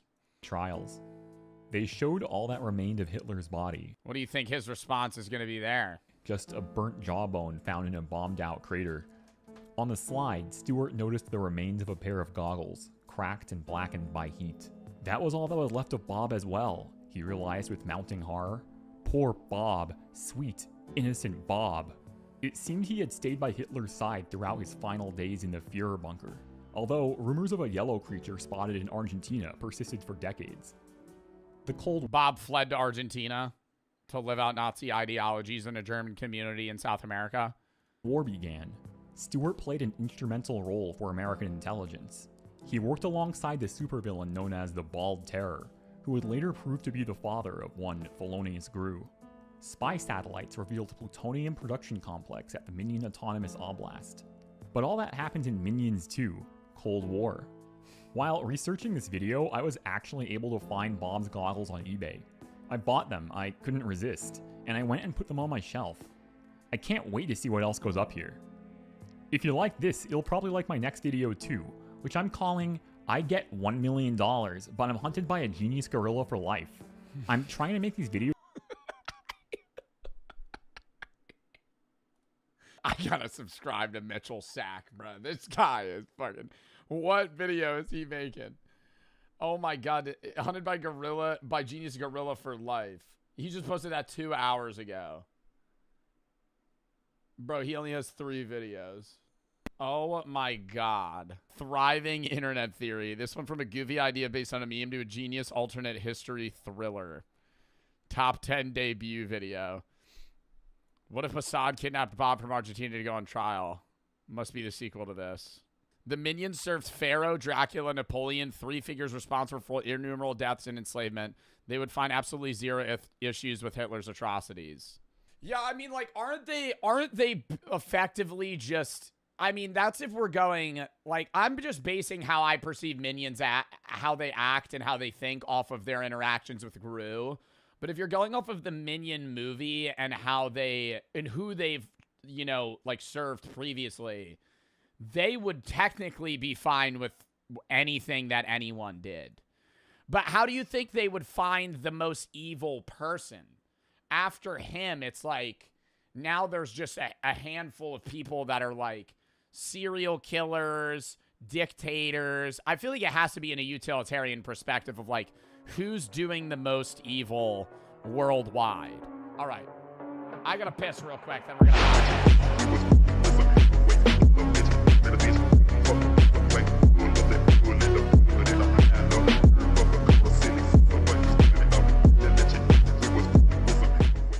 The value of that is you use up their fuel, and when they're done, you just drop them away. There you go. You don't want to carry empty tanks. Empty tanks. And then the main rocket will also have multiple stages as well. This was the brainchild of Werner von Braun. Multi-stage rockets. Right. Without him, we'd all have... Oh, yeah, Werner von Braun. Yeah, I know the name. These bullet-shaped V2-looking rockets that are not multi-stage. It was his idea to do this. You drop away things you don't need anymore, and that way the remaining thrust is pushing on a lower mass object. Right. So the SLS, with the capsule included, is about the same size as the Saturn V. But here's a good way to think about how big it is. Let's compare it to the Statue of Liberty. Oh, get the fuck out of here, dude. It's as big as the Statue of Liberty. I would have thought that it was large. It's as big as the Statue of Liberty. That's how big the fucking rocket is. I will say I did go to that one museum in Florida where they still have like one of the rockets, and you walk for like 3 minutes just under the rocket. Like it's a long rocket, but I'm seeing it on the ceiling, so you don't really recognize it. Except that's not the right comparison. Let's make the Statue of Liberty its actual size relative to the... Okay, can you put it next to like the Washington Monument? I feel like that would be a better comparison for me. SLS. So it's about the same size as the Saturn V. Okay. But it has the help from these... How tall is the rocket that... I gotta Google this. How tall is the Statue of Liberty? 305 feet. How tall is the rocket on Artemis 2? It says 322 feet. No way. That's got to be wrong. Oh, it's around the height. Oh, okay. No, see, now we're skewing it a little bit. It's the height of the Statue of Liberty with the big rock part at the bottom. Look. So the Statue of Liberty, if you're like standing at the foot of the statue, is a lot smaller. But if you add like the big, you know, rock part that it's sitting on, that's still huge. 322 feet. Solid rocket boosters on the side. Okay. All right. Point is, the capsule, which is containing and protecting the life forms, there are things like the original capsule was not expressly designed to protect you from radiation. Right. It might incidentally do so because it's made of metal and whatever, but this is radiation insulated. It has other life support systems to protect the occupants, as you would want. Okay. Okay. The original Apollo capsule could seat 3 astronauts. The Lockheed Martin one can seat 4. Okay. Right. We add another one to the mix. Okay. And of course, it is also... You add one more, you could get a League of Legends LAN. So once again connected to a rocket tower that will, if something goes wrong, in an instant... Bro, that'd be so lit. Imagine being on the spaceship, like, queuing. Bro, your ping would be crazy. It'll rapidly take the capsule away from this rocket bomb that's detonating in ways that you don't want. Yeah. Wait, do they still have that live stream? Sorry, I keep pausing. Do they still have that live stream up right now? We might be able to see where they're at. They usually have, like, live footage. Oh, no, I don't want to hear this fucking space conference right now. I want to see the view from... What the hell is this? Okay, we will take the time to get this cabin looking good, and I think you can come back on board in the HHP camera. I don't even know what I'm looking at. Is that the moon? What am I looking at? Thank you. We'll take you up on it, and we'll be coming on board. 2 FPS, obviously fake. I love when people say that. Why is the quality so bad? Oh, I don't know. Probably because we're far as fuck. Yes, exactly. So it's cool. It's good. It's nice to have a little ejector button. Ejector button. Exactly. Yeah. Exactly. In a way, the most important part of the whole rocket. Definitely. AI. Because you in it. I was going to say, that's where the people are. That's where the people are. So Artemis 1 flew the entire kit and the caboodle to the moon, and it landed in the ocean just... What the hell is this flight pattern? Why did they do that? And it landed in the ocean just like the old days. Yeah. With splashdown. Splashdown with 3 parachutes, and there was the capsule, and landed right near there was an aircraft carrier, just one of the ships that would collect it out of the water, and it was great, uncrewed, just to test the system. Next, Artemis 2. You land in Daytona, Florida on spring break. You pop the fucking top of the spaceship out. Everybody goes with crew to the moon, but doesn't land, and then comes back. Okay. Okay? That's a very Apollo 80 of them. 8. Right. 8E. To go to the moon and then come back. That's the first time we've sent astronauts off of the Earth to a destination since 1972, since Apollo 17. Damn. 54 years. I'm going to say that's tragic. What year was 54 years before we landed on the moon? It was 1914. So you see how far we went from 1914 to 1969. That's terrible. That's how I think about where we should be in space. That's terrible. Okay. So Artemis 4, scheduled for the future, will take the crew and they will land on the moon targeting the South Pole. Okay. The South Pole, we have crater rims where the sun, which never gets very high in the sky, that's... Well, lizard people live on the dark side of the moon, so this is going to be a dangerous mission. Do they have any weapons? Happens when the sun is in the sky, when you're near the poles. Right. And they're craters that are so deep with rims so high, the sun never reaches the bottom of the thing. So when comets hit and they deposit water molecules on the surface, if it's where the sun hits, it evaporates. If it goes in the middle of the crater, it's there. It's a cold trap. And we got it for water. It's forever. And so you can, quote, mine those molecules out for water. You can turn it into rocket fuel, separating the hydrogen and oxygen. I'm starting to see the motivation here. China is going to go. We like, that water's ours, China. So the South Pole is the... But what are they looking to find? Like remnants of other life forms in those asteroids, or like certain things that we haven't found before? Like in these water molecules? It's not oil. Oil. Drill, drill, drill. We're going to bring it back. Fuel. Yeah, that's what we're going to get out of the fucking moon. Yeah, how are you going to get that shit back? Object of affection these days. Yeah. Not only China has sent rovers there, Russia has sent a rover. One of them crashed, I think. We've sent a spacecraft to the South Pole. So that's where everybody's sort of gathering right now. And if it's going to be a turf war, it's going to be there. And we didn't want to be left out. There it is. Well, there it is. Once again, it comes down to the fact that we don't want to get beat. We have a real or perceived threat from an adversary that we are reacting to. But that's not going to be in the top cover. What does our treaty say about, like, water is now a commodity on the moon? So what does our treaty say? There's the Outer Space Treaty, which was modified, updated to become the Artemis Treaty. Oh. It's signed by 50, 60 countries. Okay. Not China. Not Russia. Oh. They came up with their own treaty that they signed among themselves. Okay, so they got a treaty. We got a treaty. The treaty means you help each other in need. You don't hide secrets. What a perfect opportunity to showcase cooperation amongst nations. To reinvent ourselves as a cooperative. It really does blow that, like, if all the world superpowers actually got along and shared info with each other, we as a species would advance at such a more rapid rate than we do now. Because we're just gatekeeping info from one another that, like, oh, we need this bit of info that you have. You need our info. And instead of just giving it to each other, we're going to spend 10 years trying to figure it out so we can piece our own puzzle together rather than just handing it to each other. Like, as a cooperative species, like we're not on Earth anymore. Like it's all Kim, bro. It's over. I'm telling you right now, Kim Jong-un has zero valuable information for any of the world superpowers. I'm more so talking about China, Russia, the United States. If they all shared info with each other, that would be fucking awesome, Right. We can't even go to the damn moon and work together. You would think look, let's all work together. Kim Jong-un's cooking up fucking burger recipes on his fucking end in North Korea, dude. They got about jack shit. They're about 9 to 10 years behind from what everybody else is cooking up, dude. Together, we can all get this water because guess what? You know, whoever Kim Jong-un making liquid cheeseburger recipes. gets it, we need it to get to Mars or wherever else. Ugh. It's the old watering hole problem with tribes. Yep. All over again. All over again, except on the frickin' moon.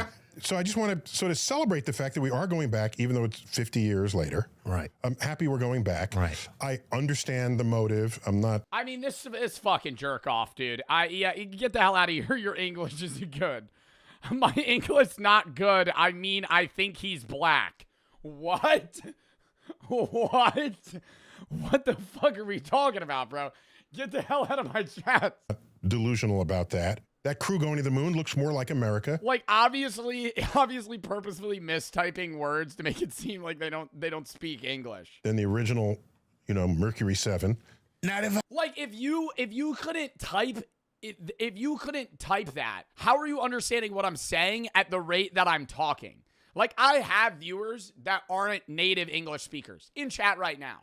Right, but they still probably know how to say, "Oh, what are you what are you saying? You're just okay? Yeah, Neil's black. What? What does that have to do with anything? I can help it."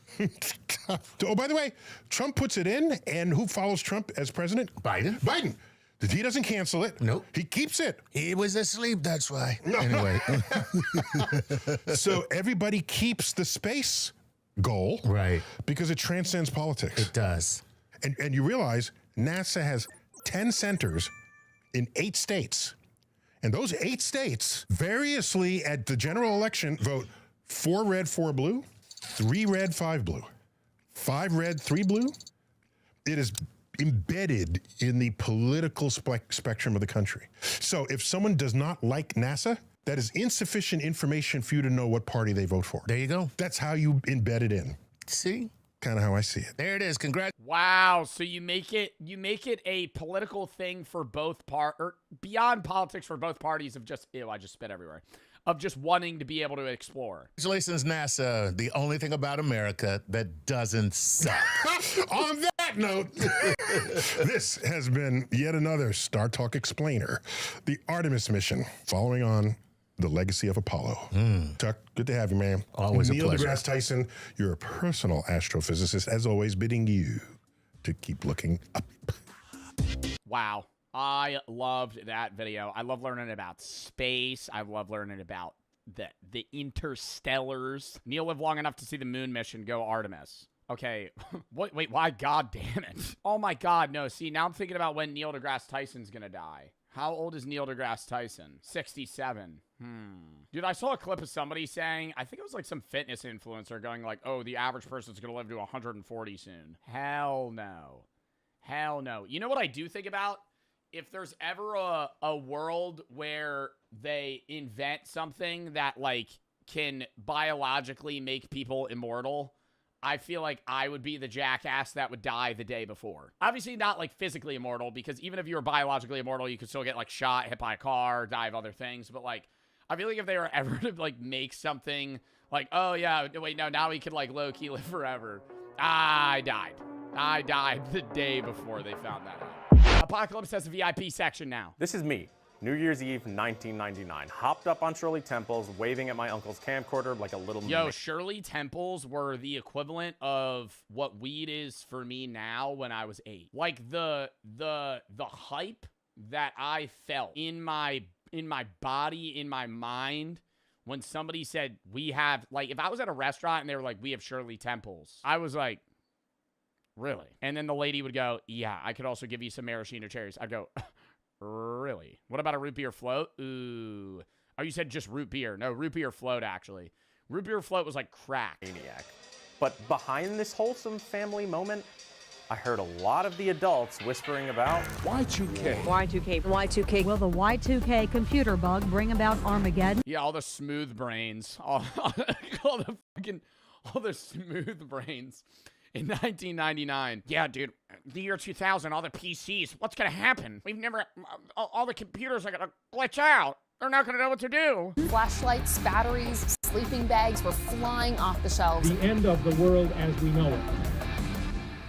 I remember thinking, why are we here if the I would have felt, well, I mean, I was alive. I wasn't alive for Y2K, but I was alive for the Mayan calendar. If I was older, I would have been a little suspicious about the Mayan calendar, I must say. That would have been, wasn't that 2012? Was when the Mayan calendar ended? The world is supposed to end. It introduced me to a thought I think we've all had. If it really fell apart, what would we even do? What's the plan?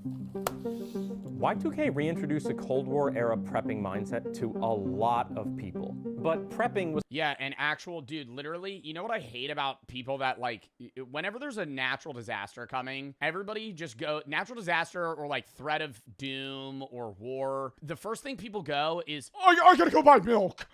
I gotta go buy milk. I got milk and eggs. That's what I gotta go to the grocery store. Still looked at as something. I gotta go to the grocery store. We're gonna eat what are we gonna do with whole milk? Yeah, and toilet paper. Toilet paper I get more because I don't want to wipe my ass with some other shit.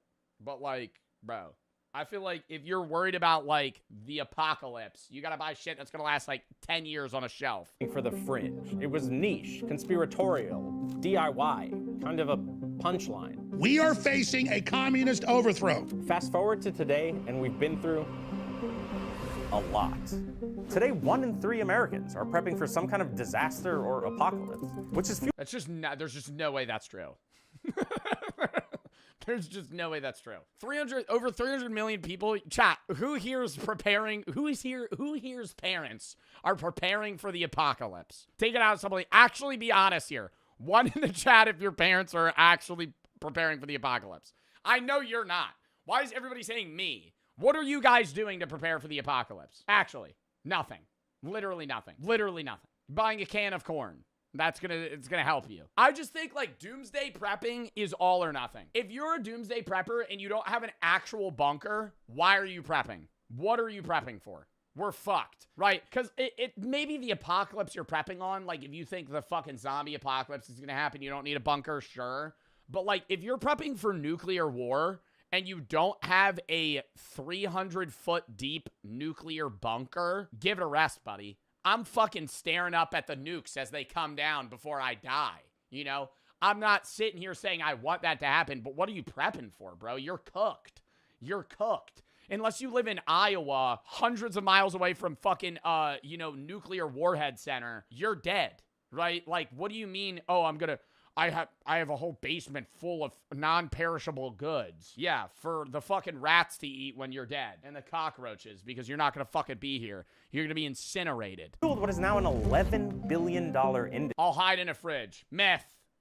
I know it's in the Fallout show, and that's how the one guy survives a nuke. Not true. You actually die quicker. If you're in a house fire or anything where there's a large amount of heat or blast radius, you die faster in a fridge. History. I spent a lot of time in the different prepping subreddits, discords. It's like a pressure cooker. Grandparents have a ton of meals ready to eat. Guns, ammo, no homes in town I live in have basements. I wouldn't call them doomsday preppers, but they want to be prepared. That's different, right? Like having MREs and guns, that like, I feel like that you're preparing for like a government overthrow. Right? Like the way that you're describing it is like you're preparing for like a home defense situation in a scenario where there's going to be people that are, overthrowing the government and there's full collapse and now it's like every man for themselves. But like, I feel like the most likely doomsday is nuclear war. And in that sense, it's just like, why even prepare? Unless you're Mark Zuckerberg and you have a fucking $1 billion vault. Like, what are you doing? Especially depending on the state you live. I think there's a point for preparing for the apocalypse if you're far from a military base in like the Midwest. But like if you live in anywhere in the Northeast, you're dead. If you live anywhere near a big city, you're dead. You know? Like if you're like I'm a doomsday prepper and you're 50 miles away from Philly, New York City, Miami, Austin, Dallas, fucking anywhere like that, Denver, dead. You're dead. And blogs to learn about the community. Because they're bombing those places. DC, yeah, dead. And their mindset that's really driving this industry. There's a product for almost every imaginable scenario. from relatively affordable basics. What about Maine? Is there a military base near you? If so, dead. Dead. Not living. I'm saying in the actual, like, scenario where nuclear fallout causes a doomsday scenario where, like, the entirety of the world is, like, trying to survive, and we go into, like, a nuclear winter, you're fucked. You're fucked. I have a gas mask. I have a gas mask. Oh, great. Oh, great. That's awesome. All the way to this. And you're saying that there's a bunker behind this? That'll keep you alive. That's what... But see, yo, look. Hold on. Affordable basics, all the way to this. That motherfucker's a multimillionaire, right? If you live in a house like this, okay, now we're getting somewhere. Now already you have a net worth of $100 million, and you live in the middle of nowhere in fucking, like, whatever state this is. And you're saying that there's a bunker behind this? Yeah. How much does that bunker go for? This one's about $600,000-$700,000. Change the price for the meme, bro. Come on. We build bunkers $700,000 for when the whole world falls apart.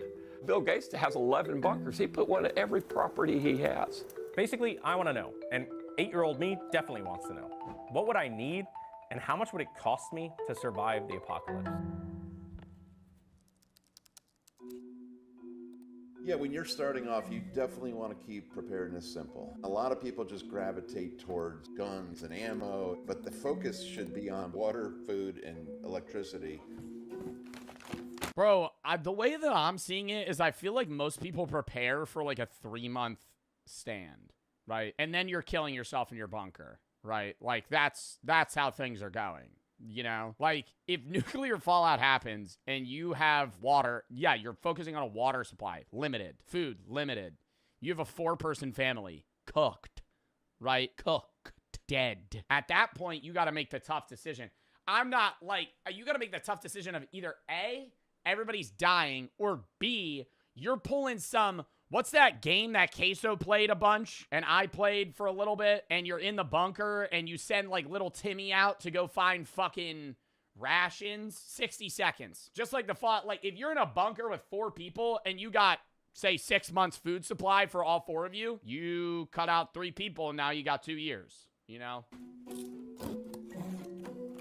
I'm not saying you kill your family in this situation, but I'm saying, like, why prepare for the apocalypse if now you're putting yourself in the even worse situation, because now you're trapped in a bunker with your family and you're starving to death versus just getting wiped out in the nuclear blast. I'm taking the nuclear blast. What did I join into? Yeah, or you just start eating each other. Like, oh, God, no. Products fall between $0 and $100. For water, there are things like these 60-gallon bladders, water purification tablets, and personal... You had your friend over when the bombs hit. You guys are in the bunker together. You got to make the tough decision. Do you eat Timmy? Family first. So, it's like you had your friend John. Now John's in the bunker with you. It's like, hey, John, we didn't really plan for you to be here. Water filters. You're also about $1.80 and pretty lean, man. That's a lot of calories. Like this Life Straw. Now, I could potentially chop an arm off, God damn. You know when your vape is clogged? For food, I can, of course, buy... On God, that's relatable. You know when your vape is clogged? For food, I can, of course, buy... Vape's clogged, you suck really hard and put your tongue in it.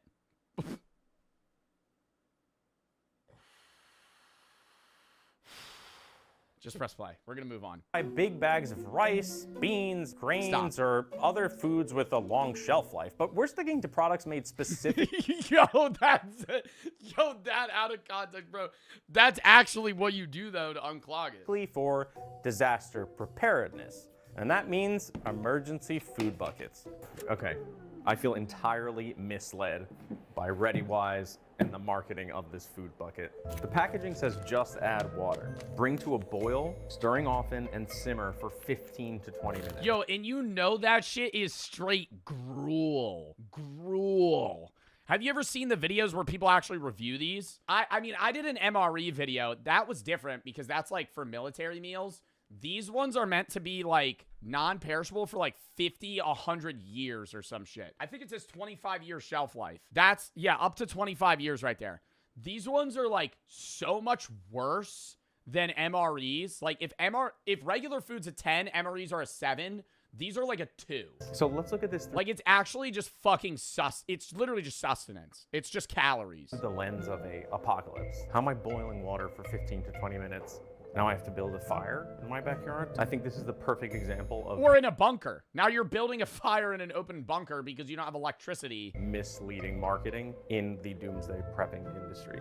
Could you eat it dry? Like you have like ramen, but like no water to like cook it in? This is what we're living off of during the apocalypse. Powdered milk, orange drink mix, and vanilla pudding. Ready-wise, count your days, motherfuckers.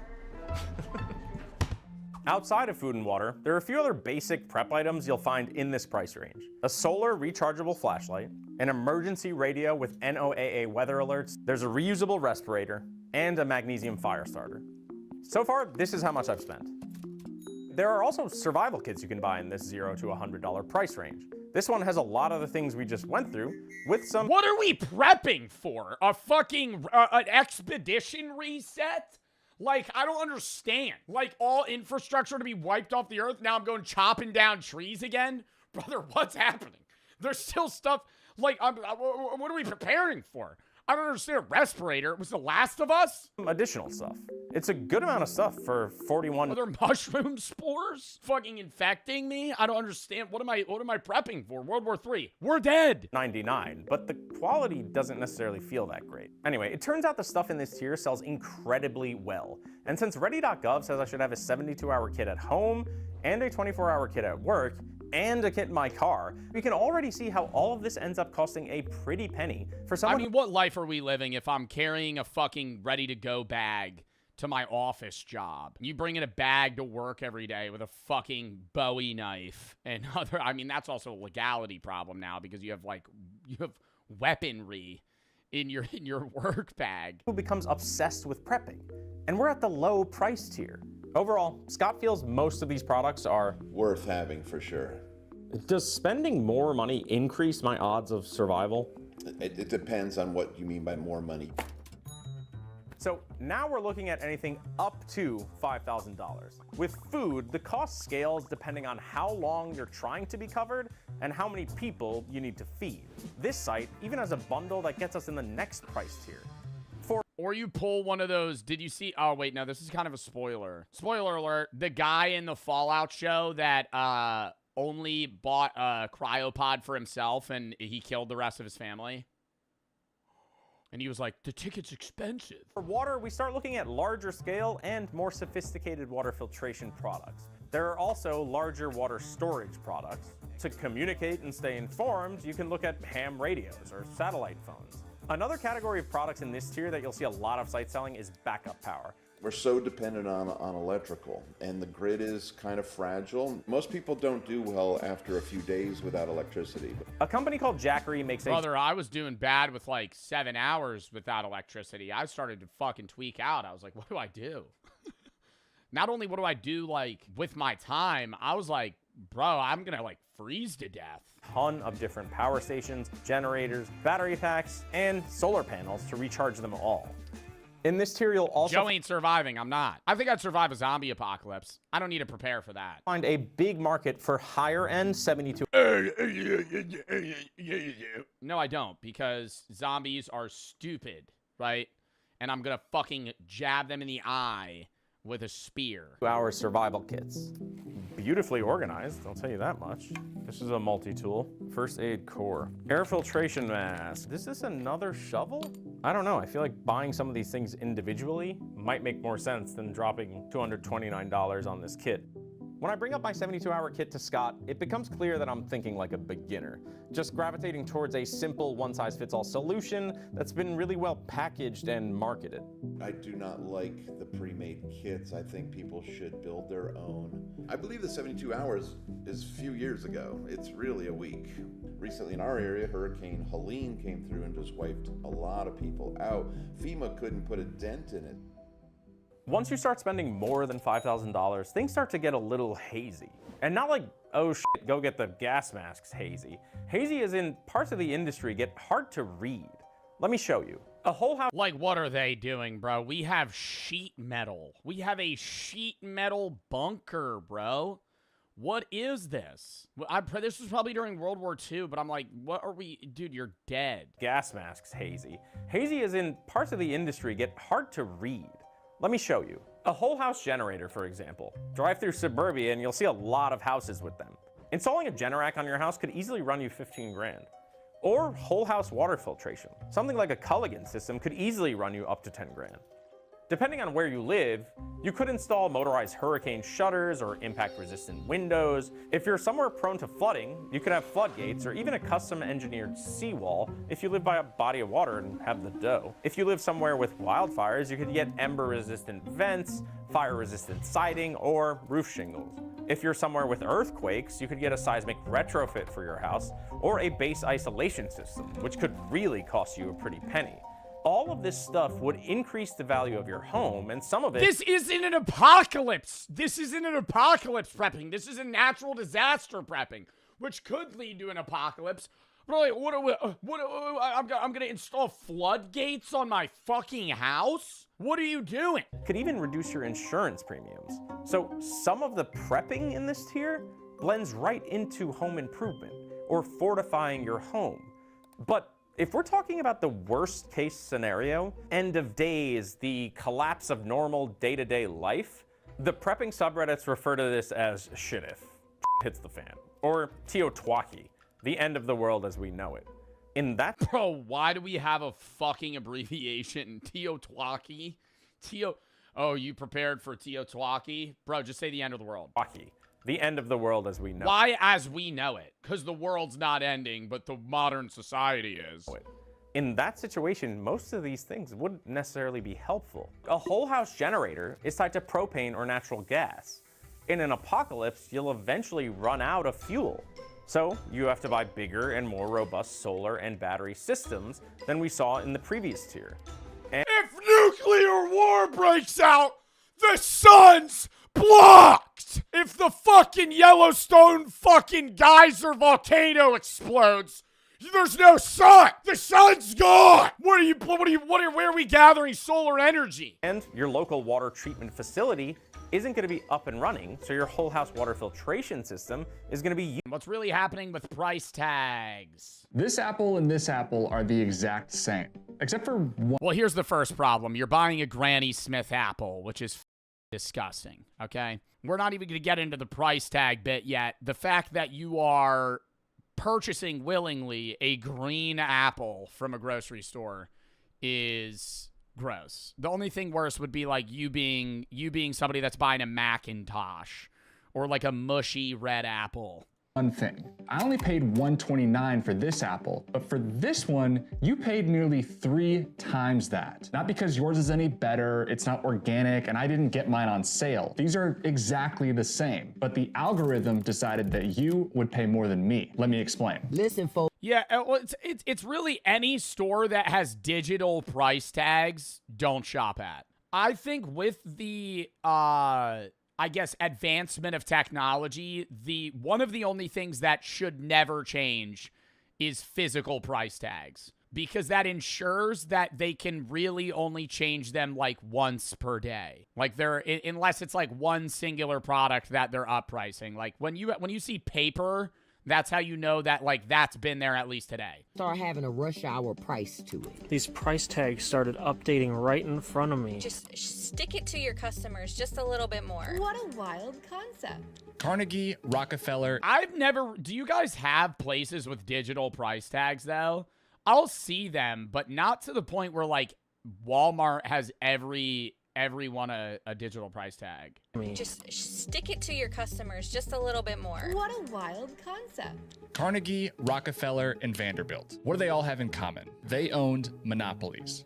Carnegie was the king of steel, Rockefeller was the king of oil, and Vanderbilt was the king of railroads. These guys focused all of their time and money on one thing, and that was dominating their industries. As their businesses grew, they were able to effectively crush any competition and choose whatever price they wanted to charge. And they were pretty much untouchable. But in 1890, a senator from Ohio formed a bill that would allow the government to step in. This bill, also known as the Sherman Act, only had two sections. Section 1 made price fixing illegal, and Section 2 made it a crime to monopolize or attempt to monopolize an industry. As you can imagine, when the government passes a law that goes against the richest people in the country, they usually find creative ways around it. So in 1914, the government had to pass. It's illegal to monopolize, but what counts as a monopoly, right? Like the fact that you have zero competitors, because you could argue that a lot of the big companies right now, like the top 5 in the S&P 500, are effectively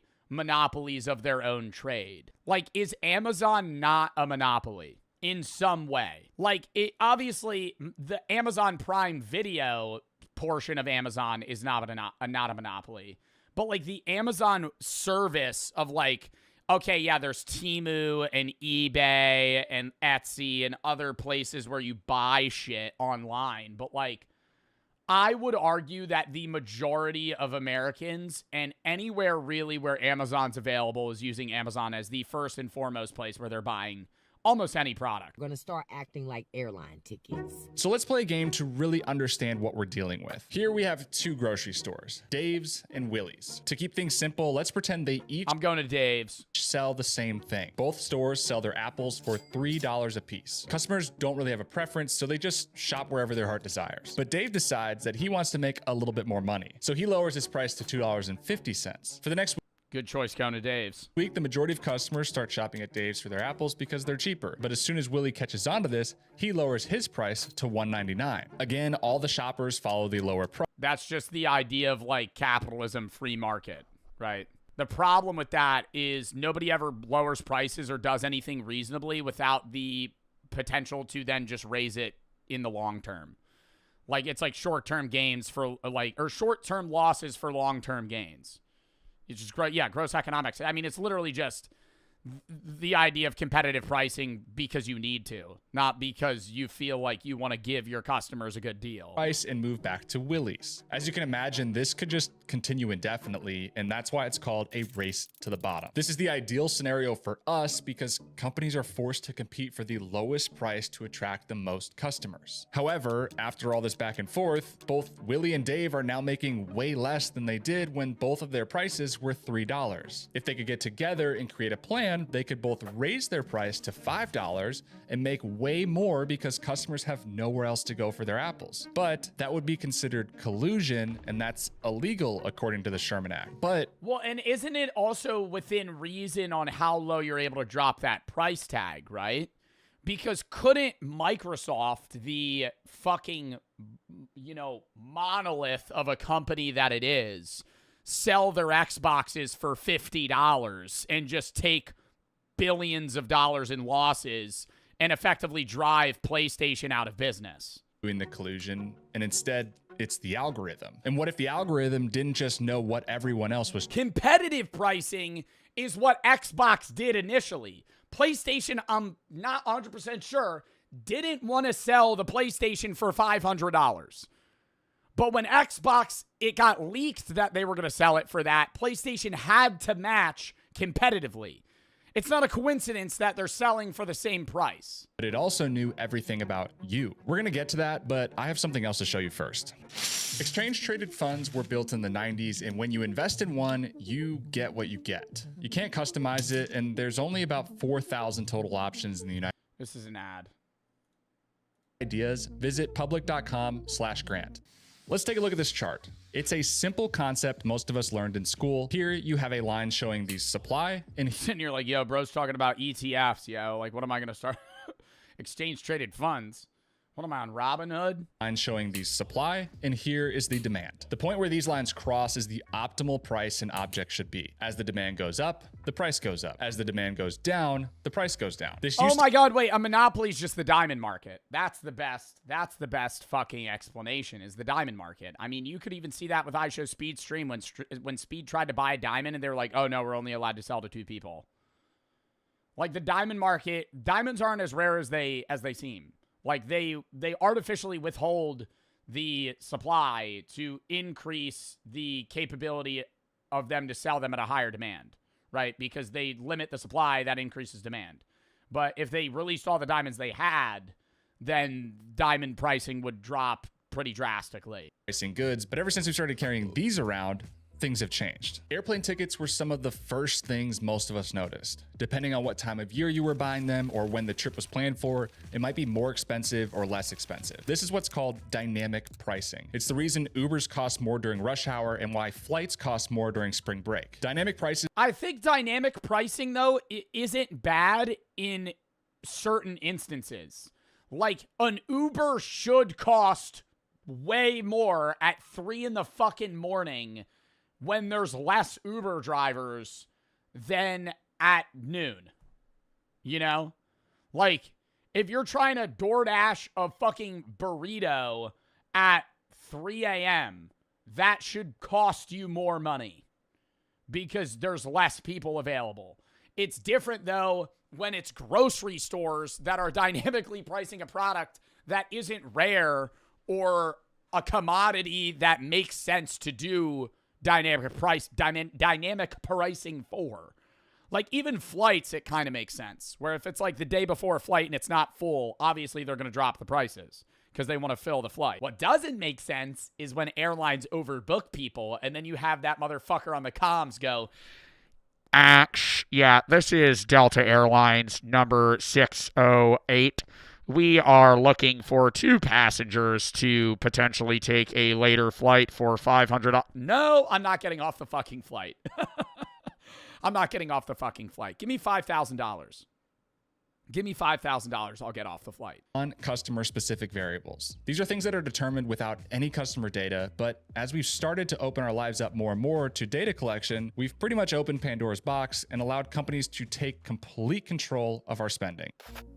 If we return back to the Sherman Act, for something to be considered collusion, there needs to be an agreement to fix prices between multiple parties. But that agreement doesn't need to be said, written, or even directly agreed on. It could be something as simple as a wink. For example, if Dave and Willie, our grocery store owners, are out golfing one day and Dave says, "Man, the price on these apples is way too low." Then they both go and raise the prices the next day. That's considered illegal collusion. In other words, you don't need a direct agreement at all. You just need to prove that they are no longer acting independently. That leads us to the problem we're having today. And in order to explain this, I think we need to order some groceries.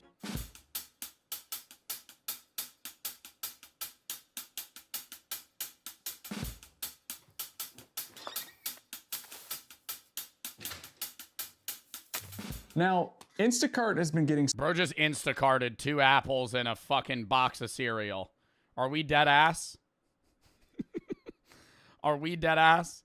I feel like it's a waste when you're not ordering. Like, yo, I always think if I'm going to order something, I'm going to order like $100 worth of shit. Like, don't, like, dude, you remember that one time when Handsome DoorDashed a fucking Red Bull? Like a singular Red Bull. I'm like, you just paid a guy to walk into a 7-Eleven, grab a Red Bull, and drive it to your fucking house. Like, that is insanity. Some heat lately. In a recent investigation, Consumer Reports found that grocery store prices were completely different for each customer, sometimes as much as 23%. And most of us know Instacart because of their app and being able to simply order our groceries instead of walking around the aisles of a grocery store, but they are also the leading software that grocery stores rely on. I mean, just think about it. Instacart had over 250 million orders in the first 3 quarters of 2025 alone. That's hundreds of millions of data points that they can compile and sell to the grocery. Yo, I never use Instacart because I don't want another motherfucker picking which blueberries I'm using, okay? When I go to the produce section, I'm looking at the case. I'm seeing, oh, no, that one's got a rotten one. Don't want it. That one's good, you know? If I get Instacart, now it's some minimum wage. It's one of you guys. It's one of you guys, you know. You're high on the job, you know. You don't give a fuck if I get good grapes. Because you're just fulfilling the order. Why would you put that extra effort to be like, oh, this raspberry's a little fuzzy on this one? Fuck no. Why are we catching strays? Because the people that fulfill Instacart orders are usually like starting out at a Walmart. It's not somebody that's us, because the older people are the ones at the front checking the fucking receipts and just racially profiling people. The people that are doing Instacart are like the young guys that are rushing around to get shit done. The old people that have been there are the ones that are only stopping black people at the front. That's what they're doing. I mean, that's literally what they're doing. You can watch them do it. That's what they do. Grocery stores to improve their efficiency because it's a digital. That's cap, brother.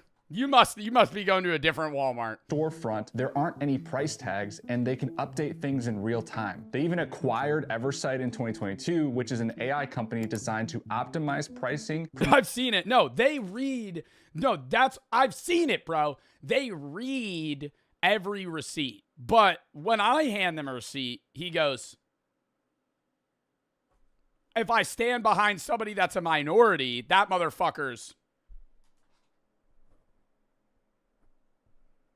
looking through each individual fucking thing. I'm like, yeah, no, that's crazy. Promotions and discounts. But that optimization isn't for the customers, it's for the stores. According to Instacart, the tools they've built with Eversight can increase grocery store sales by 1 to... I'm a minority. Thank you for sharing, Zod. I've never seen that in my life. I go to Costco. I've never stepped foot in a Costco in my life, so I couldn't tell you what Costco's got going on. 3% and profit from additional sales by 2 to 5%. All of this being driven by an algorithm that is not only testing and updating prices and discounts. Well, you're rich. I still shop at Walmart. And profit from additional sales by 2 to 5%. All of this being driven by an algorithm that is not only testing and updating prices and discounts in real time, but it's also using our information against us. Which brings us back to our previous point on dynamic pricing. If you remember, dynamic pricing is based on non-customer specific variables. But to do what Instacart was doing, you need customer data like where they live and what they do for work, otherwise known as surveillance pricing. It is important to note that as of December 22nd, 2025, Instacart did announce that they are immediately ending all price tests and use of Eversight technology to run those price tests, but they are still allowing tests on promotions and discounts. Now, surveillance pricing really caught on thanks to social media. As we've shared more of our lives online and taught the algorithms what type of things we like to look at and buy, we're giving them the keys to our brains and how we shop. Not just that, but the brands have also found new ways to collect even more. Well, the AI's gotta be fucking glitching out on TikTok, brother, because the ads that I get on that fucking app are absolute horseshit. None of the stuff that I see, I have any interest in. The only thing that I will say is I get a lot of fidget spinner lighter ads, and I almost bought one of them. Data, and they've gotten really good at hiding it from us. All those loyalty programs you belong to, they're not really designed to reward your loyalty with free drinks and fries. Instead, they're just the bait to extract even more information from you. When you download their apps, you're giving up access to things like your location, the purchases you make on your phone, and some apps even include mini games that you'll play for extra points. But those mini games What app are you playing? It has a mini game for extra points. Are actually designed to study your psychological habits to learn even more about your shopping style. So when you're presented with an ad or you're looking to order your next meal, the app knows exactly what to put in front of you to maximize their profit. And that decision is made by an algorithm. These algorithms are constantly taking McDonald's. Yo, whenever I pull up, you ever pull up to I haven't been to a McDonald's in so long, but you pull up to a McDonald's, are you using the app? No. No. New information and forming opinions on you and what you're willing to spend. And this gets really creepy when you start to think about it because these brands have built these huge profiles on us. If I lived in Beverly Hills, I used an iPhone, I shop at Whole Foods, I make reservations at nice restaurants, and I typically take 2 to 3 vacations a year, my shopper profile would feed me higher priced goods every time. And I would buy them without... Yeah, because you're not reading the price. I mean, dude, that's the one thing that it's like... One of the most immediate luxuries of having a level of wealth is you don't you're not individually itemizing a receipt. You know, you're just looking at it and going, okay, this costs this amount of money, and then writing it off, right? Or not writing it off like tax purposes. I'm saying like pushing it off, moving it to the side. Like you don't give a fuck, right?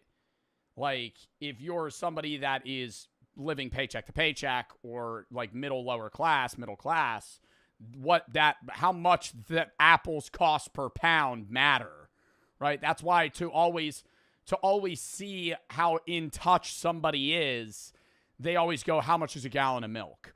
I don't know, not because I'm not in touch, but because I don't drink dairy because Big Milk is a fucking con. I guess the price of my total every time I go to the grocery store, and I'm right within $5 every single fucking time. Every single fucking time I'm within $5 of that bitch. Went 2 days ago, and I'm telling you, I said, I'm looking at everything, I go, it's probably gonna be $150. Actually, 160. It was 163. Get me on the Price is Right. Not a second thought. On the other hand, if I only shopped at discount stores, I'm already saving coupons. How much are eggs? Don't know. I can tell you how much chicken costs, though. Chicken tenderloins. If you get the Purdue chicken versus the Walmart chicken, it's different pricing. But I usually get the Purdue chicken packets that are about like $6.30 a thing. And it comes with about 8 tenderloins. And I get 2 of them. Rarely purchase something if it's not on sale. The algorithm will only ever feed me discounted items or lower priced goods. But don't just take my word for it, because this is actually happening around us right now. In 2019, an investigation showed that Target was charging $4.99 for a TV on their app. But when you pulled into a parking lot of one of their stores, the price would increase to $5.99. Because the algorithm— They were up at that bitch $100. Assumed you're more likely to purchase if you're already at the store. Also, in 2012, Orbitz was caught pushing Mac users to more expensive hotel options than PC users. When you would log onto the site with a Mac, the more expensive options would pop up first. The algorithm assumed that if you had a Mac, you were probably in a higher income bracket and could afford it. One study even showed that shoppers selecting fast delivery on baby formula were labeled as rushed parents and were assumed to not be price sensitive. So the algorithm would just bump up the price on baby items. But the problem's— The one other thing I gotta say that does this that I don't care and I think it's cool is stock market bars. There's bars where the more people that are buying a drink, the more it costs. So there's like price crashes and hikes, and they'll have a list of like pricing that constantly changes. Those bars are cool as shit. Where if everybody's buying Coors Light, now it's fucking, instead of like $6 or like $8 a can, if it's just like a cheaper bar, now it's 12, 15. But if it's like nobody's buying, Mango Cart, now Mango Carts are real cheap. Just buy the cheapest shit. Yeah, but then you buy the cheapest shit, then it gets expensive. Then you gotta switch drinks. These algorithms aren't actually owned by each individual brand you have an account with. They're typically third-party providers, which means your data is being collected by one brand, sent to another company, and then compiled and shared with who knows how many companies. And now they all have access to what makes you most likely to purchase and how much you're willing to pay. But because all these brands use the same third-party providers, the algorithm also knows what every other brand is charging for the exact same thing. And in order to explain why that's a problem, we need to look at a company called RealPage. They're a software company that landlords could use for a variety of things, but specifically, it helped them determine the optimal price to rent their units out at. Similar to Dave and Willie and their grocery stores, landlords used to set their prices with a ballpark idea of what the market was willing to pay. They did this based on things they saw, heard, or observed around them. They weren't allowed to do this through agreements with one another because that would be collusion. But by using RealPage, landlords were getting pricing suggested to them. That pricing was calculated using all of the confidential data that RealPage had access to, which included all of the prices of the rental units in their area and the supply of units available. Using this information— I was gonna say, I assumed that's how they did it. It's just like, how much are the other apartments around the same square footage in the same building going for? The algorithm learned that instead of constantly decreasing prices to compete with other landlords, it could just set a higher rate for everyone and give the renters no other options. In some cases, the rental rates run by RealPage software increased by over 25% in just 11 months. It's just like the conversation Dave and Willie had earlier about raising the price of apples to $5. If everyone raises their price, there's nowhere else to go and the customers have to pay it. But this brings us to the question. Well, isn't that part of the problem with like Section 8 housing as well? Section 8 housing is when you could get part of your rent paid for by the government, for the people that don't know. Part of the problem with Section 8 housing is places will partake in Section 8, but then up their pricing, knowing that a percentage of it is going to be covered by Section 8. So they're actually just making you pay more because they know the government's going to be paying for a percentage of what it is. I'm not a genius on real estate, though, so it's just like greed, though, of like real estate owners. If it's an algorithm determining the prices and the landlords or companies aren't actually discussing anything— Imagine a world where people aren't slaves to money. The problem is money's kind of needed. You could have different economies that run and have rules for how money is shared and how much things cost, but you kind of need money in a society for it to function. If you don't have money, then you need something that is an attributed asset or something that is valuable and can be given a price-to-price ratio. It used to be the gold standard, right? So, like, everything used to be based around gold. Now it's based around the US dollar or whatever currency that your country has. But you need some sort of centralized thing that is different from just trade items. You need something that just has value. Otherwise, you can't trade for certain items. Because, like, the older days, it was like, hey, I have a bunch of wheat. Well, I don't need fucking wheat. So you then trade wheat for gold, and then you use gold to buy something else. Is it collusion? This has been a hot topic as AI and algorithms have completely outpaced our current laws, but the DOJ in several states did sue RealPage over anti-competitive practices, and there's currently a proposed settlement between the DOJ and RealPage that would force them to stop offering software that recommends how much to charge tenants, which is a win, but there also has been similar cases related to hotels and casino pricing that have been dismissed in court due to lack of evidence. Which leaves us in this weird twilight zone, and is part of the reason this video was so hard to make. As AI continues to advance and we continue to integrate the digital world with the physical world, how far is this all going to go? This is an electronic shelf label. You've probably noticed them at stores like Best Buy or Target, and in theory, it makes it easier for stores to reprice items or change shelf layouts. But they can also be changed remotely at any time, which means it won't just be Instacart changing the pricing in the app while you're shopping, but they could update it in real time depending on who's looking at it. Kroger recently partnered with Cooler Screens, who makes those digital freezer doors we're starting to see that often have an ad on them. But the scary part is that they also have a That's even worse, bro. The fucking freezer doors that just have ads and other shit on them that tell you like what's in there, but it's also popping up other shit that it thinks you might want because it sees that you're standing in front of it, so it profiles you and then markets to you what they think you would most want. Facial detection feature in them, allowing them to change the ad on the screen depending on the age and gender of the person standing in front of it. Kroger does deny that they're using the facial recognition technology, but we can all imagine what's possible if they decide to turn it on. Pretend you were to walk into a store tomorrow. As soon as you walk through the door, your phone pings so the algorithm knows you're in the building and immediately has all of your shopping preferences saved. As you're walking through the produce aisle, the algorithm knows you've been watching TikToks about banana bread, so the price tag on the bananas instantly increases from $1.59 to $1.99. As you continue walking through the store, you reach the freezer aisle. Bananas still aren't even that expensive, bro. Bananas are about the cheapest fucking thing you could buy at a grocery store, dude. Bananas are like 50 cents a pound.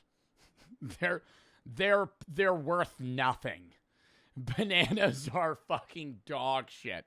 Like, it's because there's so many of them and they're so easy to preserve that they could just fucking sell them for almost nothing. Or recognizes that you're with your 15-year-old nephew, and because the algorithm also knows you've been watching Netflix on your phones, an ad pops up for the new Stranger Things Eggo Waffles collab. Not only that, but the camera also sees your 8-year-old niece who always asks your Amazon Alexa to play the songs from Frozen. So it shows a buy one, get one half off of the waffles and a Frozen-inspired ice cream flavor. Oh my God, the Stranger Things Eggo Waffles? And a Frozen-inspired... Like, why is that a product? Fucking throw that in the garbage. Frozen 2 Magical Mint Snowflake. That makes more sense. Neither of which were things we were planning on getting when I walked in the door, but now they're in my cart and I'm spending more than I originally intended. This is just a small example of what's possible with this technology, and it's only getting smarter and better at predicting the maximum amount we are all willing to pay. If we continue down this path, there won't be a market price anymore, and competition will basically just disappear. We would reach a state of what economists call perfect price discrimination, meaning every person will see a price that is 1 cent below the maximum amount we would pay for an item. Some people would pay $4.99 for an apple, while others would pay $1.99. And all of this is almost unavoidable. Some economists say that surveillance pricing creates a more efficient... Unless I start acting like I like certain products and hate others. I start tweeting out that I despise Honeycrisp apples and I think that they taste like fucking shit, right?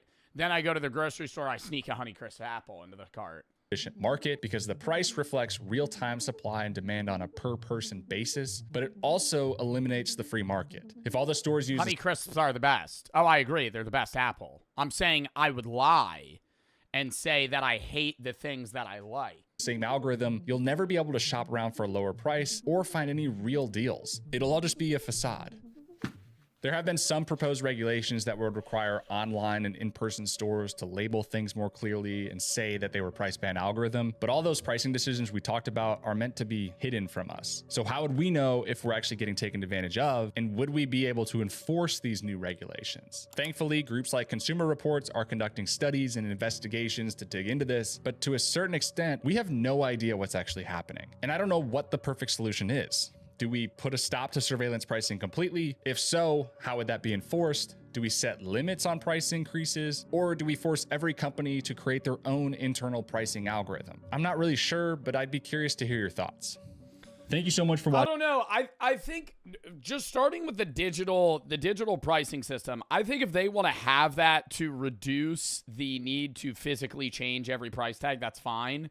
But there has to be some legal rule that they're only allowed to change prices once a day, you know, like at the start of the day. Like once that is set, they're not allowed to change it at noon during rush hour when they know more people are going to be in and they're in a hurry and they're just going to pay more for the product. Like stuff like that. Outside of that, like the collusion of companies working together to determine prices, just fucking remove the capability for them to share information with each other.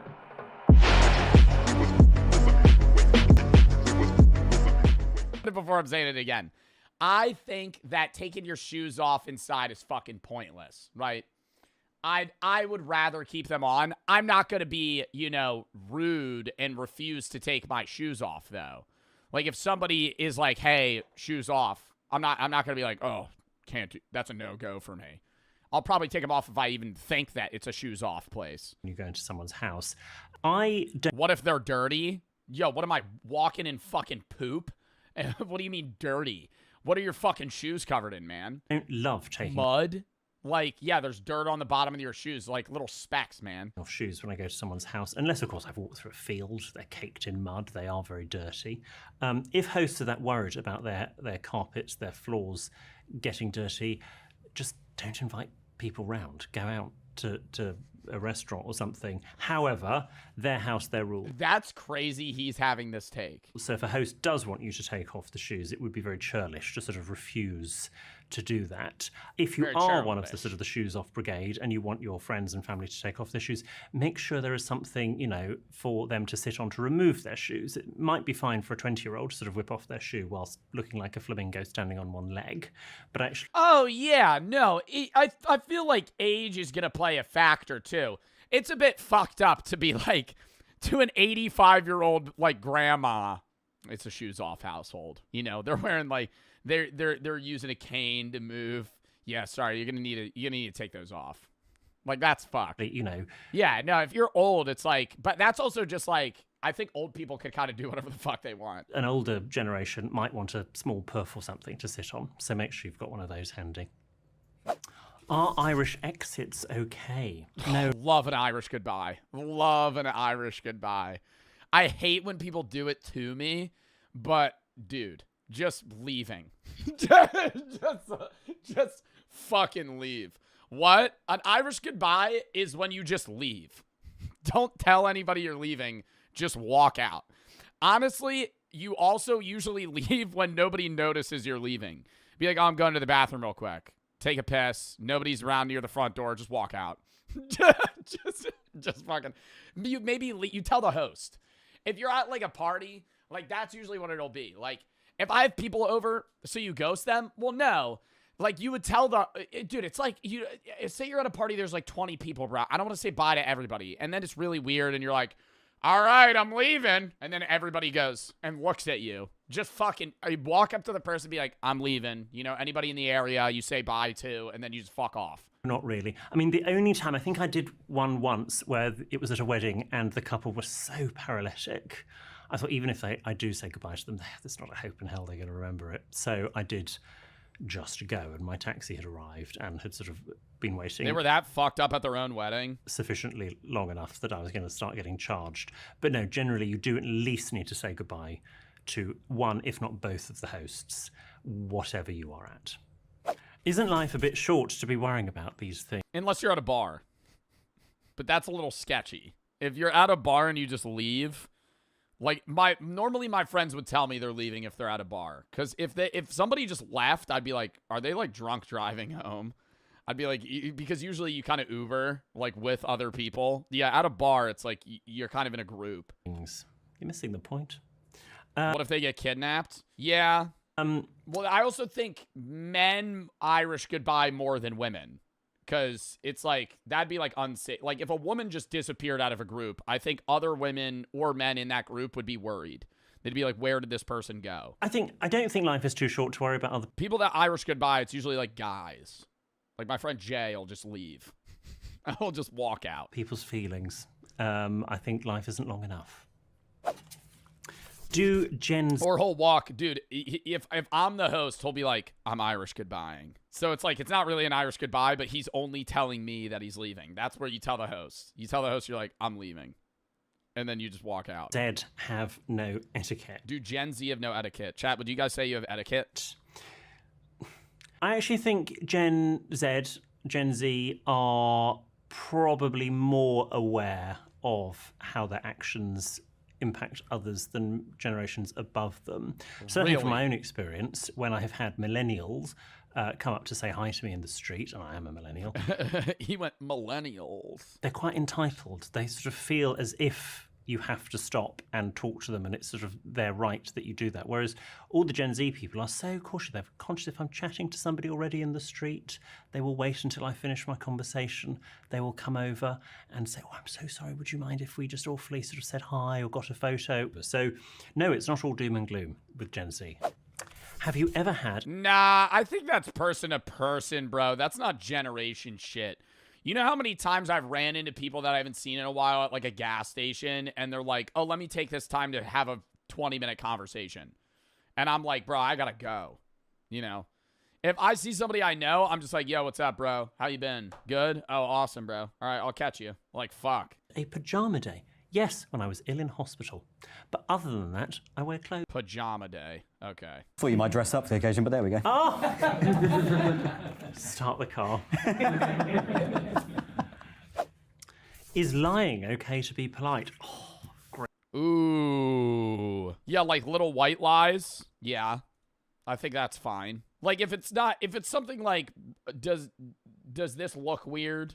No. You're indifferent. You know, it doesn't look weird, but it's like, you know, you kind of get what they're saying, but you just don't want to fucking have them like freak out and be like insecure about their outfit or something. No, it looks fine.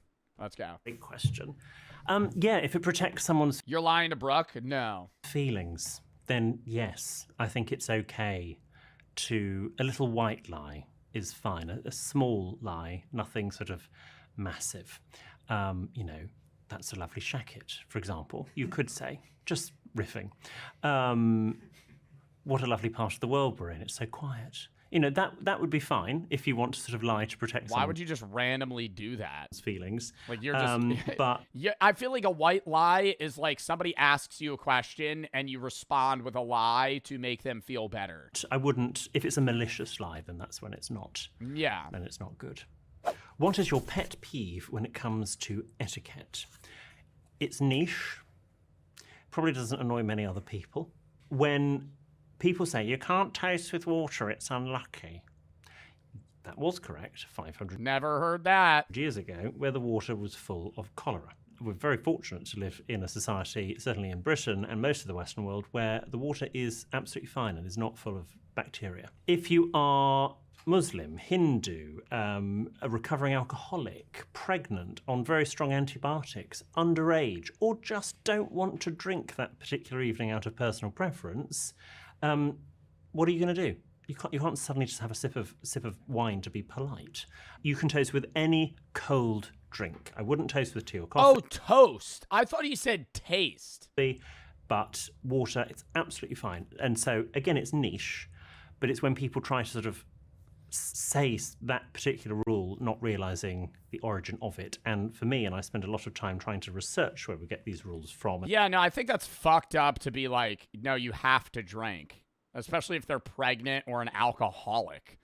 What? Now, I think there is something different, though, if your friend's like, if I'm out at a bar and everybody's drinking and I'm like, let's all get shots, and my friend's like, nah, I'll be like, come on, you know?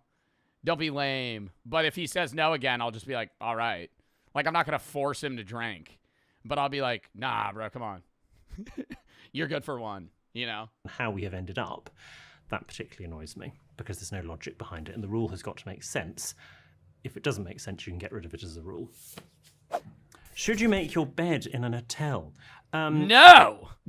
Well, depends on the type of hotel you're in. I would say if you're paying for housekeeping or you've requested for housekeeping, then no, there's no need. Why would you make your bed in a hotel? You don't want to make your bed look like an absolute sort of bombs hit it before you go out for the day and put the please make up my room sign. Oh my God, I don't think it cares, bro. If I'm at a going to a hotel is like shit scattered everywhere.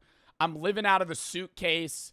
I just have stuff and trash in a corner. Clothes are on the ground. It's like a pigsty, bro. Like, I don't give a fuck, right? Because I'm only there for like 2 days. On the door, but you don't need to do it yourself because that's part of what you're paying for. You don't get a reduction in your room rate. So, no, you don't need to make your bed.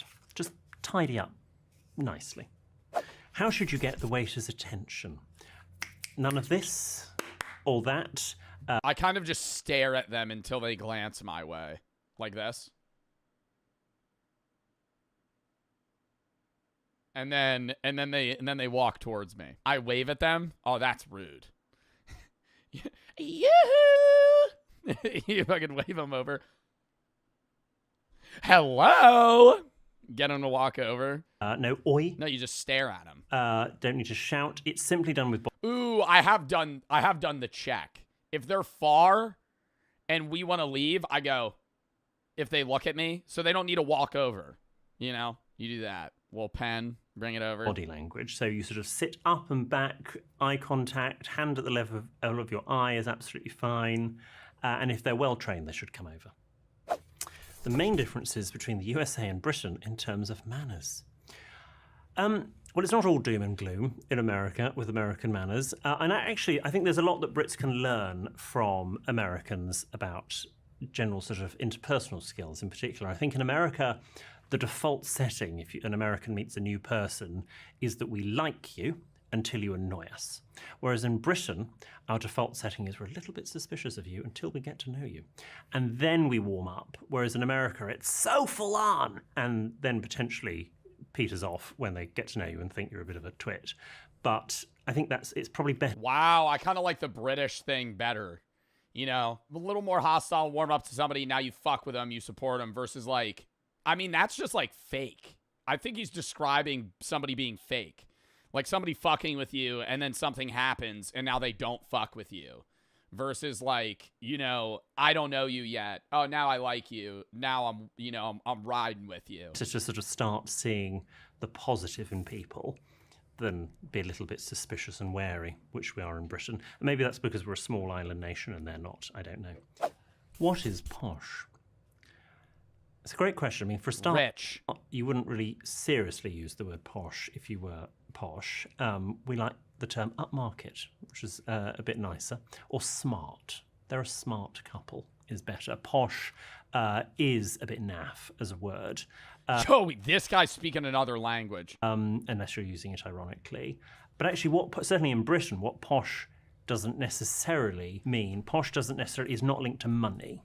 It is a state of mind, and actually in Britain, the truly smartest people aren't as fussed about material possessions. Where does posh come from? Some people think that port out starve at home is the origin of posh, and that was supposedly because of... What does posh mean? What does posh mean? Bro, posh definition. Elegant, stylishly luxurious. In a refined or upper class manner. Rich. Posh. Fancy rich. Type of cabin that you might have on a crossing. Elegant. I'm not using elegant. Fancy rich people. Posh. That's been debunked. You're 15 with a Louis Vuitton bag. You're posh. Numerous times, so it's got nothing to do with that. We don't quite You're a rich kid. know where the origin of posh comes from, but we all know what it means. Is it fine to play music aloud in public? No. Again, watching videos on your phone without headphones, playing music just because you're... Yo, guys at the gym that don't have earbuds and play music out of their iPhone. You encounter one of those. Dude, it's always somebody over 35. It's a guy every time playing fucking music out of his fucking iPhone, bro. Sitting on a bench next to him that he's not using. Yo, corded earbuds are like $1, big dog. Fucking get him. What? And then he's playing that over the gym music, because gyms always have music. So it's the gym music, and the gym music's always some bullshit radio. You know, fucking some shit that would be on like Despicable Me. Because I'm happy, long, if you feel like happiness. Yeah, and then he's playing fucking, you know, Drake. And you're listening to something else. So now you're hearing 3 things at once. It's horrible. Phones can doesn't mean to say you should. I want to come up with some sort of GoFundMe type thing where we all can carry around sort of, you can't get on public transport anywhere in the UK or indeed elsewhere. But we GoFundMe where everyone has at least 5 pairs of disposable, very cheap headphones that you can just sort of pass out to people and go, would you like these? And hopefully they get the message. That would be nice. Should you wear hats indoors? Oh, great question. No. I mean, so a gentleman's hat, such as a fedora, a Homburg, a baseball cap, they are all considered accessories. So you a fedora? Yo, if I see somebody wearing a fedora, I think if I see anybody wearing a fedora anywhere, I'm going, yo, what the fuck? What the hell is that fashion choice? My lady, a fedora inside. Dude, the one hat that's badass that I think people wear is like that British cap. What is that called? This. Not this color, but this hat is fucking sick. I love this. If you wear that inside, who cares, bro? Yeah, flat cap, like some Peaky Blinders shit. Yeah, that's a sick-ass hat. Remove it when you come inside. The exception to that would be hotel lobbies or department stores or lifts, because you are transiting through them. But if you are walking into a restaurant, you're walking into a friend's house, for example, an office block, that type of hat comes off. If it is a sort of... All right, but what if you're not wearing the hat? It's kind of just like resting on top of your head. Like if you're, you know, like a 25-year-old Chad, you know? And it just kind of sits on top of your head. Traditional lady's hat. And you don't actually push the flat brim down. Looking like a hat you'd wear to a wedding or to Royal Ascot. That's often plumbed into the hair. It is considered part of the whole outfit, and so they may stay on.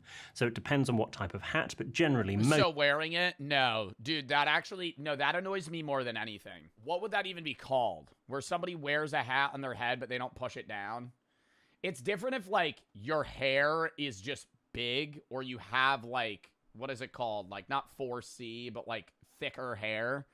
But like guys that have my hair that just rest the hat on top of their head, dude, there has like this. Oh my god, I found an image, hold up. Like just resting on the head. It's not like hunkered down because they don't want to fuck up their hair. Like, it's different if you have thick hair and it's like, okay, that would actually just, like, mush your hair down. But, like, dude, just having the hat rest on top of the head. Most hats backwards are outdoor. They're there to protect you from the sun. There's not a lot of sun indoors.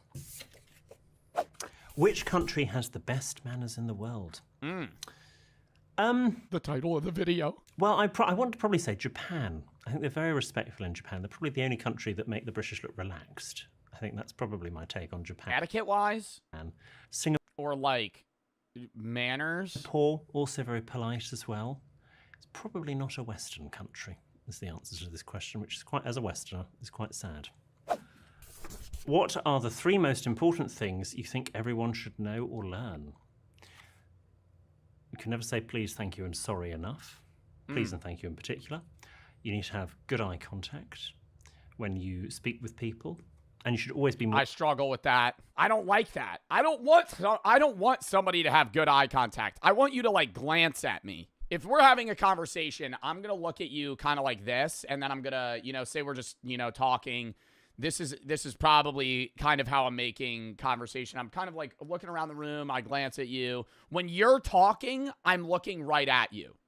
That's how it works. If you're talking to me, I'm staring at you. If I'm and then the second I start talking, I'm probably going to glance, back and forth. And that's what everybody does, I feel. More interested in other people than interested in yourself. What's the politest way to end a conversation you don't want to be in? If it's a group of people, it's very easy. I have to go. Bye. Just to sort of go, basically. I mean, I would sort of just say, I'll see you all later, and off you go. And the conversation can continue, or I'll be back in a minute. That's fine, even if you're not. But if you're talking with just one person, it's quite difficult. Ideally, I mean, we've all been that person at a party with no one to talk to. Nobody likes it. So try to introduce them to someone else before you exit the conversation. That's always better. Bro, the worst is when you're trying to leave. That's why the Irish goodbye is the patent pending method, bro. You're trying to leave, and then they rope you into a conversation. And then you're talking, and I'm, like, actively walking away from them, and they kind of inch towards me, and we're still talking. And it's like, let's wrap it up. And it's I'm not, like, obviously I don't want to cut the conversation just at a hard stop, but it's like, let's kind of fast-track this to, like, a goodbye rather than, we're just talking for the next 35 minutes. Should you laugh if you didn't understand the joke? It is polite to give people the... I laugh a lot when I don't hear the joke, because I'm somebody that'll be like, what'd you say? 5 times. The first time because I didn't hear you. The second time because I wasn't paying attention. The third time because I didn't hear you. The fourth time, I didn't really understand what you were saying. And the fifth time, I didn't hear you again. So I just go, yeah.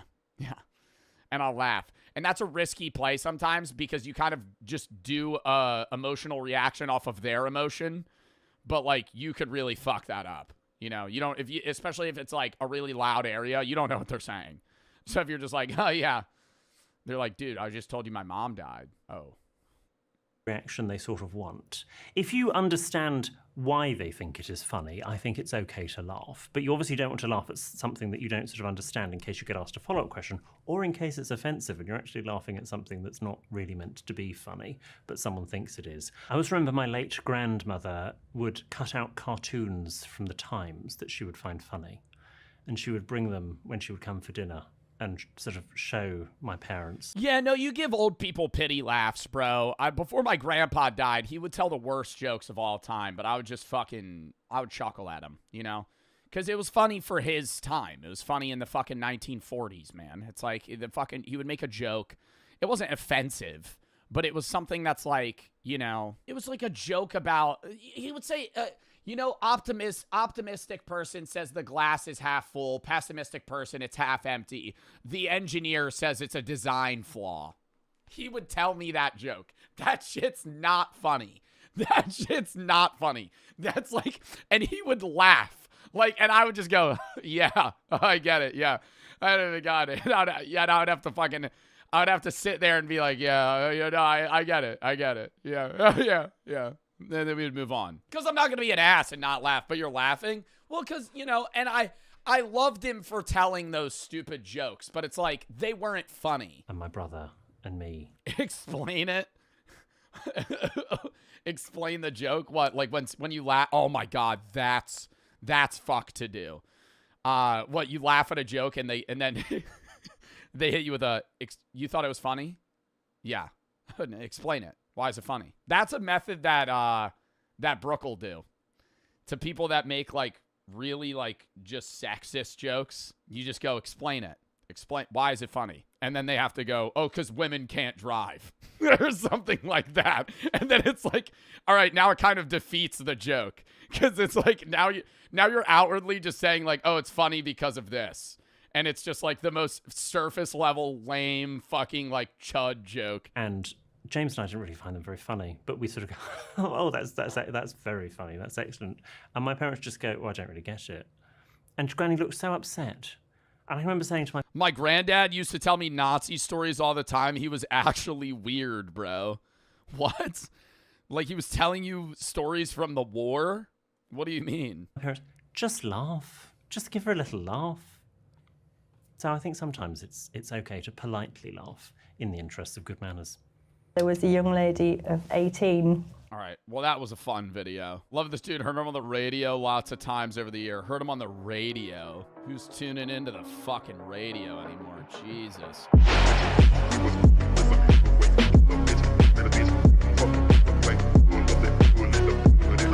Bro turned zesty from poop. You won't believe it. Can't wait for this watch. On tomorrow's teachings. No, Bobby, don't do it. Billy would never do that. What are you talking about? That was a sneak peek. I have no idea what that was just a bunch of B-roll clips. What was that? Steak was unbuckling his pants. Somebody was getting choked out. Hey, little bro. Just want to let you know I went on a date with your ex-girlfriend last night. Get out of my room, Billy. Hey, what's this? Dating your brother's ex-girlfriend? Is that how? That's got to be more up than like dating your friend's ex, right? Dating your that's not even like a bros thing. That's like genuinely fucked up to try and date your siblings like ex or talk to somebody that your sibling used to speak to. Kid discovers mom is actually an alien. You won't believe it. Bobby, this is the dumbest crap I've ever read. I don't understand storytelling, Billy. It's a really compelling story, and I'm gonna shoot it soon. I'm gonna make it. Ow. You don't even know. This is so hand. A camera, Bobby. You don't even know where to begin. And even if you did, nobody would watch it because you have 0 followers, 0 subscribers, and nobody would ever want to watch your stupid, pathetic little channel. I have good ideas. I just need the right opportunity. You know what, Bobby? I'm gonna show you what I think of your brilliant script. What are you doing? And is he gonna poop on the ideas?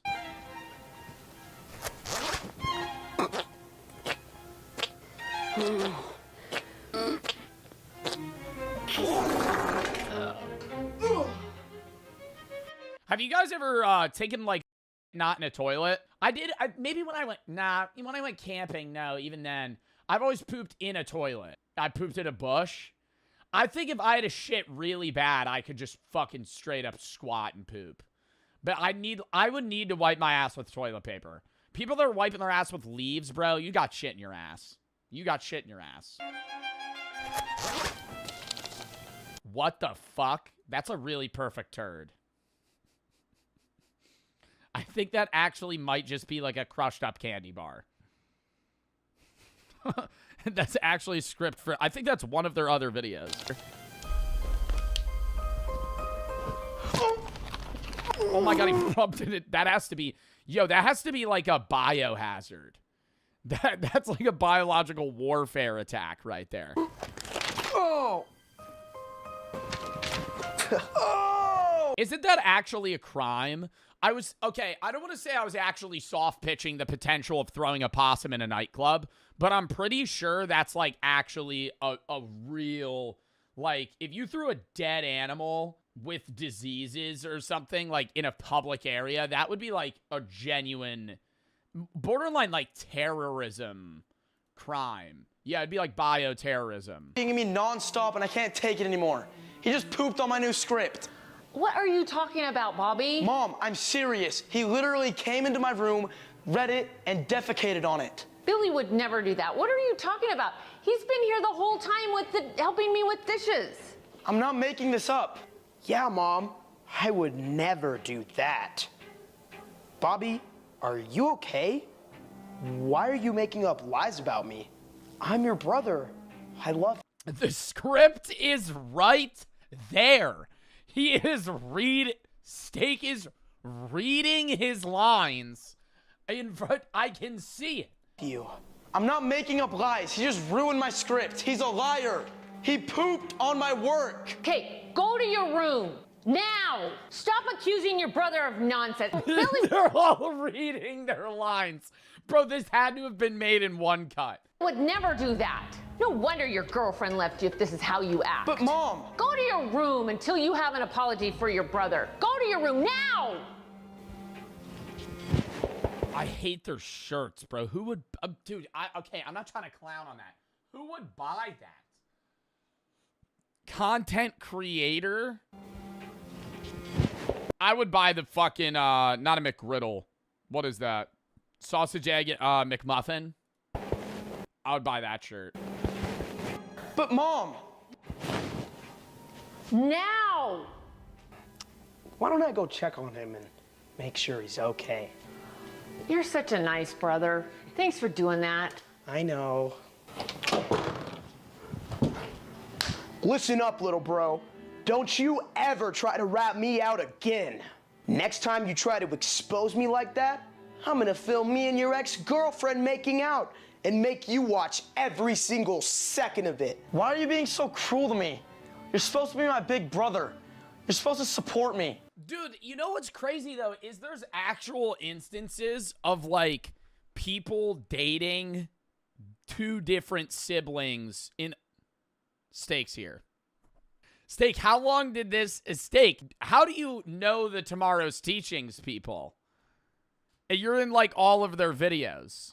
Did this take, like, a day to film? Cruel to me. You're supposed to be my big brother. You're supposed to support me, not tear me down. You really want to know why I hate you so much? Yeah, I don't know why. Because of what you did to Dad. It was supposed to be a simple moment. Who the fuck throws a football like that? It was supposed to be a simple moment. A dad and his son playing catch in the yard, laughing between each throw, until one moment changed everything. Oh my god, he was texting and driving and ran over his dad.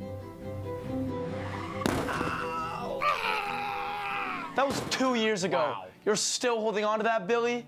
Still holding on to it? Bobby... He would not die from that. You're driving in a rural neighborhood. How fast do you think you need to get ran over for you to... Okay, I don't know if this is a conversation that I want to have. I feel like if you hit me with a car going 20 miles an hour, I probably wouldn't die. Unless the wheels ran over my body. Like, if you just hit me, I think I would break a bunch of bones. I think you would need to be going like 40. Me and Dad can't play catch anymore because he's a vegetable now. All he does is sit on the couch and look out the window.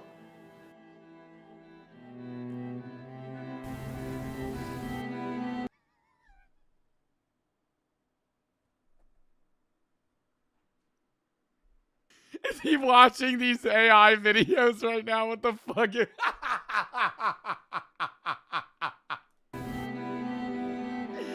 He just sits on that couch staring at nothing because of you. It was an accident. I don't care if it was an accident.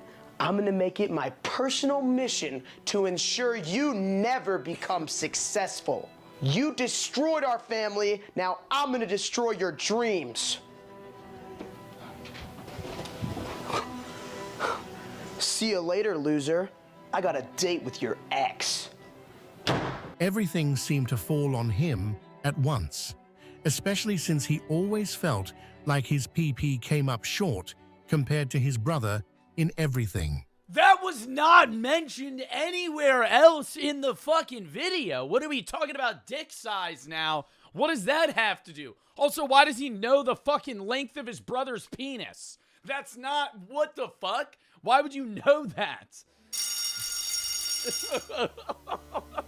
Why would he know that? Hey, buddy. Oh, hey. Your brother told me you were some YouTube scriptwriter wannabe. So? You're a loser.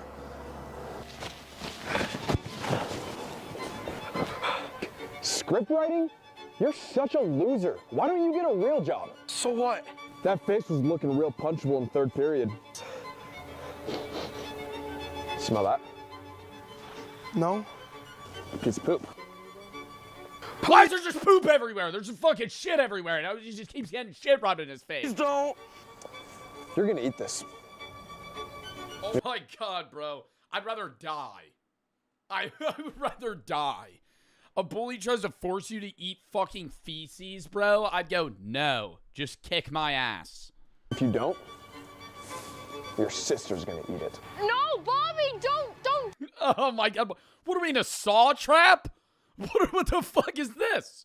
Is this Jim? Am I talking to Jigsaw when he was in high school? If you don't eat the shit, your sister's gonna have to. Do it! Bobby, no. Eat up. She could just walk away. Like, she could just leave.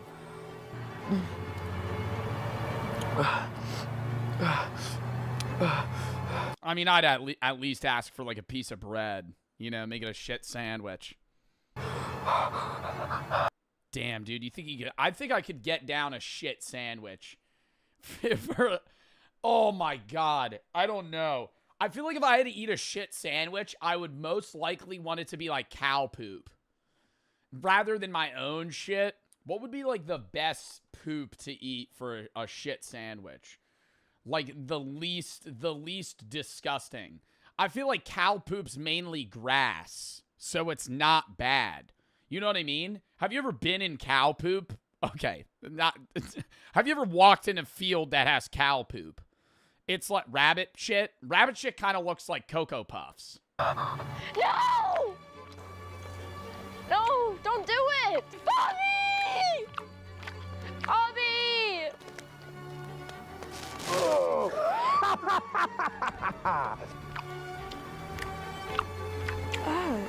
Bobby, ew! Oh! At this point, he was done and tired of feeling this way. He was ready to make something happen for himself, looking for any spark of inspiration, until an idea unexpectedly popped into his mind. Is he baking poop right now? Like, what is this video turning into?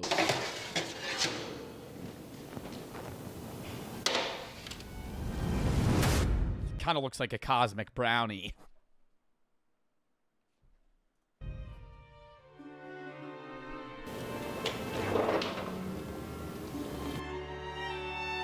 Oh, do not eat. The reverse psychology. Billy loved sneaking bites of his brother's food. He hadn't eaten in almost 6-7 hours, and the cake on the counter had a pull he couldn't ignore. Something about it just called to him. When Billy was hungry, you would know it's shit. You would know it's shit. This is like reminding me of that William Osmond video of how much sawdust you could put in a fucking Rice Krispies treat before somebody notices. I would say, how much poop could you put in a brownie before somebody noticed? 20%. I think you could make a brownie 10% feces and no one would know. nothing could distract him, especially not when there was something sweet in front of him. The second you would smell the poop. You know what would really give it away is if there's just like a corn kernel just in the brownie. Cake is cake.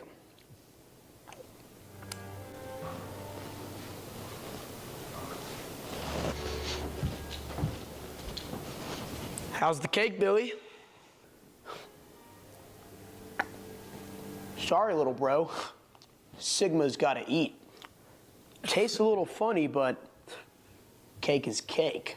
Yeah, that's probably because it's made of the same ingredients you put on my script earlier.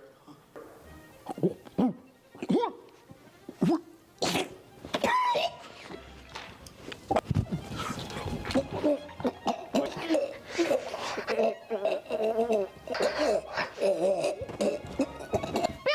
what are you doing? He made me eat his poop.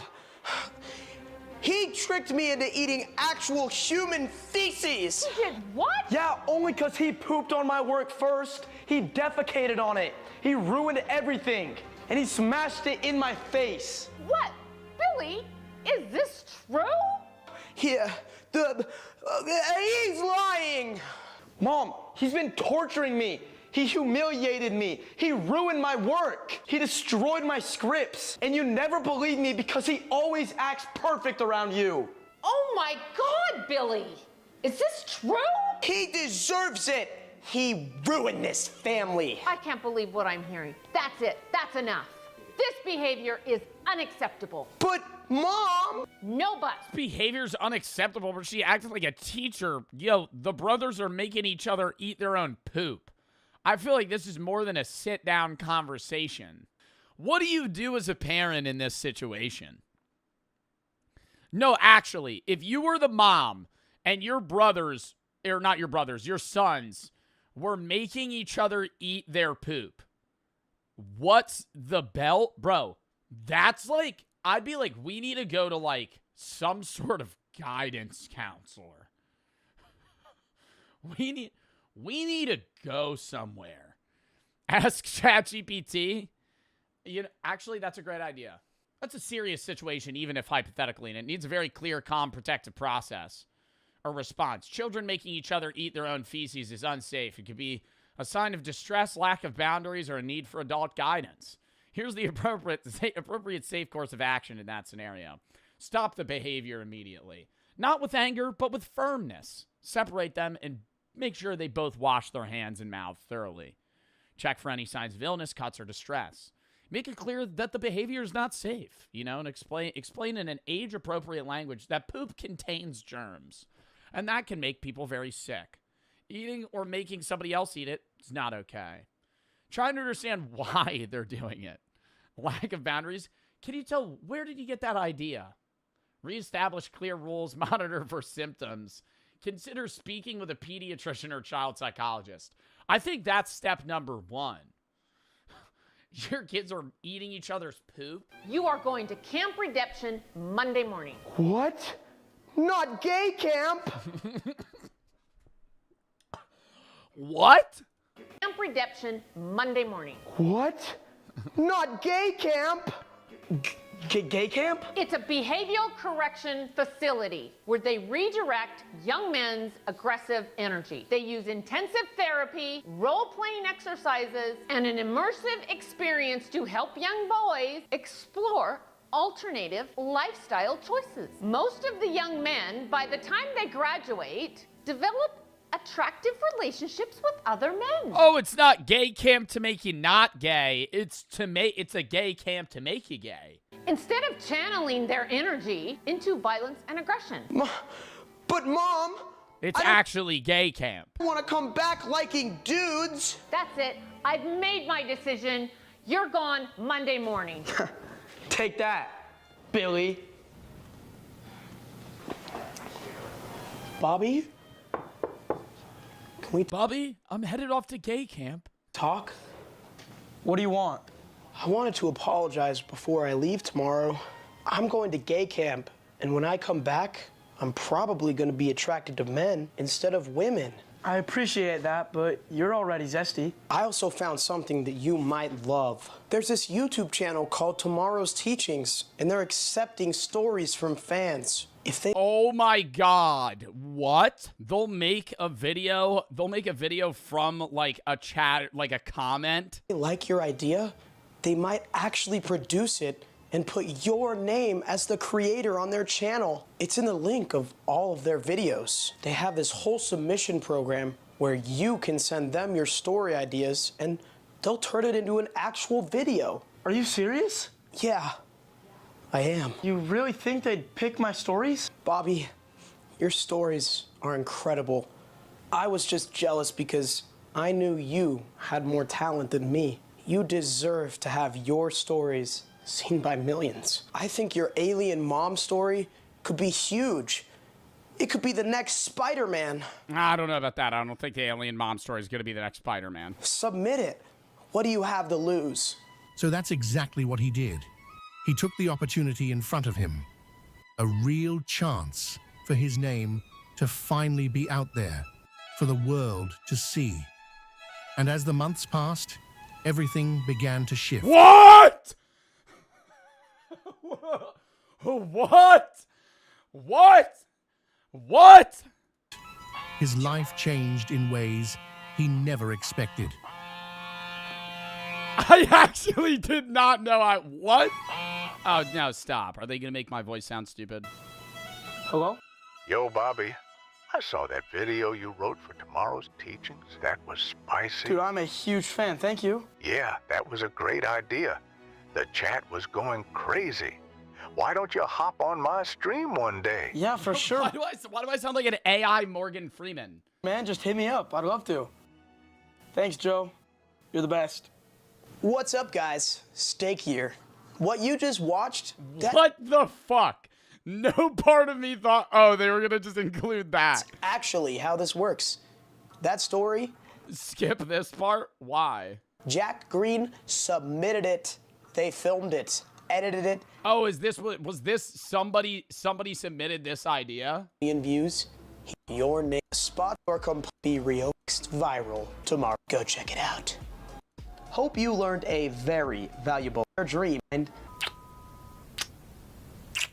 he's back from gay camp. Monday survival mode on.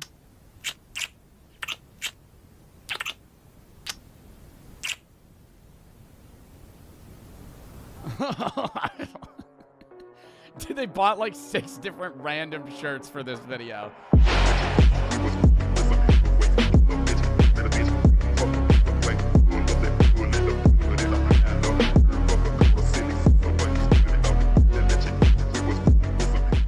What if the Minions served Hitler during World War II? What if during World War II the Minions picked Hitler as their evil master? Minions are compelled to serve the evilest master they can find, but they were exiled to an ice cave in the Arctic after serving Napoleon. Now, canonically, they reemerge in 1968, conveniently... Yeah, they do that conveniently skipping World War I and II. Shocker. Illumination Entertainment. Huh. Why did you skip the 1940s? The minions were just missing during World War II? Huh. Skipping the 2 world wars. But what if we didn't let them off the hook that easy? What if they reemerged in 1938 instead? How could 3 small minions change the course of history? No way this guy's going to make an in-depth video about if the minions served Adolf Hitler. From their... Who did they serve in 1968 canonically? Who was the evilest person then? Gru? I gotta say that as well. We gotta take everything with a grain of salt. We're gonna lean into the fucking actual historical accuracy of canonical minions. Because, Pol Pot, Fidel Castro, the minions resurfaced in 1968, served a few people, and then went, hey, we're gonna go with Gru. In modern day, but they live on Earth, and they have history. Gru's the most evil guy. Who's the most evil person alive right now? Dude, they'd be serving Kim Jong-un.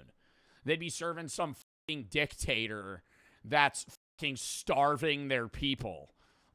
Get out of here. They're going to be serving Gru. I'm going to steal the moon. I'm going to steal the moon. Oh, really? That guy's chopping kids' heads off. Stealing the moon, chopping kids' heads off. What? What?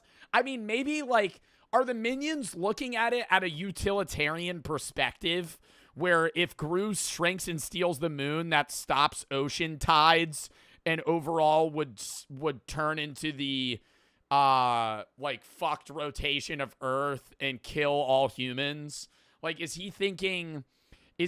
Are the minions going in depth right now to hey, if Gru steals the moon, the adverse effects of stealing the moon would result in the death of all humans? I feel like that would be maybe where they're going. Ice cave in the Arctic, the minions trekked south into Soviet territory. Wait, what? From their ice cave in the Arctic, the minions trekked south into Soviet territory. In St. Petersburg, they learned of Hitler from a Soviet newsreel while huddled inside a theater for warmth.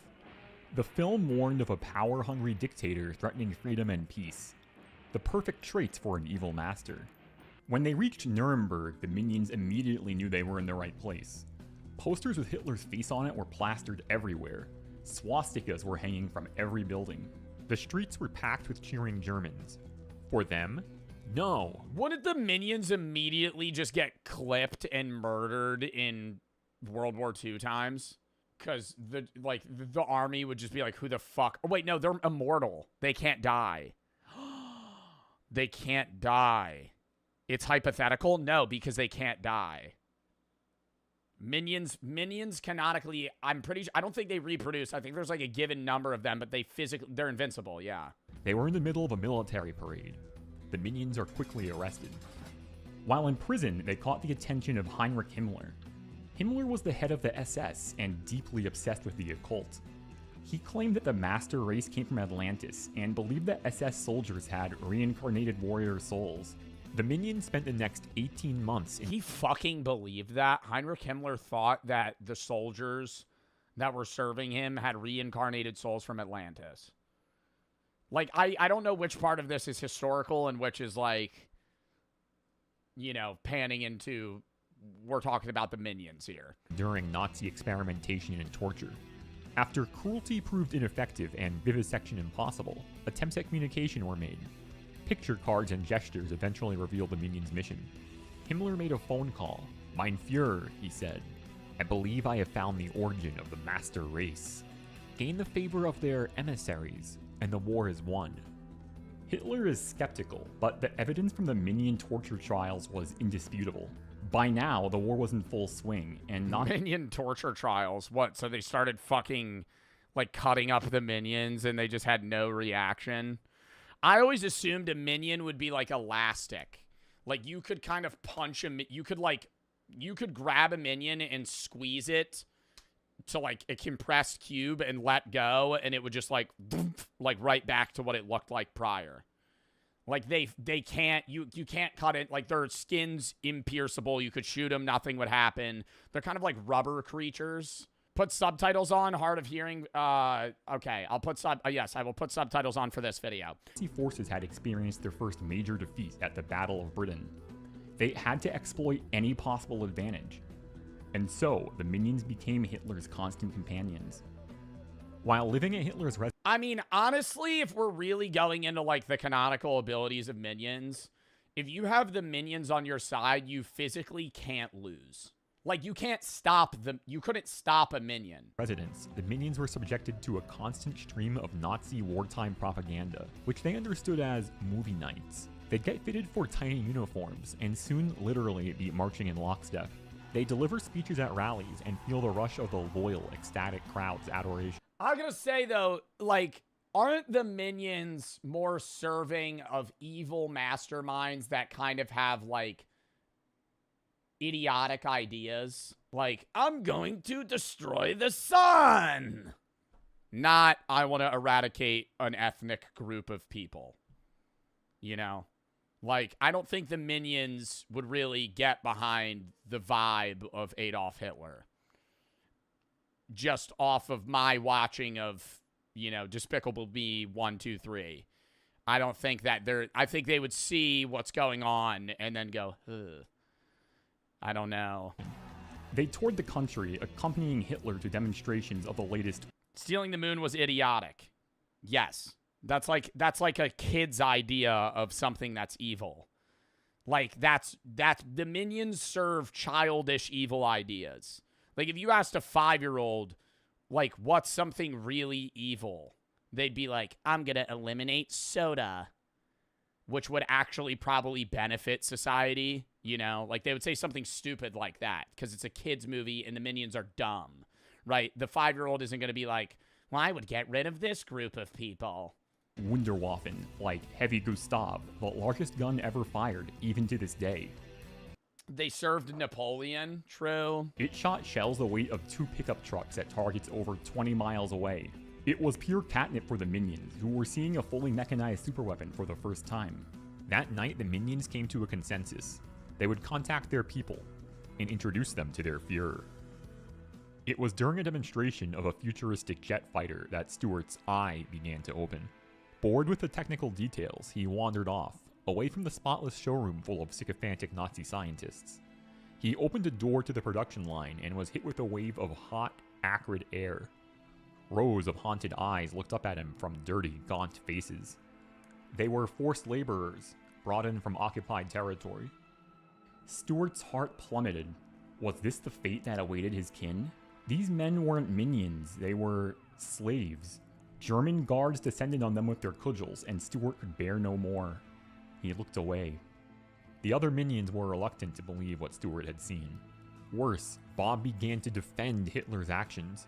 He was young, impressionable, his head full of ideas like patriotism and loyalty. Stuart begged the others to flee with him, but Bob refused, and Kevin wouldn't leave him behind. During a state dinner, Stuart slipped away and hid inside a shipping crate destined for Poland. I can't believe I'm actually watching this right now. Like, can I say, this is like, I'm really trying to like get my head into this verse right now. But it's like, he's sitting there going, Bob's trying to defend Hitler's ideologies, but Stuart, on the other hand, really just wants him to be a part of the team. The next few days moved quickly. Kevin and Bob spent their days in Hitler's war room. The Nazis were planning a surprise invasion of the Soviet Union, with a secondary goal of making contact with the minions still waiting in the ice cave. They'd follow German troops as far north as Leningrad, then travel with a specialized detachment equipped to traverse the Arctic expanse. All that was needed was for Kevin to point out the ice cave on the map. He hesitated, just for a moment, but Hitler noticed. Back at Hitler's home, he invited Kevin into his study. He commended Kevin's bravery for going on this mission, which will bring the yellow Wundervolk to the forefront of the Nazi war effort. And keep in mind, half of this conversation is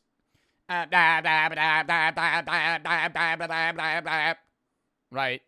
You have Hitler trying to communicate with a fucking minion right now, and he's just going banana as a response. Unfortunately, he says with sudden menace, Bob will not be joining you. He'll stay here, right by my side. Do you understand? Kevin understood. Bob would serve as collateral to make sure Kevin completed the mission. Collateral for what? You can't kill Bob. They're invincible. They're like rubber. They have the gum power. You can't fucking hurt them. You can't threaten. What do you mean? What? So he's saying, oh, I'm gonna if you don't complete this mission, Bob's gonna get it. Bob's gonna get what? Meanwhile, Stuart came out of his crate and into a nightmare. The Warsaw Ghetto saw nearly 500,000 Jews crammed into an area hardly bigger than 1 square mile. Nazis distributed less than 200 calories per day, with the intention of creating mass starvation. Most of the food was smuggled, and this was how Stuart proved his loyalty to the Jewish resistance. When the true purpose of the Nazi resettlement program became clear, the resistance prepared for battle. Soon, Stuart was smuggling more than food. Weapons, fuel, anything that could help the resistance. He became known as the Yellow Golem, after the tireless servant. He could just kill Hitler! What the fuck are we talking about? This guy made an entire fucking movie. Bro, he's literally right next to him at all times. He could just fucking shoot him. What do you mean? He's like inadvertently like he's doing like all smuggling and helping people. Bro, just fucking kill him. When SS forces entered the ghetto, they were prepared. Victory was impossible, but at least this way they could go out on their own terms. In the ensuing uprising, Stuart led an effort that smuggled dozens of civilians to safety, then threw himself into battle. He burned out a German tank with just gasoline and a cigar. But in the end, the Nazis razed the ghetto to the ground. Stuart was ready to die with his fellow partisans, but at the last possible moment he was smuggled out, and into the hands of American intelligence.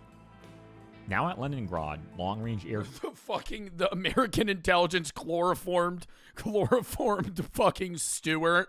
What, and brought him to Alamo to help build the nuclear bomb? Where is this story going? Where's this story going? He's gonna go meet Oppenheimer? Craft with skis were prepared for their one-way mission. Kevin noticed weapons being loaded, and explosives. It was only then that he began to realize the true extent of his collaboration, and his people, his innocent, naive kin, would pay the price. He thought of Bob and felt a welling of... Kin? They're their kids? How do they fuck? How does a minion reproduce? It's budding. We had a whole conversation about this the other day. It has to be like budding. How does a minion reproduce? Minions don't reproduce in a normal way. They're essentially immortal beings that evolved from single-cell organisms at the dawn of time, with their numbers remaining relatively consistent through history, though some theories move and movie moments like Stuart turning into a chicken and laying an egg suggest unusual asexual methods of just poofing them into existence. They don't reproduce sexually or asexually. Their numbers don't grow or shrink significantly. Well, they wouldn't grow or shrink at all. They're all male. Well, they don't have penises. Why? If they can't reproduce sexually or asexually, what is the point of them having a sex? They're just minions. They flew until the plane's tanks were run dry. When they landed, the commandos began to cannibalize the aircraft. How do they pee? I don't know if they eat, dude. I've only ever seen them eat bananas. I've only ever seen them eat bananas. I don't even know if they eat the bananas. I feel like they just like bananas because they're yellow. I don't like where. I don't know. I need more info about minions before we go further. The mood was grim. They had no means of return or resupply. They had to rely on the word of a minion that there would be anything at all at the location. Worse yet, a strong headwind meant they landed short. They estimated a 2 weeks trek to the cave. Kevin led them there, hating himself the whole time. He ate his last banana and thought of the absurdity They eat bananas. of a tropical fruit in the frozen Arctic. It took even longer than anticipated. Kevin was pondering the absurdity of a tropical fruit in an Arctic area. Really. Almost 4 weeks in the end. When they arrived, the commandos were half-starved. They were ready to descend on the minion village and loot it for anything edible, even minion flesh. In order to prevent mutiny, the commando leader held a gun to his second-in-command and executed him in cold blood. Kevin is sent into the ice cave alone. To be reunited with the others after all he experienced felt joyous at first, but it gave way to a deep gulf of pain and separation. The past few years left him utterly changed compared to the naive minion he was nearly 4 years ago. He took the podium and spoke of what he had Yeah, how simple life was when they used to just serve a T-Rex. Seen and done. He warned against blind devotion to a charismatic leader, the end result of hate.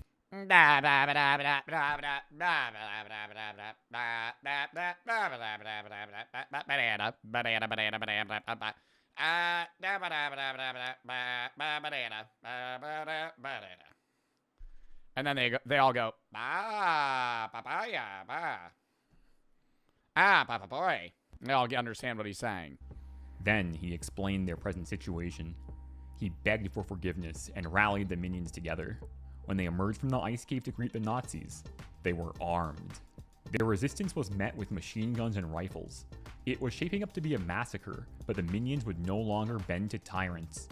Suddenly, the commandos noticed a cloud of ice on the horizon, approaching faster than possible. At its center, a yellow speck. It was Stuart, but he was completely transformed. American scientists augmented him in an accelerated version of the Mega Minions program from Despicable Me 4. The order was given to fire. I haven't seen Despicable Me 4. But Mega Stuart was there. Bullets bounced off of his rocky yellow hide as he worked himself into a frenzy. The SS commandos could do nothing as Mega Stuart sadistically killed them, the horrors of Warsaw fresh in his mind. The leader took Kevin hostage and revealed the detonator to a bomb. He threatened to collapse the ice cave. They were standing on its roof. Mega Stuart simply reached out his arm. They can't die! What? Don't step any further. Don't step any further or Bob gets it. Bob gets what? Ripped the Nazis' mind to shreds. What? Mega Stuart simply reached out his arm and ripped the Nazis' mind to shreds. In seconds, he relived every atrocity he ever committed, with such intensity his brain cooked like an egg. Several months later, Kevin effectively became the leader of the Minions, and they began construction of an impenetrable ice fortress around the cave. Minions The Pentagon! proved to be far more isolationist in this timeline, and the next time they exposed themselves to humanity, they would be prepared. One morning, Kevin walked in on Stuart putting on his super suit. It's time to say goodbye, Stuart I thought that was just his. I thought that was just his body. Explained. His American handlers needed his help on the Pacific Front, and he was duty-bound. Years later, Stuart testified at the Nuremberg. I wonder how Stuart's gonna feel about the Vietnam War in the coming years. Trials. They showed all that remained of Hitler's body. What do you think his response is going to be there? Just a burnt jawbone found in a bombed-out crater. On the slide, Stewart noticed the remains of a pair of goggles, cracked and blackened by heat. That was all that was left of Bob as well, he realized with mounting horror. Poor Bob. Sweet, innocent Bob.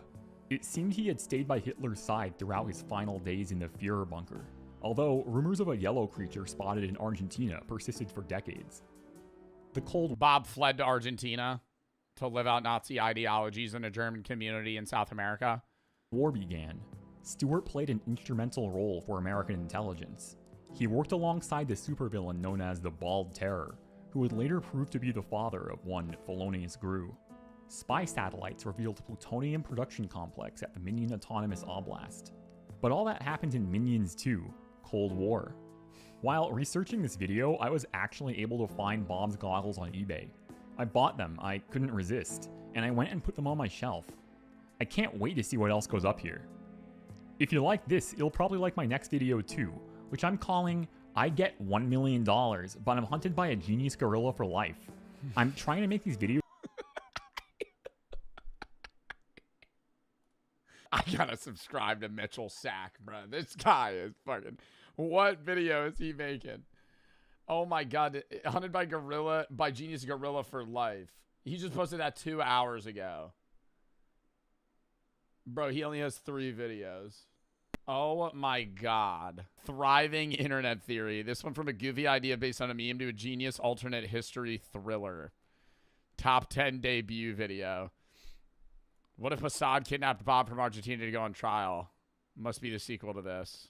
The Minions served Pharaoh, Dracula, Napoleon, 3 figures responsible for innumerable deaths and enslavement. They would find absolutely zero issues with Hitler's atrocities. Yeah, I mean, like, aren't they effectively just... I mean, that's if we're going... Like, I'm just basing how I perceive Minions, how they act and how they think off of their interactions with Gru. But if you're going off of the Minion movie and how they... And who they've... Wow. And they act impressed. Like 5 Hunger Games ago, there wasn't a girl that grated her teeth to look like shark teeth with the fighting capabilities of fucking somebody that spent 10 years in fucking Dagestan learning MMA maneuvers.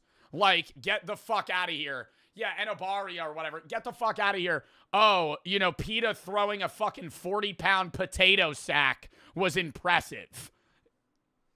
Next games. I think you guys will like this one more. This one's titled The Fallout Games because of how similar... I was going to title this one The Nocturnal Games, but I'm titling it The Fallout Games because I think the map would be the most memorable. The climate would be similar to Fallout 4 or the show The Fallout. We would remove radiation. I think I say that in another slide, but you're not worrying about, I'm going to say that off rep, you're not worrying about, like, dying of radiation and stepping into a room that's going to fucking kill you, okay? The problem in the worry about this game is that it is unbearably bright and hot during the day. It is cold and pitch black at night and bright and hot in the day. The UV level during the day is 10 plus, and it's over 100 degrees from 9 a.m. to 7 p.m. You're in the desert, okay? You're spawning in the Sahara. Not really, because there's going to be water sources, but it's going to feel like you're in the desert constantly. Everything's going to be run down and look like it was in a post-nuclear blast. There would be less buildings than this. You know, I don't want there to be, like, huge cities. Honestly, I think there would be buildings scattered kind of like in this bit, but it would be more like deserted. Map-focused games through and through. There's caverns and broken structures that you're able to sleep in that would kind of look like this. A lot of the games would be played during the night. You know, there's going to be benefits of going out during the day, but for the first few days, it's like if you stay outside during the day, you're dead. Water's readily available, yet largely unusable, like this picture here. You know, think still water, water that has so much bacteria in it that unless it's like fully boiled and filtered and you know a lot about survival filtration, like you're fucked. You know, there's going to be instances where you do find like water bottles and there's going to be clean water sources, very far and few between. Most of the water that you'll see is unusable and or deadly. Post-nuclear fallout years after is what I'm saying. That's why there wouldn't be radiation, because that's kind of cringe if like all the people died from like radiation poisoning. But yeah, I also included this image here where my fucking face cam is of Fallout, but it wouldn't be a city like that. I'm just more saying like the ruins. You know, it wouldn't be like you're in modern day New York. It's not going to be that vast where you're able to like climb 80-story buildings. Like the tallest building would be like 3 stories. The twist, this is where we get into this chatter's request here about the mutts. Nocturnal radiation mutated carnivores. So think bears, think like snakes, dogs. They're going to be like fucking steroid like zombie creatures that kind of roam the grounds.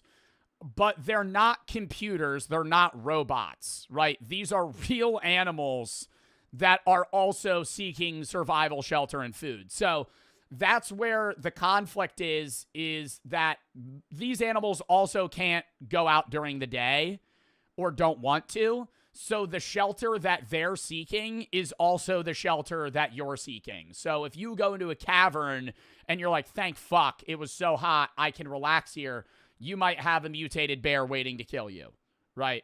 Or at night, when you want to venture out is when they want to venture out. And then they're going to be looking for you. That's when animals seek you out as well. I also have this creature here. This isn't really an animal. But something like really creepy, you know? Like, it would be like you're in a horror game at night. Horror game at night and just, like, horrible during the day. The strategy is obviously go out at night because that's when you're going to be able to, I guess, adventure the most. Because during the day, you're going to get severe sunburn. You know, you might die of heat exhaustion or dehydration. You don't really want to be active when you're going to be losing a lot of your energy. So you want to go out at night. The problem is it's pitch fucking black. There are no stars. There is no moon. It is dark. It's the dome, remember? The dome that they're in. So there is a border. We're not going to have fake stars, fake moon. It's nothing. So it is pitch black.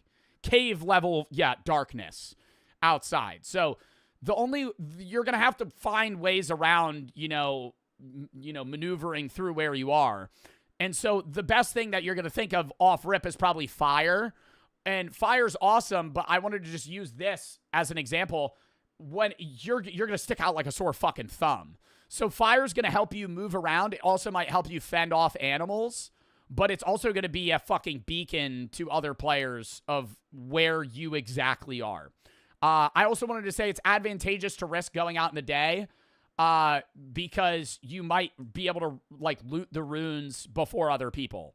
You know, stuff's going to get taken quick.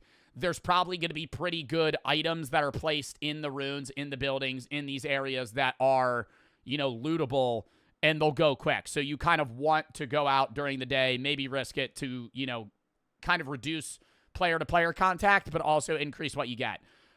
You might find heat-repelling clothing for night and day. You might find sleeping bags for night, other energy-absorbing things for cold at night. Like, you might get certain gear that is usable for daytime adventures, kind of like what people wear in the Sahara or just in deserts in general, because they're not going to spawn with that stuff.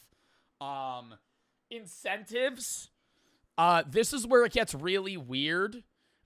You get supplies for kills. So it promotes you not being a bum-ass camper. If you remember in the second movie, Catching Fire, there were 2 winners that won previous games from camouflaging themselves and doing nothing for days until their opponents starved. That's stupid as fuck. So we're going to make you OP if you kill people. But what makes it the twist is that you can't just kill them. Because we're not going to drop you stuff out of the sky. You need to go back to the center with the person's head. So if you want good gear, you need to kill them, cut off their head, and bring it back to spawn and put it in a cache. It only opens after day 3 because that would be lame if it was open on day 1 because everybody would just camp in mid and kill each other. The games would be over instantly. So you kill people in the first 3 days. You're kind of weighing, hey, should I carry this person's head around? Should I cache their body somewhere? So you're going to have, it's disgusting, which makes it more entertaining. It changes game strategy. And you're going to have people that camp the cornucopia more than before, and you'll have scavengers, right? So you'll have people that aren't really killing that many people, but they're kind of looking for bodies like that were killed on day 1, 2, or 3 prior to the cache opening. If you get the head in spawn, like you would put it on like a plate and it would sink down and then it would bring something up for you. And you get to choose, right? So there's going to be a category. It would be like food, weapons, supplies, like gear, right? And you'll pick one. So you get 1 credit per head and you get to choose what you want. So then the game's not going to choose for you. You get a pick. I feel like this is really complicated. How? I feel like this makes perfect sense. Hey, if you cash a head in at mid, you get to pick an item only after day 3. That's so simple. Right, and here's like some of the items. Like you might get like, you know, just blocky like MRE, nutrition bars, low quality night gear. You know, that would be like really good weaponry. You know, you might get like a heat blanket or heat repellent clothing, stuff like that. And you just get to pick category. You don't get to pick exact item. It's going to drop what is in that category that would best suit you. I love this idea. I think this is like the best out of everything in this presentation. I feel like this could get translated to every game because it's just like such a cool, it would be good for the movies and also just like, fuck, dude, that's disgusting. Because like you would kill somebody and then you could like drag their body and drop them in the cache. But that's going to be so energy like consuming that it makes more sense to just like hack off their head, put it in a bag and carry it. But that's also going to be like, you know, then you could have something in the movies where like a bear's attacking you and you're on the way to mid, but to distract the bear, you just get rid of the head and the bear eats the head. So now you don't get the item, but like you saved your life because you were carrying like meat for the fucking animals or something. I don't know. It's just such a good, I feel like it's such a good twist. Oh, then we go, any questions about that? That's that games. I think that one, I don't know which one I like better. Which one do y'all like better? I feel like the Fallout games would be like way scarier. The fucking Lifelink one is like a cool idea, but I think the second one's like fucked. The second one's like, damn, dude, you're going to have people that are roaming around collecting people's heads to try and fucking cache them in mid so they can get good items. Because if you get night vision, bro, you would be like fucking set. Like, that would be awesome. Or you could have counters. Bro, imagine in the movies somebody has night vision and you have a flare gun. And if you've ever worn night vision goggles, light with night vision is so bright. So you just like shoot a flare right into their face and now they're blinded. You know, oh my God. Like it would just be cinema. Anyways, I have honorable mentions. Literal Hunger Games. Not enough food for anybody to survive. Short games, people eat each other. Cannibalism. I didn't really flesh this idea out, but it's like, hey, there's gonna be food, but it's like not enough for anyone to survive. There's like no real big game. There's not really animals that are like out and about. It's kind of like a few berries and maybe like squirrels and stuff that could like sustain you for a few days, but like most people would starve to death in like 2 weeks. So you're on like a ticking time bomb. This game would be like 3 days long. 3 days long, or people are going to start eating each other. And that's really when it gets like, you know, fucked or interesting, depending on how you see it. Random number 2, OP games. You remove mid. So you don't spawn at a cornucopia. You kind of spawn randomly around the map, equal distance to each other. And you are given the best 3 items that are suited for your survival needs. You don't get to choose them. They're just given to you. So you'll come up from the spawn in front of you. There are 3 things that are really good for you. You know, so if you're somebody that's like strong and combat intensive, you're going to get a weapon, you know, maybe something to start a fire and like food. If you're good at survival or like tech stuff, you might be given like wiring kits and base like, you know, copper stuff that you're able to use. Like, it really depends. And you got to think, why would they give me these items? What is the reasoning behind this? Sleep deprivation games. This is kind of like the Russian sleep experiment creepypasta. There would constantly be just an invisible gas in the entire arena that you can't smell, but it makes it impossible to sleep. So not only are you not sleeping because you're nervous, you're physically unable to sleep. So it's like the first 2 to 3 days are very normal. You're just tired, you know, but you can't sleep. And then after that, it gets more interesting because you just start fucking hallucinating. I also included an image of somebody yawning. So if you wanted to gauge, you know, maybe this guy's a little eepy. That's how you would feel. And then the shroom games. You just give everybody copious amounts of hallucinogens. You never stop. Like as they're coming up, you just give them, like, you just stick an acid tab to their back. You know, and you just go, good luck, bang. And then you fucking, like, send them out. So that everybody's freaking out, you know. Probably some very interesting interactions there if everybody's just tripping the whole time. I think that might be it. That's all. What are we thinking, chat? What are we thinking? I feel like I came up with some pretty good fucking ideas. I didn't, like, spend crazy amounts of time on it, but I will say, like, the last 3 days, I've just been, like, every other hour, I'm just like, damn, what else would be? Oh my God, I have one more idea. I thought of it today. I thought of it today. Secret Assassin. Kind of like the game that people play senior year in high school. You would start the game with the name of somebody that you're supposed to kill. And if you kill them, you get, like, crazy loot. So then you're kind of hunting people and also constantly being worried that the person that has you is either dead or alive. I feel like that's just even better. You'd have somebody that's just constantly looking for you. And the rule would be it's not the other person in your district. That would be the one thing that you would know to give you some sort of safe feeling.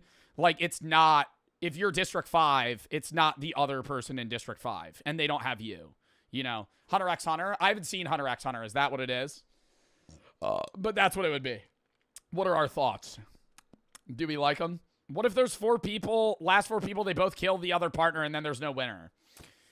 It would see the exact moment the other person's heart stopped. So the only way that would happen is if you're saying for lifelink, there's 2 teams of 2. They shoot each other with an arrow in the heart at the exact same time and die at the exact same time. That is the only way. And that's mathematically impossible for a human to calculate. Even then, somebody's heart would stop before somebody else. So that wouldn't happen. As to loop back in general purpose of the games, punishment for rebelling of the districts. As to loop back to the premise of the games, punishment for rebellion. What do you mean, bro? What do you mean? Like, what would I have to add? What would I have to add?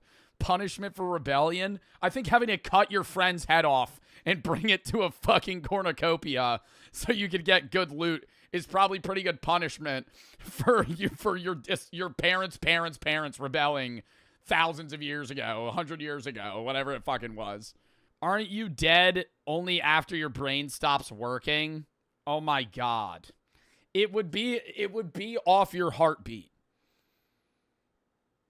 It would be off your heartbeat, but it would be like a true measure of death. It's not like you just passed out, your heart stopped, and then you got brought back, right? It's not somebody going into anaphylaxis and then being brought back to life. Like, that's not going to happen. Oh my God, another off the dome, the allergy games. All 24 contestants have unknown allergens that they're deathly allergic to. And they're in the cornucopia is just a bunch of items that everybody's allergic to. And so you're just grabbing stuff and just fucking throwing it at them. Just being like, what are you allergic to?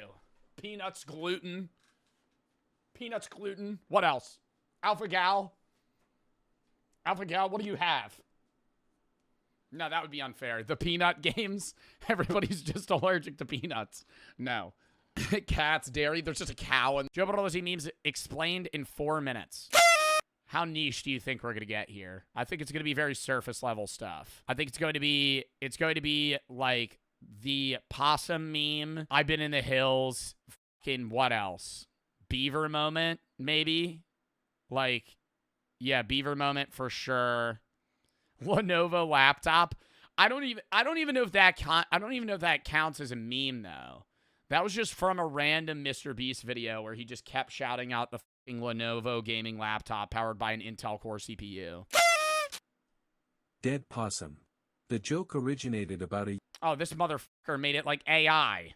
6'7". That's not even a Joe Bartolozzi meme. That's just a meme in general. Bob. Dead possum.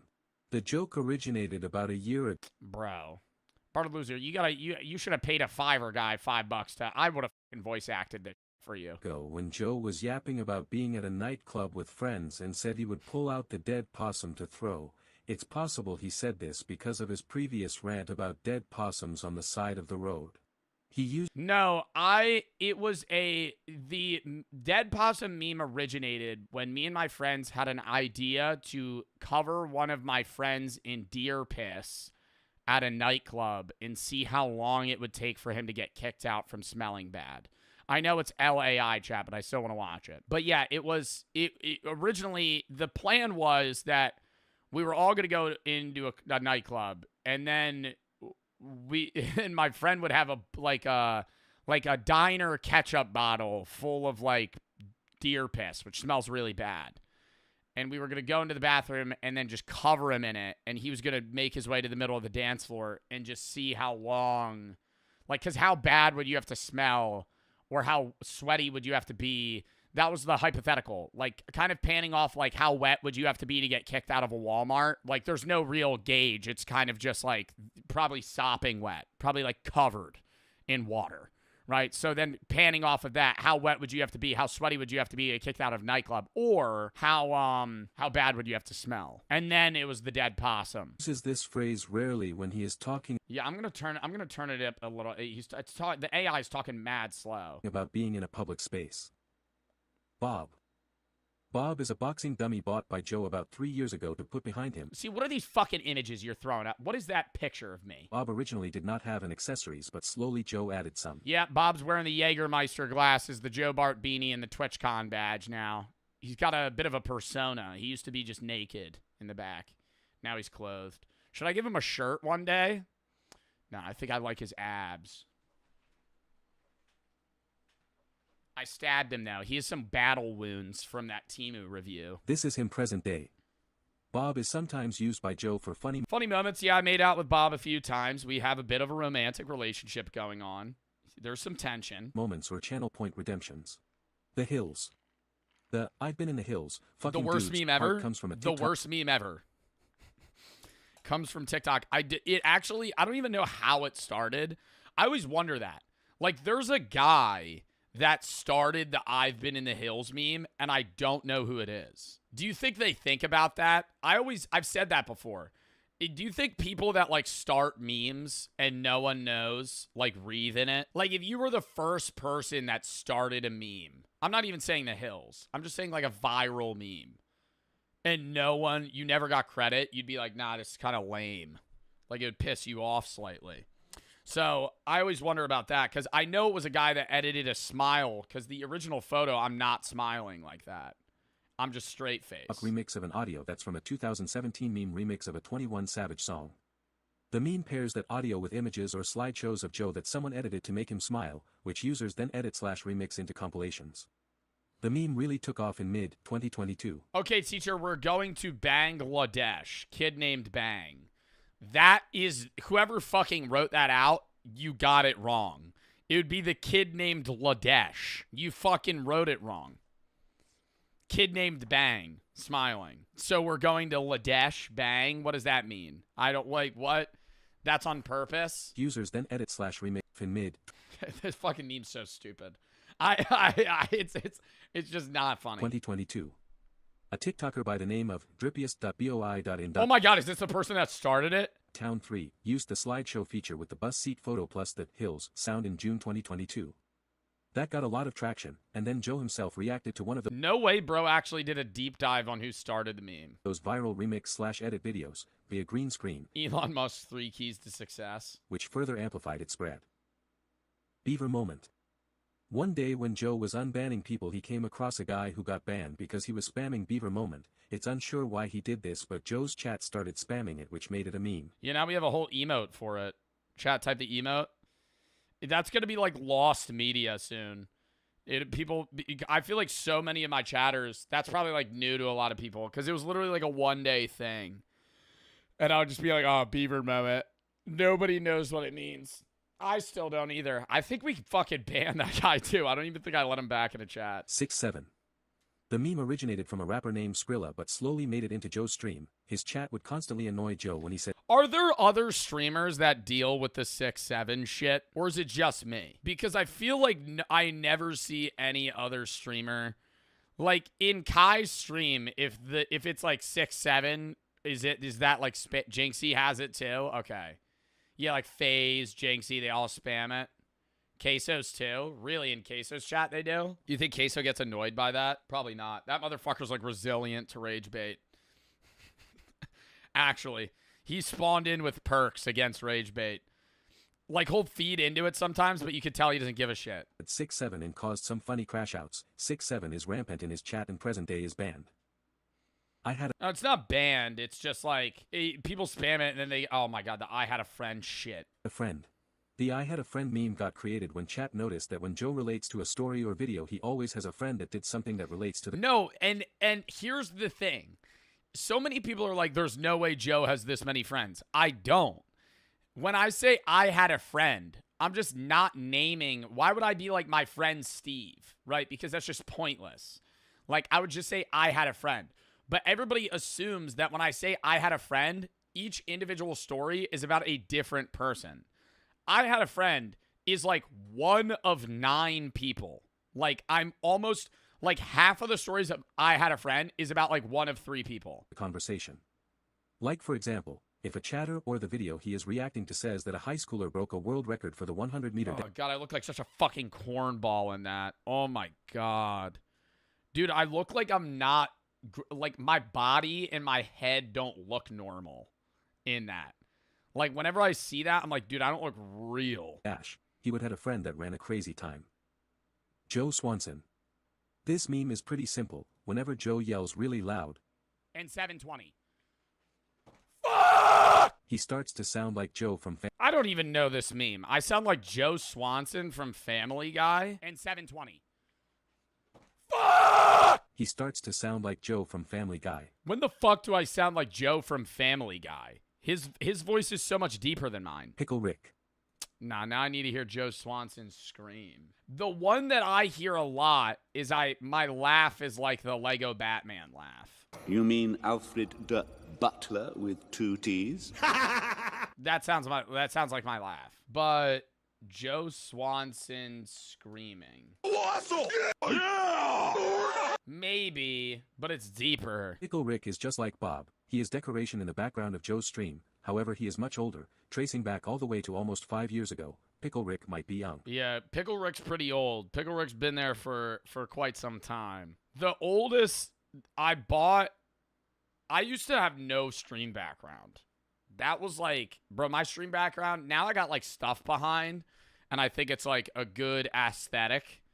Then, bro, and I still gotta hang up these YouTube plaques. Oh my god, I never even showed you guys this one. That's the philosophy one. This is the gaming channel, 1,000,000 subs. That's the main channel, 1,000,000 subs. Look what YouTube did. The mil sub is the same exact size as the 100K now.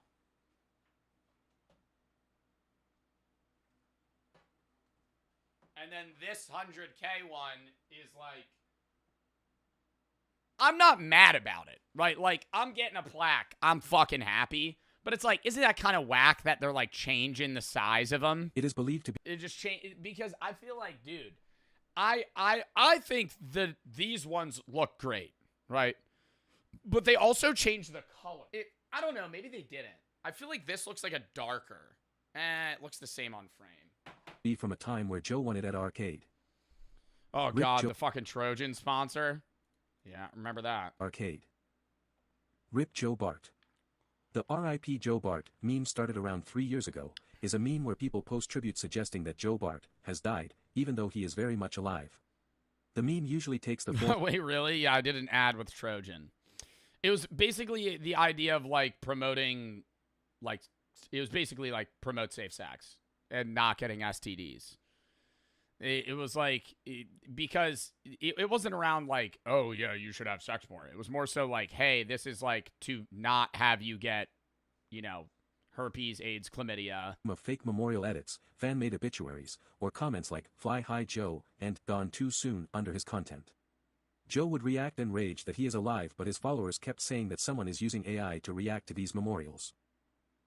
Skin of a goose.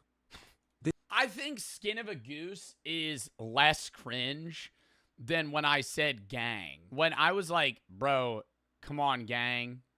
And it came out, and I was like, nah, I look like such a cornball saying that. Skin of a Goose, you're just a pea in my bowl. That one I will stand by the fact that diss makes sense. That makes sense. If I say you're just a pea in my bowl, that's a valid statement. How? Because if I say you're just a pea in my bowl, there's a lot of peas in a bowl. So it's like one of many versus like if you're being a dick and you're like, you're just a pea in my bowl, like you're saying they're small, you know? This joke originated when Joe was watching a video about a Riz video and he made the joke that he has the skin of a goose. This was a classic blunder. A classic blunder. A classic blunder. Oh, shit. Shit, like a chess move. Yeah, blundered that. No, it was a fucking dud. And you're gonna have a bad joke now and again. Because all I do is riff, right? Like, I know a lot of you guys joke that I pre-watch videos, but like, I'm just saying what's coming out of my head. So sometimes when I'm like yapping, I'm literally saying a joke, and halfway through the joke, I don't even know what I'm going to finish the joke with. And so when I was like, yeah, I actually have the skin of a, and then I paused because I didn't know what to say. And I was like, what has smooth skin? And I said a goose. But I've never even seen a goose's skin. It was stupid. And Joe's chat made fun of him for it, making it a meme. Yoo-hoo, it's a la-boo. They should do this with Jinxie. This is why we clash. Yoo-hoo, it's a la-boo-boo, bro. Boo. The La Boo Boo meme started when a TikToker named Juicy Jacob posted a video of him going to public spaces and having a La Boo Boo on the end of a fishing rod and tries to get women to grab the La Boo Boo. The reason why this meme terrorizes Joe is because Jacob sounds like Joe, which makes viewers think it's Joe and flood his comments with La Boo Boo jokes. Thanks for watching. It is eerily similar. He sounds just like me. Like, it's creepy. I don't know a lot of people that have my oddly nasally voice, but he does. And I'm not dissing that. Show it. You've seen it, bro. It's because it's you. It's not me. I think sharing their, thoughts on the person's life is inherently a sad time. But I think having a mix of mourning, understanding the death, and not moving on, but like having that time to be like, this is like a sentimental special thing where we're all, talking about this person that's died. And then the aftermath not being just gloom and doom and being like, all right, let's have a good time, have some games, fucking have some drinks, share some stories about the person, and, enjoy it, right? And you're going to go between like laughing, crying. It's a mixture, right? Mourning's weird, right? Like, that's just how it is. Our friend GB. So really, there are professional mourners, people getting hired to cry at funerals? That does exist in some cultures, and it does exist right here in the United States. Oh, that's very weird. What? You could pay to have somebody come to your funeral and cry. Like fake cry. Cultures put a premium on outward expressions showing how much we loved the dead. In Ireland, for instance, they have what are called keeners. So it's a particular type of musical lilting wail. I don't know if I'd want to hire professional mourners for my own funeral. I would kind of like the idea that people can show their emotions. I think that is a very good thing, and maybe it's the case that having those professional mourners kind of move those sorts of emotions forward. Here's a question from Em. Yeah, but I'm gonna be like, I don't even know that guy. That's John. We just paid him $1,000 to fucking show up and cry. Who is he? He doesn't even know him. He doesn't even know the guy. What? I would get mad. That's how I'd get in a fist fight. I'd tell that dickhead to leave. I'd be like, what do you mean? You don't know. What are you fucking all sad about, ass? Extreme embalming a thing. Please make it stop. I kind of agree with you. It is wild. For those of you that don't know what extreme embalming is, typically that's referring to preparing a body in a lifelike vignette. So if he's a boxer, you have the gentleman propped up in the corner of a boxing ring. Or if your cousin is a gamer, we have her in a gamer chair holding an Xbox controller. If someone asked me, Yo, if I died and they put my body in the game, yo, bro. I'm just like, mid-com. I could do it. It would take an awful lot of ingenuity, but I kind of agree. Make it stop. Here's a question from Power Slave. Why? Oh my God, headset on. They cue me into a Marvel Rivals lobby. I'm just...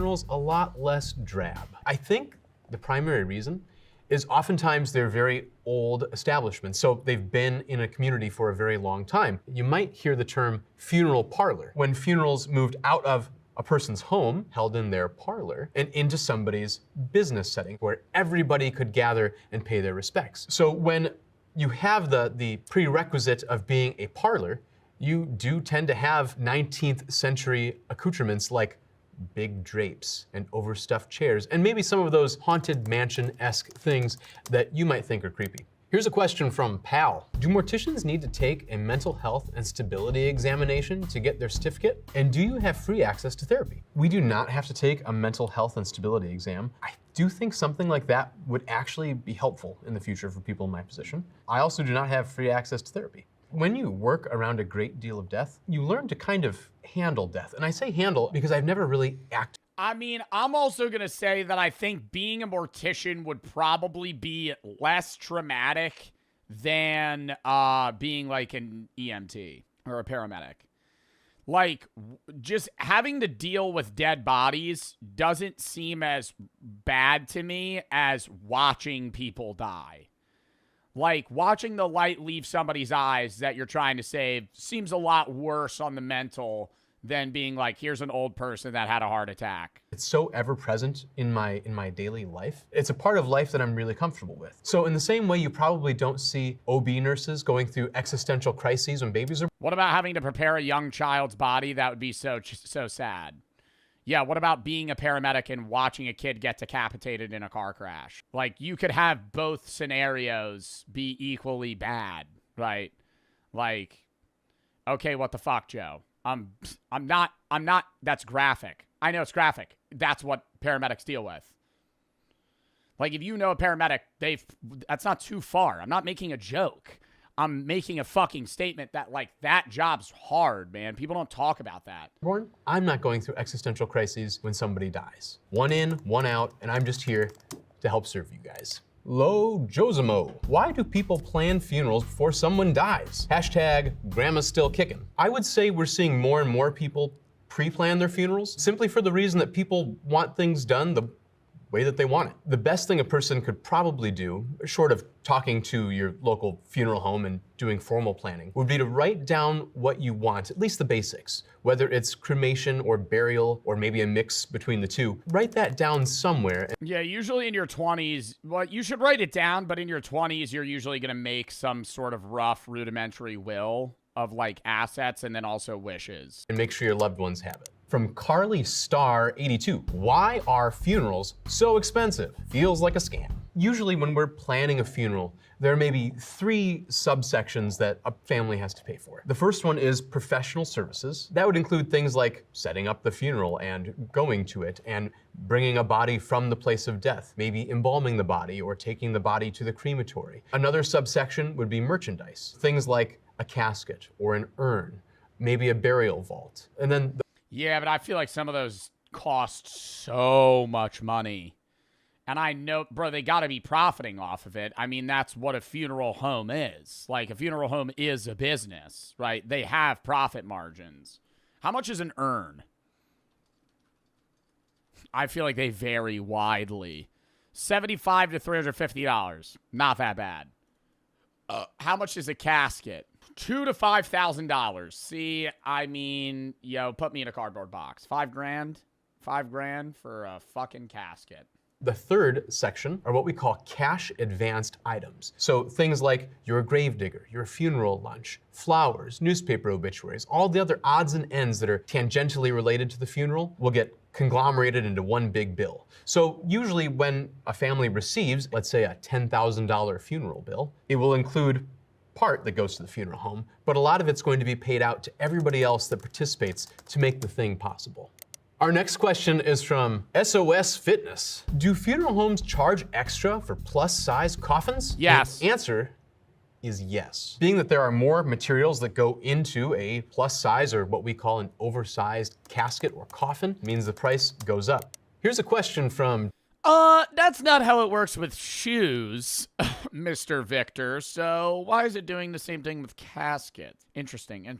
No, it's because usually, I think it's because the majority of dead bodies will fit in a casket unless you need a plus size casket. Whereas like shoes, everybody has a different shoe size. But I have a shoe, like if my shoe size is like 11.5, your shoe size is 5, me and you are still going to fit in the same fucking coffin. But now you have a guy that's 6'6" and 430 pounds. That guy needs to go in a special coffin. Tyranny1. Is wearing black to funerals still a thing, or can I wear any neutral color? You can wear any color you want. I've had families where they want the funeral to be more of a celebration. I've had families come wearing all Hawaiian shirts, or all sports jerseys, or everybody wears purple because that's grandma's favorite color. Next up, we have a question from Saru Atik. How to write a eulogy? I'm not good with words. I actually had to give the eulogy at my best friend's funeral when he took his own life. And that's an extremely challenging thing. My goal with that was to talk about my friend's life, but then talk about kind of those universal values that we all share. So things like unconditional love and yeah, you kind of want to relate back to the people that you're speaking, right? Like, when I spoke at my grandpa's funeral, like I'm not gonna bring up my philosophical views, right? I'm not gonna air out on stage that I don't think he's in an afterlife. But what I said was along the lines of like praising him as a father figure in my life, and then relating back to the fact that his memory will live on within us, and I'll remember him in my own life until the day that I die. And then it's my time to be remembered, right? So it's like I'm still sharing my view, but something that's relatable to everyone regardless of what specific beliefs they have. And then it's just praising that person's life and, showing that you are remembering them. what he taught me about patience. Those are all universals that I think we Yeah, teaching is a big thing, like a lesson you've learned. Can all understand, and those are really, really good topics for eulogy. Here's a question from Return of the Goth. Is it a Southern thing to pull over out of respect for the dead for a funeral procession? Or do you all who are elsewhere do it too? It has always confused and irritated me. They're dead. I don't know them. I'm on my lunch break. Move it. It really depends on where you should pull over for a funeral proceeding of people. Does that make sense? Like, if I'm at a stoplight and they all got their flashing lights on and I could tell they're all a part of the same party, I'm going to wait for them. That's just respect. It doesn't matter if you don't know them because you're going to be in a similar situation as them. You're going to want them to wait for you, right? Like, I don't care. Like, I'll wait that 5 minutes. Where you live in the country. Where I grew up in the state of Michigan, it was very customary when you saw a hearse go by, you pull over and let them through. Where I live now, that's not usually the case. In fact, I've been in trouble often enough for driving the hearse down the very middle of the road on the dotted yellow line to get people to pull over, only because I have a place to go too, and typically it's a little more time sensitive than your lunch break. Maybe instead of being irritated, you could think of it as a gift you could give to the family of your time. It's usually only a little bit. I think it's a societal respect, you know? Even if you don't know, it's the same thing. You're basically saying I'm sorry for your loss silently by just having the common courtesy to fucking move out of the way, you know? Like this, they're all dealing with somebody that died. You don't know them, but like you're basically being like, oh, sorry, you know, let me move out of the way.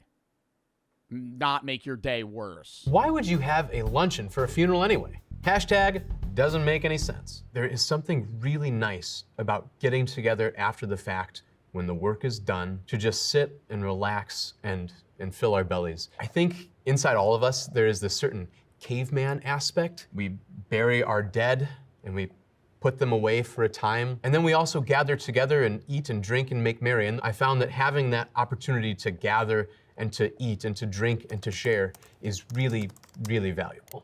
Yeah, bro. It's like the time you got to spend with everybody else, you know? I think that's like having the luncheon, having the stuff that's not sad after the sad funeral is nice because then you're able to share